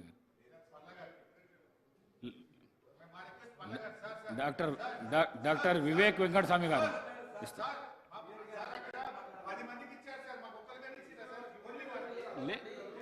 కడియం శ్రీహరి గారు అని పిలుస్తున్నా నేను. మీకు ధన్యవాదాలు. నాకు ఈ అవకాశం ఇచ్చినందుకు. గారు కడియం శ్రీహరి గారు అని పిలుస్తున్నా. 3-4 గంటలు మాట్లాడినారు ఆల్రెడీ టీఆర్ఎస్ పార్టీ తరఫు నుంచి. సరిపోతుంది. వారి తర్వాత మీరు మాట్లాడండి. అధ్యక్ష, ధన్యవాదాలు నాకు టైం ఇచ్చినందుకు. ఇంతకుముందు ఈ ప్రాణహిత చేవెళ్ళ గురించి మాట్లాడేటప్పుడు గౌరవ ముఖ్యమంత్రి గారు రేవంత్ రెడ్డి గారు ఆ రోజు చెప్పారు. కీర్తిశేషులు వెంకటస్వామి గారు ఆ రోజు ప్రాణహిత చేవెళ్ళ ప్రాజెక్ట్ పెట్టాలని రాజశేఖర రెడ్డి గారితో చాలా చర్చలు చేశారు. అప్పుడు ఆ రోజులలో అందరూ అనుకున్నారు ప్రాణహితలో నీళ్ళు లేవు, ఇది ఫెయిల్డ్ ప్రాజెక్ట్ అని చెప్పి చాలామంది ఆ రోజులలో చర్చ పెట్టారు. కానీ అప్పుడు వెంకటస్వామి గారు రాజశేఖర రెడ్డి గారిని 3 సార్లు హెలికాప్టర్లో తీసుకువెళ్ళి అక్కడ నీళ్లు ఉన్నాయి, ఈ ప్రాజెక్ట్ పెడితే తెలంగాణలో కరీంనగర్, ఆదిలాబాదు తెలంగాణ ప్రజలకు న్యాయం అవుతుందని చెప్పి ఆ రోజులలో ప్రాణహిత చేవెళ్ళ ప్రాజెక్ట్ శాంక్షన్ చేయడం జరిగింది. చాలామంది ఆల్రెడీ ఈ విషయం మాట్లాడినారు. 38,000 కోట్ల ప్రాజెక్టులో ఆల్రెడీ 11,000 కోట్ల రూపాయలు ఖర్చు పెట్టినారు. కేవలం ఇంకా 25-26,000 కోట్ల ఖర్చు పెడితే ఈ ప్రాజెక్ట్ పూర్తిగా అవుతుందని. కానీ ఈ రీడిజైనింగ్ పేరుతో అందరు కూడా ఇదే చెప్పారు. ఈ రీడిజైనింగ్ ఎందుకు చేసినారు? ఇంజనీర్లు, ముఖ్యమంత్రి ఆ రోజులలో కేసీఆర్ గారు అన్నారు, నేను 80,000 పుస్తకాలు చదివినాను, నాకు డిజైనింగ్ నేనే కష్టపడి ఈ ప్రాజెక్ట్ని డిజైన్ చేసినానని చెప్పి చాలా గొప్పగా చెప్పుకున్నారు. కానీ నిజంగా చూస్తే ఇది 5 సంవత్సరాలలో ఈ కాళేశ్వరం ప్రాజెక్ట్ ఇంప్లిమెంట్ చేసిన తర్వాత 180 టీఎంసీ మీరు క్యాల్కులేట్ చేసుకుంటే ఇప్పటి వరకు ఈ 5 సంవత్సరాలలో 940 టీఎంసీ నీళ్లు పంపింగ్ చేసే అవసరం ఉండే. కానీ కేవలము 18% పంపింగ్ జరిగింది. అంటే ఎంత ఇన్ఎఫిషియెంట్గా ఈ ప్రాజెక్ట్ వయబిలిటీ గురించి ఇప్పుడే అక్బరుద్దీన్ గారు మన గౌరవ ఇరిగేషన్ మంత్రి గారు ఏదైతే చెప్పారో నిజంగా ఇన్ఎఫిషియెంట్గా ఈ ప్రాజెక్ట్ కన్స్ట్రక్ట్ చేయడం జరిగింది. గ్రావిటీతో వచ్చే నీళ్లకు దీన్ని లిఫ్ట్ ప్రాజెక్ట్ చేసి more than 100 metres lifting Kaleshwaram నుంచి చేస్తున్నారు అధ్యక్ష. ఈ ప్రాజెక్ట్ వలన ప్రత్యేకంగా మా చెన్నూరు నియోజకవర్గం, మంత్రి నియోజకవర్గం, మంచిర్యాల నియోజకవర్గం ఇవన్నీ కూడా బ్యారేజ్ కట్టడం వలన ఈ బ్యాక్ వాటర్స్తో సుమారు 1,00,000 ఎకరాలు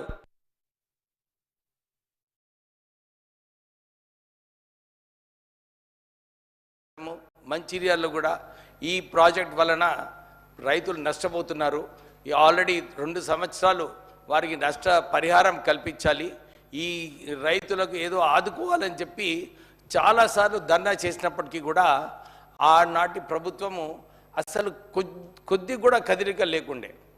మొన్న కూడా పోయినప్పుడు అందరూ అక్కడ రైతులందరూ కూడా ఇదే అడుగుతున్నారు, సార్ ఈ బ్యాక్ వాటర్స్ వలన మాకు ఏదైతే నష్టమవుతుందో ఏం చేస్తున్నారని చెప్పి అందరు రైతులు అడగడం జరిగింది. నేను గౌరవ ఇరిగేషన్ మంత్రి గారిని ఇదే కోరినాను, సార్ ఈ బ్యాక్ వాటర్స్ వలన మీరు ఏదో ఒక ప్రాజెక్ట్ తీసుకొని బ్యాక్ వాటర్స్ వలన నష్టపోకుండా చూడాలని చెప్పి నేను వారిని కోరడం జరిగింది. మరి అదే చెప్పారు, ఒక ఇంజనీర్ని పంపించినారు, ఒక ప్రపోజల్ ఆల్రెడీ డిపార్ట్మెంట్కి పుట్టప్ చేస్తున్నారు. నేను ఇరిగేషన్ మంత్రి గారికి ఇదే కోరుతున్నాను, మీరు దీంట్లో తొందరగా చొరవ తీసుకొని ఏదో ఒక నిర్ణయం తీసుకుంటే ఈ వచ్చే వానకాలం ముందే ఈ సొల్యూషన్ ఇవ్వాలని చెప్పి నేను మీ ద్వారా వారిని కోరడం జరుగుతుంది. అంతేకాక ఇంతకుముందు చాలామంది చెప్పినట్టు ఈ 2 టీఎంసీ నీళ్ళు ఈ కాళేశ్వరం ప్రాజెక్టులో ఇది ఇంప్లిమెంట్ కాలేదు ఫుల్లీగా. ఇప్పుడే చెప్పినట్టు కేవలము 162 టీఎంసీ నీళ్ళే వాళ్ళు పంపింగ్ చేశారు. ఈ 2 టీఎంసీ నీళ్ళే మొత్తంగా ఇంప్లిమెంట్ చేయకుండా మళ్ళీ 3 టీఎంసీ నీళ్ళు అని చెప్పి మళ్ళీ ఒక 25, 30, 40 వేల కోట్ల ప్రజాధనం వృధా అయింది అధ్యక్ష. దీని మీద నిజంగానే వారు చెప్పినట్టు ఒక ఎంక్వైరీ పెట్టి ఎవరు దీనికి రెస్పాన్సిబుల్. ఎందుకంటే ఎప్పుడన్నా ఏ ప్రాజెక్ట్ అయినా కానీ కెపాసిటీ పెంచినప్పుడు ఆ ఒరిజినల్ కెపాసిటీ మొత్తంగా వాడుకున్న తర్వాతనే ఎక్స్ట్రా కెపాసిటీ పెట్టాలి. కానీ ఇక్కడ ఆ 2 టీఎంసీఏ సరిగా ఇంప్లిమెంట్ కాక మళ్ళీ 3 టీఎంసీ అని చెప్పి ఎక్కువ నిధులు ఖర్చు పెట్టడం జరిగింది. ఇంతకుముందు గౌరవ ఉత్తమ్ కుమార్ రెడ్డి గారు చెప్పినట్టు 10,000 కోట్ల రూపాయలు కరెంట్ ఛార్జెస్ ఒకటి. నేను చాలాసార్లు చెప్పినాను, ఈ కాళేశ్వరం ప్రాజెక్టులో ఇన్ని నిధులు రుణాలు తీసుకొచ్చి దీంట్లో ఇంట్రెస్ట్ కాస్ట్ కూడా సుమారు 40 నుంచి 50,000 కోట్ల రూపాయలు ఇంట్రెస్ట్ కాస్ట్ కూడా ఉంది. దీనికి ఎవరు రెస్పాన్సిబుల్? నీళ్ళేమో ఒకవైపు పంపింగ్ కావటం లేదు, రైతులకు అసలు నీళ్ళే ఇవ్వడం లేదు. 17 లక్షలు అని చెప్పి 1,00,000 ఎకరాలకే నీళ్ళు ఇస్తున్నారు. అంటే కాళేశ్వరం వలన ఏదైతే ప్రజాధనం దుర్వినియోగమైందో దాని గురించి ఆలోచించే అవసరం ఉంది. అప్పుడు కేసీఆర్ గారు అన్నారు, అరే నేను రైతులకు కోటేశ్వరుడు చేస్తానని చెప్పి చాలా గొప్పగా చెప్పారు, మంచి విషయం. కానీ ఎవరిని చేసినారు ధనవంతులు? ఈ మనం తెలంగాణ ఉద్యమంలో చాలాసార్లు కొట్లాడేటప్పుడు ఇదే మాట్లాడుకున్నాం. తెలంగాణ కాంట్రాక్టర్స్కి కాంట్రాక్ట్స్ ఇవ్వాలి, తెలంగాణ ప్రజలకు ఉపయోగపడేలాగా చేయాలని చెప్పుకున్నాం. కానీ కాళేశ్వరం ప్రాజెక్టులో కేవలం ఆంధ్ర కాంట్రాక్టర్స్ని అక్కడ వారికి ప్రోత్సహిస్తూ వాళ్ళను ఫోర్బ్స్లోనే అంటే ప్రపంచంలోనే ధనవంతులు చేసిన ప్రాజెక్ట్ అధ్యక్ష కేసీఆర్ ఇంకా కాళేశ్వరం ప్రాజెక్ట్. ఈ విషయం గమనించాలి. ఎందుకంటే తెలంగాణ నిధులు దుర్వినియోగం ఎట్లా అయినాయో, అప్పుడేమో మనం తెలంగాణ ఉద్యమంలో ఆంధ్ర కాంట్రాక్టర్లు ఆంధ్రలో దోచుకుంటున్నారని చెప్పి మనం చాలాసార్లు చెప్పడం జరిగింది. కానీ తెలంగాణ వచ్చిన తర్వాత కూడా ఇదే పరిస్థితి. కేవలం కాళేశ్వరం ప్రాజెక్టులో కాదు అధ్యక్ష, మన కృష్ణా వాటర్స్లో కూడా ఇంతకుముందు చాలాసార్లు చర్చించడం జరిగింది.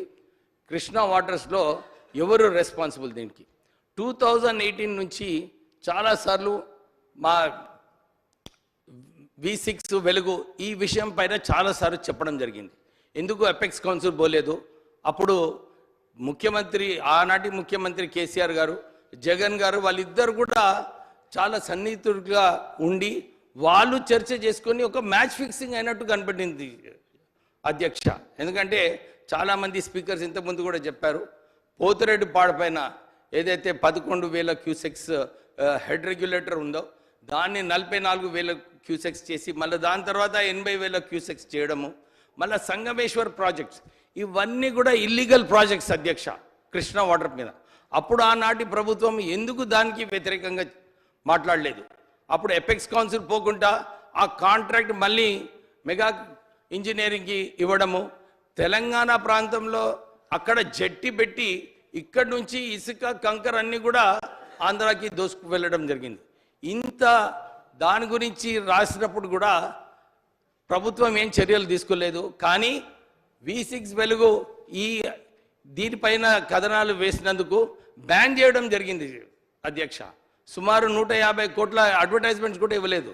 కానీ వాళ్ళు బ్యాన్ చేయడం వల్ల రేటింగ్స్ పెరిగినాయి ఆ సంస్థకు.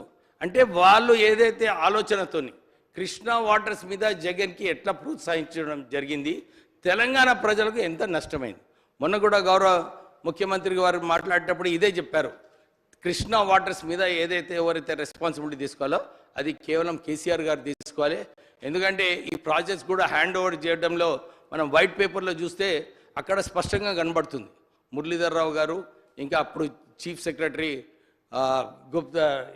రజత్ గుప్తా గారు వాళ్ళిద్దరు కూడా మా మీటింగ్లో చెప్పడం జరిగింది, మేము హ్యాండ్ ఓవర్ చేస్తున్నామని.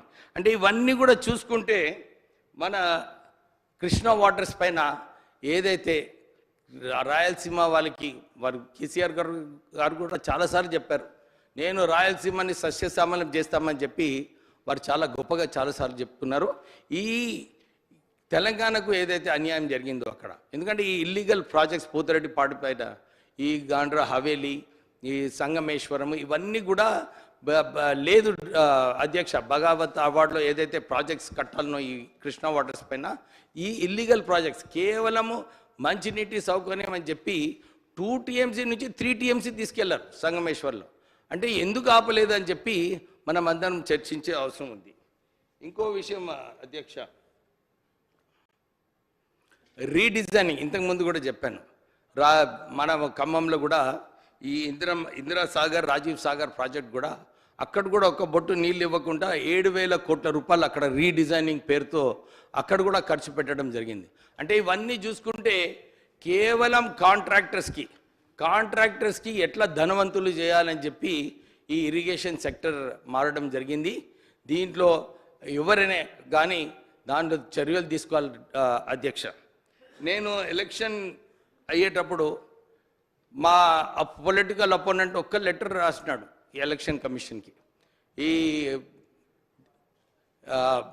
8.5 crores రూపీస్ ఏదో ట్రాన్స్ఫర్ అవుతుంది ఎలక్షన్ కోసం అని చెప్తే ఈడీ రేడ్ చేసింది అధ్యక్ష నా పైన. నేనేమంటున్నా అంటే అది తర్వాత కూడా ఆల్రెడీ ప్రూవ్ అయింది పోలీస్ ఎంక్వైరీలో, కోర్టులో కూడా ఇదేం లేదు, నార్మల్ ట్రాన్సాక్షన్ అని చెప్పినారు. ఈ లక్షలాది కోట్ల రూపాయలు కాళేశ్వరంలో ఇంకా మన కృష్ణ వాటర్స్ పైన ప్రాజెక్ట్స్లో ఇంత దుర్వినియోగం జరిగేటప్పుడు ఎందుకు ఈడీ అక్కడ రేడ్ చేయడం లేదు?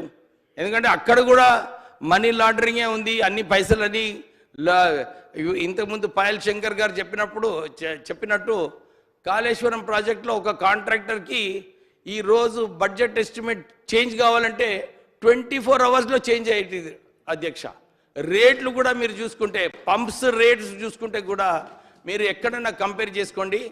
కాళేశ్వరం ప్రాజెక్టులో మన తెలంగాణ ప్రాంతంలో ఉన్న కాస్ట్ ఏదైతే ఉందో మోటార్స్లో అన్నిటికన్నా ఎక్కువ కాస్ట్ మన తెలంగాణ ప్రాంతంలో ఉన్నాయి. అంటే దీంట్లో కేవలము కాంట్రాక్టర్స్కి ఏదైతే లాభం పొందిందో ఆ లాభం వలన మన రాష్ట్రం నష్టపోయింది అధ్యక్ష. నేను మీ ద్వారా మన ఇరిగేషన్ 1 minute కంప్లీట్ చేస్తాను. మన గౌరవ ముఖ్యమంత్రి గారికి ఇంకా ఇరిగేషన్ మంత్రి గారికి ఒక్క అప్పీల్ ఉంది.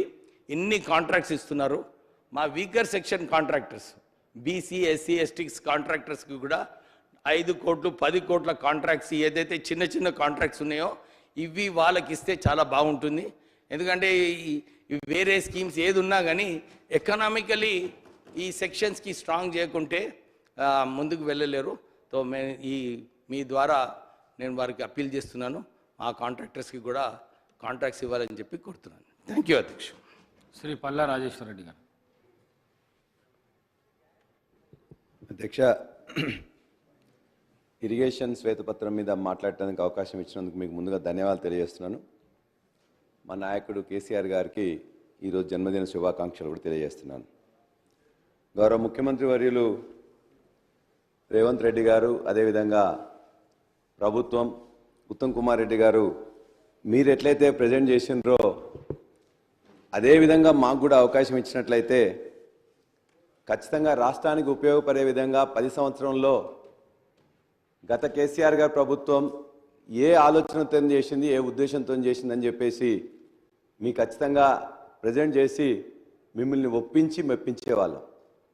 ఒక లెవెల్ ఫీల్డ్ అని ఉన్నట్లయితే ఉండేది, దాని ద్వారా రాష్ట్రానికి ఉపయోగం జరిగేది.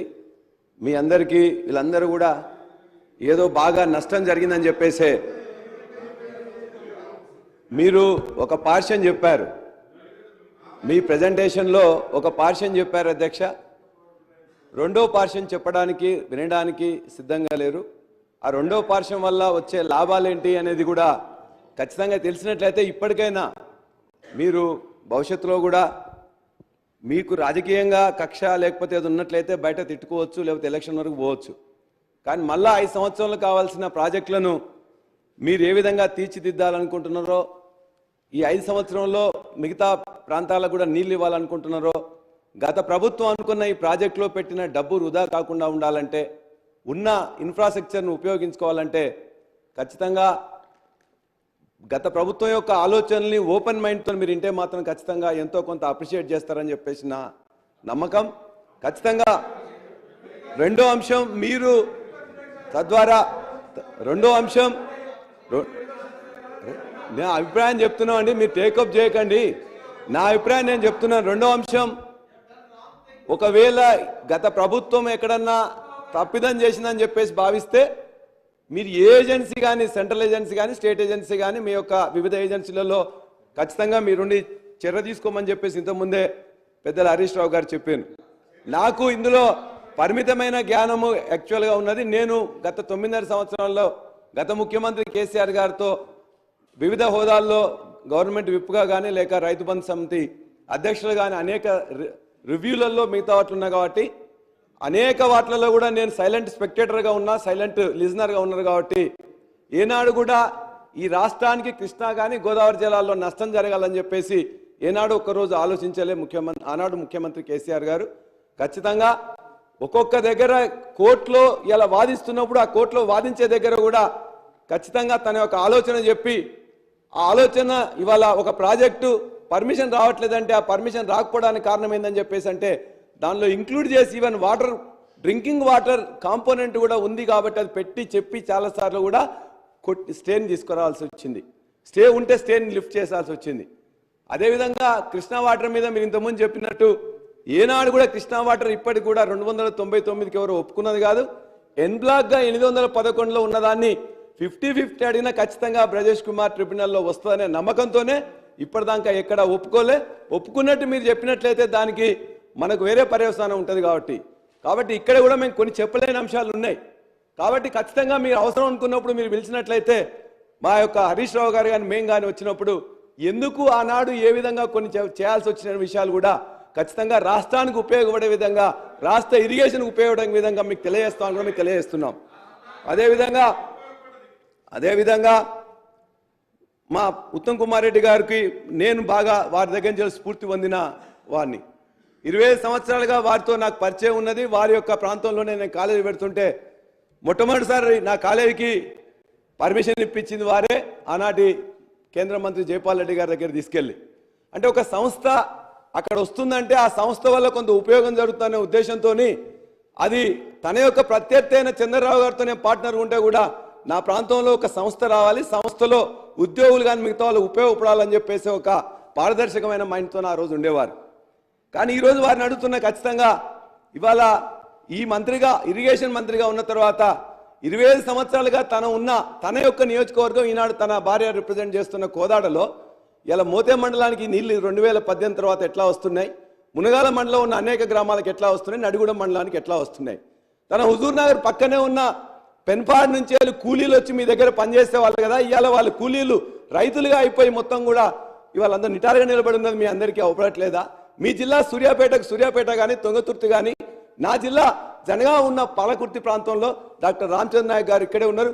వారు రిప్రజెంట్ చేస్తున్న డోర్నకల్ కానీ, మహబాద్ కానీ ఉమ్మడి జిల్లాలో అన్నిట్లో కూడా 2000 కోట్లు పెట్టి ఎస్ఆర్ఎస్పి 2వ దశలో ఉన్న దానిలో 2018 తర్వాత నీళ్ళు వస్తుంది. వాస్తవం కాదా? ఇది ఎక్కడి నుంచి వస్తుంది? కాళేశ్వరంలో జంక్షన్ అయిన మిడ్ మానేరు, ఆ తర్వాత లోయర్ మానేరు నుంచి వెళ్ళి ఈవెన్ లోయర్ మానేరు కింద ఉన్న ఇమ్మీడియట్ హుజురాబాద్ ఉంటే హుజురాబాద్కి టేలెండ్ కూడా నీళ్ళు ఎప్పుడు వస్తున్నాయి అధ్యక్ష? ఈ రోజున వస్తున్నాయి మొత్తం కూడా ఈ అన్ని నియోజకవర్గాలు కూడా.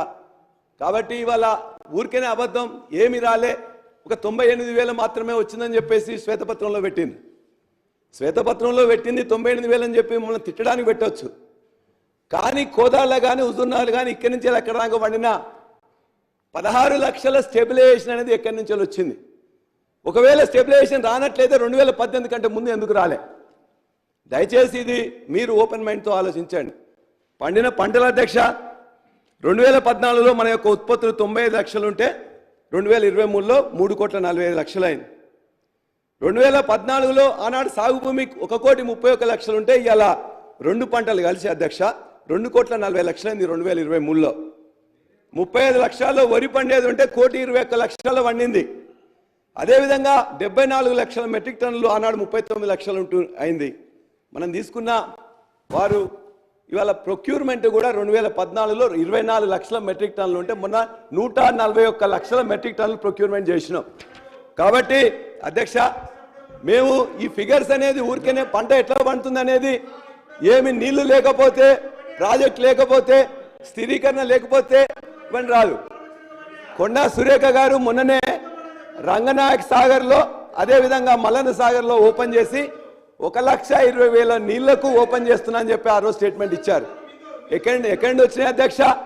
మిడ్ మానేర్ ఒకటి ఇవాళ వారు ఖచ్చితంగా వారు చెప్పిన దాంట్లో. రాజేశ్వర రెడ్డి గారు సార్, మీ పార్టీ నుంచి బీఆర్ఎస్ పార్టీ నుంచి మెయిన్ స్పీకర్గా గౌరవ హరీష్ రావు గారికి ఇచ్చినాం. నేను కూడా ఎక్కువ మాట్లాడిన అధ్యక్ష. నేను 15 నిమిషాలు వారు ఉపయోగించే వాటినే మనం మాట్లాడుతున్నాం. కన్క్లూడ్ చేయండి సార్. నేను కన్క్లూడ్ చేయండి అధ్యక్ష, నేను వేరే విషయాలు మాట్లాడుతున్నాను అధ్యక్ష. కన్క్లూడ్ చేయండి. ఇవాళ కాళేశ్వరం ప్రాజెక్ట్ అంటే ఒక మేడిగడ్డ కాదు అధ్యక్ష. మేడిగడ్డ అనేది ఒక చిన్న కాంపోనెంట్. ఒక్క నిమిషం. రైస్ కూడా చెప్పండి. 14 ముందు ఉంది రైస్ కూడా. అధ్యక్ష, అవసరం లేదనుకున్నా, ఎందుకంటే ఇరిగేషన్ మినిస్టర్ గారు మాట్లాడారు, ముఖ్యమంత్రి గారు మాట్లాడారు.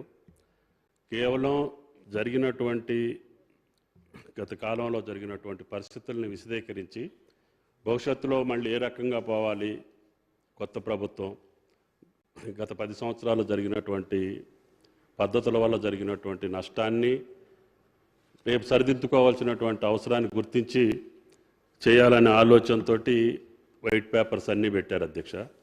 ఈ శ్వేతపత్రాల యొక్క ఆలోచన తెలంగాణ ప్రజలకి అసలు విషయాలు తెలిసి భవిష్యత్తులో ఏ రకంగా పోతే మంచిది, దానికి సరైనటువంటి సూచనలు వస్తాయనే ఉద్దేశంతో. ఎందుకంటే ఇరిగేషన్లో మనం తమిళనాడు వాళ్ళ యొక్క కార్యక్రమాలు చూస్తాం అధ్యక్ష. ఏ పార్టీ ఉన్నా కూడా కేంద్రం మీద కానీ లేదా వాళ్ళ రాష్ట్రానికి కావాల్సిన అవసరాలకు కానీ అందరూ కలిసి దెబ్బలాడే అలవాటు ఉంది. కానీ మన దగ్గర అది లోపించింది అధ్యక్ష. దానివల్ల కొన్ని అరిష్టాలు జరిగినాయి, కొన్ని అనుకోని సంఘటనలు జరిగినాయి. ఇప్పుడు పల్లా గారు కొన్ని విషయాలు చెప్పారు అధ్యక్ష. ఇంక్రీజ్ అయినటువంటి ఆయకట్టు కానీ లేకపోతే ధాన్యం దిగుబడి కానీ. అదృష్టం ఏంటంటే గత 9 సంవత్సరాలు రెయిన్ఫాల్ సఫిషియెంట్ రెయిన్ఫాల్ ఉంది అధ్యక్ష. సఫిషియెంట్ కాదు, ఎక్సెస్ రెయిన్ఫాల్ ఉంది. దానివల్ల గ్రౌండ్ వాటర్ పెరిగింది, పవర్ అవైలబిలిటీ పెరగటం మూలాన 10 లక్షల బోర్లు పెరిగినాయి అధ్యక్ష. ఈ గత 10 సంవత్సరాల్లో ఏటా 1 లక్ష బోర్లు అంటే 10 లక్షల బోర్వెల్స్ పెరిగినాయి అధ్యక్ష. గతంలో 18 లక్షలు ఉంటే ఇప్పుడు 28-29 లక్షలకి చేరుకున్నాయి అధ్యక్ష. దానివల్ల 10 లక్షల బోర్ల కింద పెరిగేటటువంటి ఆయకట్టు యొక్క విస్తీర్ణం మీరు యావరేజ్ చూసుకున్నా కూడా బోర్కి 4 ఎకరాలు చూసుకున్నా 40 లక్షల ఎకరాలు ఎక్స్ట్రా వచ్చింది అధ్యక్ష. అదృష్టం ఏంటంటే కంటిన్యూ రెయిన్ఫాల్ ఉంది సార్ అధ్యక్ష 9 సంవత్సరాలు కూడా. దానివల్ల భూగర్భ జలాలతో పాటు బోర్వెల్స్ తోటి పాటు ఈ యొక్క ఆయకట్టు గతంలో 5 ఎకరాలు ఉంటే 2 ఎకరాలే పండించుకునేవాడు అధ్యక్ష. అటువంటిది గ్రౌండ్ వాటర్ సఫిషియెంట్గా ఉండటం మూలాన బోర్వెల్స్లో ఉన్నట్టు తన భూమి మొత్తాన్ని సాగు చేసుకునే అవకాశం వచ్చింది. ఆ భూగర్భ జలాలతోటి ఎక్కువ ఎక్స్ట్రా వచ్చినటువంటి ఆయకట్టు 40 లక్షలు వచ్చింది.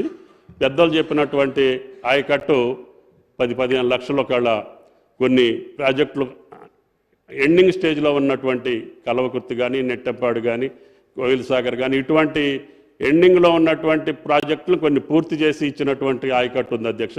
మా దగ్గర ఇందాక సాంబశివరావు చెప్పినటువంటి భక్తరామదాసు లాంటిది కరువు ప్రాంతం అన్నిటికంటే తీవ్రమైనటువంటి పాలేరు నియోజకవర్గానికి ఇవ్వాలని పట్టుబట్టి అది గోదావరి బేసిన్ అయినప్పటికీ కూడా కృష్ణా బేసిన్ నీళ్లు తీసుకొచ్చి ఇచ్చాం అధ్యక్ష.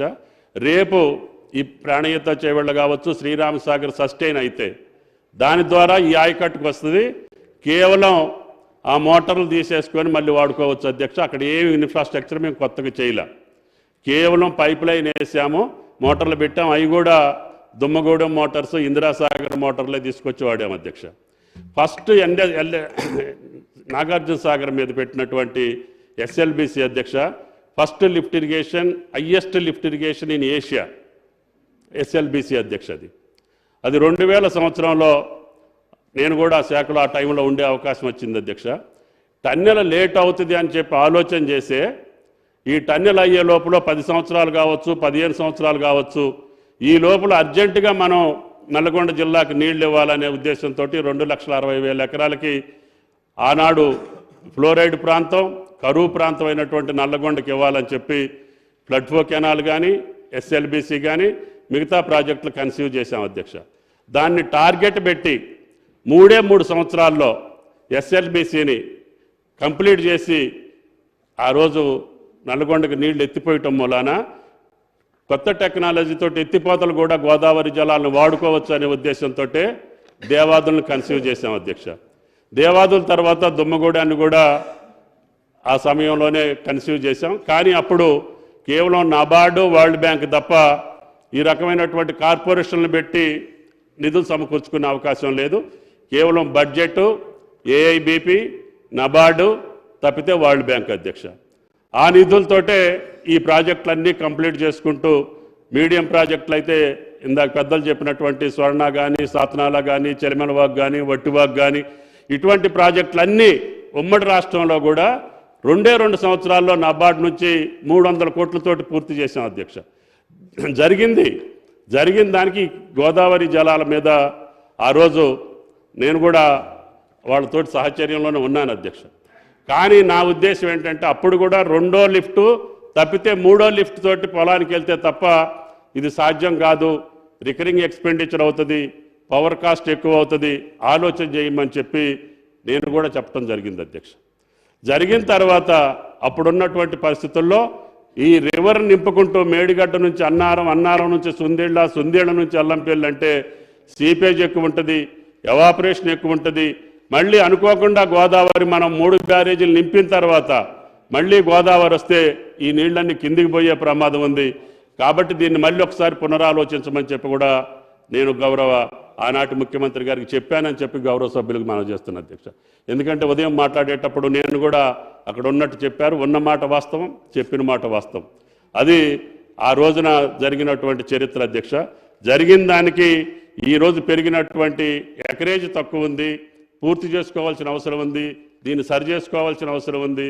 తప్పకుండా రేవంత్ రెడ్డి గారి నాయకత్వంలో మీ అందరి యొక్క సహకారంతో వీటిని పూర్తి చేసుకోవాలనేదే మా తపన తప్ప దీన్ని ఏదో రాజకీయం చేసి ఇప్పుడు లబ్ధి పొందాల్సిన అవసరం లేదు. ఆ లబ్ధి ఏదో మొన్నటి ఎన్నికల్లోనే కనపడింది. కాబట్టి దయచేసి ఆ లబ్ధి ఎందుకు చేకూరిందో, ఏ రకంగా చేకూరిందో, ఏ కారణాల వల్ల చేకూరిందో గౌరవ సభ్యులు మననం చేసుకొని భవిష్యత్తులో దీన్ని పూర్తి చేసేదానికి అవకాశం ఇవ్వాలని చెప్పి అందరూ మంచి సూచనలతోటి ముందుకు పోయేటట్టుగా ఈ రాష్ట్రాన్ని ముందుకు తీసుకెళ్లేటటువంటి పరిస్థితుల్ని కలగజేసుకోవాలని చెప్పి గౌరవ సభ్యులందరికీ విజ్ఞప్తి చేస్తున్నా అధ్యక్ష. థ్యాంక్ యూ అధ్యక్ష. ఇవాళ ఎక్కడైతే మేడిగడ్డ ఒక్కటే కాళేశ్వరంలో కాదు అధ్యక్ష, మేడిగడ్డ కాకుండా దేర్ ఆర్ సెవరల్ కాంపోనెంట్స్. అందులో 1832 కిలోమీటర్ల సరఫరా చేసే మార్గం కానీ, గ్రావిటీ కెనాల్ 1531 ఉంటే టన్నెల్ పొడవు 203. మన ముఖ్యమంత్రి గారు కొంతమందిని తీసుకెళ్ళినారు, అందరూ కూడా అన్ని కూడా సమగ్రంగా చూసిన తర్వాత అందులో ప్రెషర్ పైప్ లైన్ కానీ 98 కిలోమీటర్స్ ఉంటే, లిఫ్ట్లు 22, పంప్ హౌజెస్ 21. అదేవిధంగా ఎన్ని పవర్ స్టేషన్స్ ఉన్నాయి, 406 ఉంటే 228 ఉన్నట్లయితే 132 ఉన్నాయి. ఇవన్నీ ఒక్క మేడిగడ్డ ఒక దగ్గర పోతేనే మొత్తం కూడా అన్ని ఖరాబ్ కావు అధ్యక్ష. లింక్ 1 ఏదైతే వారు చెప్తుండ్రో మేడిగడ్డ, అన్నారం, సుందిల్లా, వారు ఎప్పుడు కూడా ముఖ్యమంత్రి గారు మొత్తం కూడా కేసీఆర్ గారే మాట్లాడారు. కేసీఆర్ గారి మనోఫలకం నుంచి వచ్చింది. కేసీఆర్ గారు ఆలోచన చేసిండ్రు, అనేక మంది అభిప్రాయాలు తీసుకున్నారు. ఆ అభిప్రాయాలు తీసుకునే దానిలో తనది ఒక డామినెంట్ కావచ్చు. కానీ నాకు నీళ్ళు ఇక్కడ లభ్యత ఉన్నది, అది కేంద్ర జల సంఘం చెప్పింది. ఆనాడున్న 14 టీఎంసీ కాకుండా 141 టీఎంసీ నీటి ఇక్కడ అవైలబిలిటీ కావాలి అని సిడబ్ల్యూసీ చెప్పినప్పుడు ఇక్కడ అవైలబిలిటీ సిడబ్ల్యూసీ 50 సంవత్సరాల లెక్కల్లో మేడిగడ్డ ప్రాంతంలో కాళేశ్వరం కింద దొరికితే అన్నప్పుడు మాత్రమే అక్కడ నిర్ణయించడం జరిగింది. మేడిగడ్డ జరిగిన తర్వాత కూడా అధ్యక్ష అందరికీ తెలుసు ఒక డిపిఆర్ ఉంటుంది. ఆ డిపిఆర్ పోయిన తర్వాత దాన్ని సిడబ్ల్యూసీ అదేవిధంగా టెక్నికల్ అడ్వైజరీ కౌన్సిల్ కూడా దాన్ని వెట్ చేస్తుంది. ఆ తర్వాత వచ్చిన తర్వాత ఏజెన్సీస్ కూడా వెట్ చేస్తాయి. ఎవరు లేకుండా కేసీఆర్ గారే అక్కడ ఉండి ఇక్కడే ఫైలింగ్ చేయమన్నారు, ఫౌండేషన్ ఏం చేయమని చెప్పేసి ఎప్పుడు చెప్పలేదు అధ్యక్ష. ఇలా రాఫ్ట్ ఫౌండేషన్ కావాలన్నా ఇతర ఫౌండేషన్ కావాలన్నా అనేది ఖచ్చితంగా ఆయా ఏజెన్సీస్ తీసుకుంటే. నేను ఒక చిన్న సంఘటన చెప్తున్నా అధ్యక్ష. ఆనాడున్న ముఖ్యమంత్రి కేసీఆర్ గారితో నేను కూడా అక్కడ పోయినప్పుడు అక్కడున్న ఎల్ఎన్టీ చీఫ్ సుబ్రహ్మణ్యం ఆయన వచ్చినట్లయితే ఒకటే మాట చెప్పిండ్రు, మీకు ఇది ఒక మిషన్ కావచ్చు, మీకుండే 10 ప్రాజెక్టులలో ఇది ఒక ప్రాజెక్ట్ కావచ్చు, కానీ తెలంగాణ ప్రజలకి ఇది లైఫ్ లైన్, దయచేసి క్వాలిటీతో చేయండి అని చెప్పేసి అంటే ఆయన ఒక 2 చూపించింది అధ్యక్ష. ఇలా 50 డిగ్రీల టెంపరేచర్ ఉన్నది, ఇవాళ చాలా ఎండ వేడిగా ఉన్నది, అనేక మంది చనిపోతున్నారు. రాజశేఖర్ గారు ఒక నిమిషం I mean you continue after me. ఇప్పుడు పదే పదే బీఆర్ఎస్ పార్టీలో ఒక వాదన వినిపిస్తున్నారు. అయితే ఏమవుతుంది, మేడిగడ్డనే కదా, మేడిగడ్డ అన్నారం సుందిల్ల బ్యారేజెసే కదా, అవి నాశనం అయితే తత్తిమ ప్రాజెక్టు అంటే నో అదే మీరు చెప్పిన దానికే చెప్తున్నా, మీరు చెప్పిన దానికే చెప్తున్నా. అంటే ఈ కాళేశ్వరం ప్రాజెక్టు మనం 1,00,000 కోట్లు ఖర్చు పెట్టుకొని ఈ రోజున్న పరిస్థితి మానవ తప్పిదం వల్ల మేడిగడ్డ బ్యారేజ్ కొలాప్స్ అయింది. నిన్నటి నుంచి అన్నారం బ్యారేజ్లో అదే ఎగ్జాక్ట్లీ సేమ్ టెక్నికల్ డిఫెక్ట్తో లీకేజ్ మ్యాక్సిమం అయిపోతుంది. ఎన్డీఎస్సీ ఎక్స్పర్ట్స్ సుందిల్లలో కూడా ప్రమాదం ఉందంటున్నారు. నేను మిమ్మల్ని అడిగేది ఏంటంటే, ఇక్కడ వాటర్ స్టోరేజ్ చేసి పంపింగ్ చేయకుంటే కాళేశ్వరం మీలో పెద్ద మనుషులే మేడిగడ్డ బ్యారేజే హార్ట్ ఆఫ్ ద ప్రాజెక్ట్ అన్నారు. ఇప్పుడు ఆ 3 బ్యారేజెస్ మరి ప్రాజెక్టు కట్టిన వాళ్ళ తప్పిదాల వల్ల నాన్ ఆపరేషనల్. ఇప్పుడు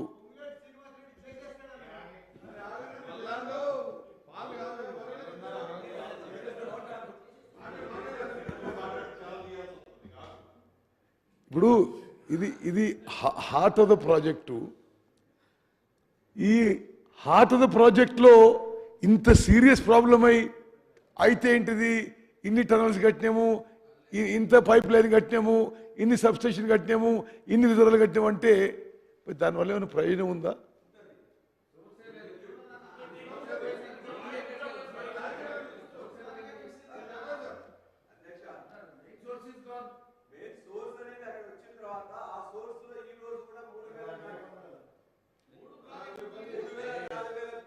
వస్తున్నది, కాఫర్ డ్యామేజ్ ఇవ్వాలి కూడా లిఫ్ట్ చేయొచ్చు. ముఖ్యమంత్రి రేవంత్ రెడ్డి గారు ఎప్పుడు కూడా ఒక మాట చాలా ఎక్కువగా మాట్లాడుతుంటే నేనేమంటానంటే, మీరు ఒకటే అంటే కాఫర్ డ్యామ్ మేడిగడ్డ బ్యారేజ్ కట్టి అక్కడ కొంత స్టోరేజ్ చేసి పంప్ చేయమంటారు మీరు, అదే అంటున్నారా? అది మీరు చెప్పే ప్రాక్టికల్ సజెషన్ కాదు. మొత్తం బ్యారేజ్ కొలాప్స్ అయ్యే పరిస్థితి ఉంది. అక్కడైతే స్టోరేజ్ ఈ ప్రభుత్వం నిర్ణయం తీసుకుంది. మేము నేషనల్ డ్యామ్ సేఫ్టీ అథారిటీకి అప్పచెప్పి వాళ్ళు ఎంక్వైరీ చేసి వాళ్ళు వే ఫార్వర్డ్ చేసే వరకు అక్కడ స్టోరేజ్ చేసేది లేదు. మా ముఖ్యమంత్రి గారు ఎప్పుడు కూడా పిల్లి శాపనార్థాలకు ఉట్లుదే. ఇప్పుడు పల్లా రాజశేఖర్ గారు అన్నట్టు ఇందాక నేను రేజ్ చేశాను. పల్లా రాజశేఖర్ గారు గౌరవ సభ్యులు పల్లా రాజశేఖర్ గారు అన్నట్లు టెక్నికల్గా కొన్ని పాయింట్స్ వారు రేజ్ చేస్తున్నారు. డెఫినెట్గా ఎల్ఎన్టీ సుబ్రహ్మణ్యం గారు ఉన్నారు. 50 డిగ్రీల టైంలో ఇలా జరిగింది, గత ముఖ్యమంత్రి గారు చెప్పారు అన్నారు. సంతోషం. ఈ దేశంలో కాదు ప్రపంచంలో మీరు కట్ ఆఫ్ వాళ్ళు up stream downstream cut of వాళ్ళు డయాఫ్రమ్ వాళ్ళు చేసిన దాంట్లో ఈ టైపు చేసింది మీరు ఎక్కడైనా చూపించగలుగుతారా? ఇదే ఎల్ఎన్టీ కంపెనీ, ఇదే మిగతా 2 కంపెనీలు నవయుగ ఇతరత్ర కంపెనీలు చేశారని చెప్తున్నారు. ఈ చేసిన కంపెనీలు ఈ type of cut off walls upstream downstream చేసింది ఒక్కటి ఉంటే మీరు ప్రూవ్ చేయండి. ఇంత పెద్ద ప్రాజెక్టు మనం కట్టేటప్పుడు, ఒక ఇల్లు ఫౌండేషన్ కట్టేటప్పుడే సాయిల్ టెస్ట్ చేసి పర్ఫెక్ట్గా ఆ బిల్డింగ్కి అన్ని అప్రూవల్స్ ఉన్న తర్వాతనే కడతాం. మీరు ఎక్కడ చూసి ఏ డిజైన్ ఉందని మీరు కట్టారన్నది రెండో పాయింట్. రెండోది, గౌరవ సభ్యులు కాపర్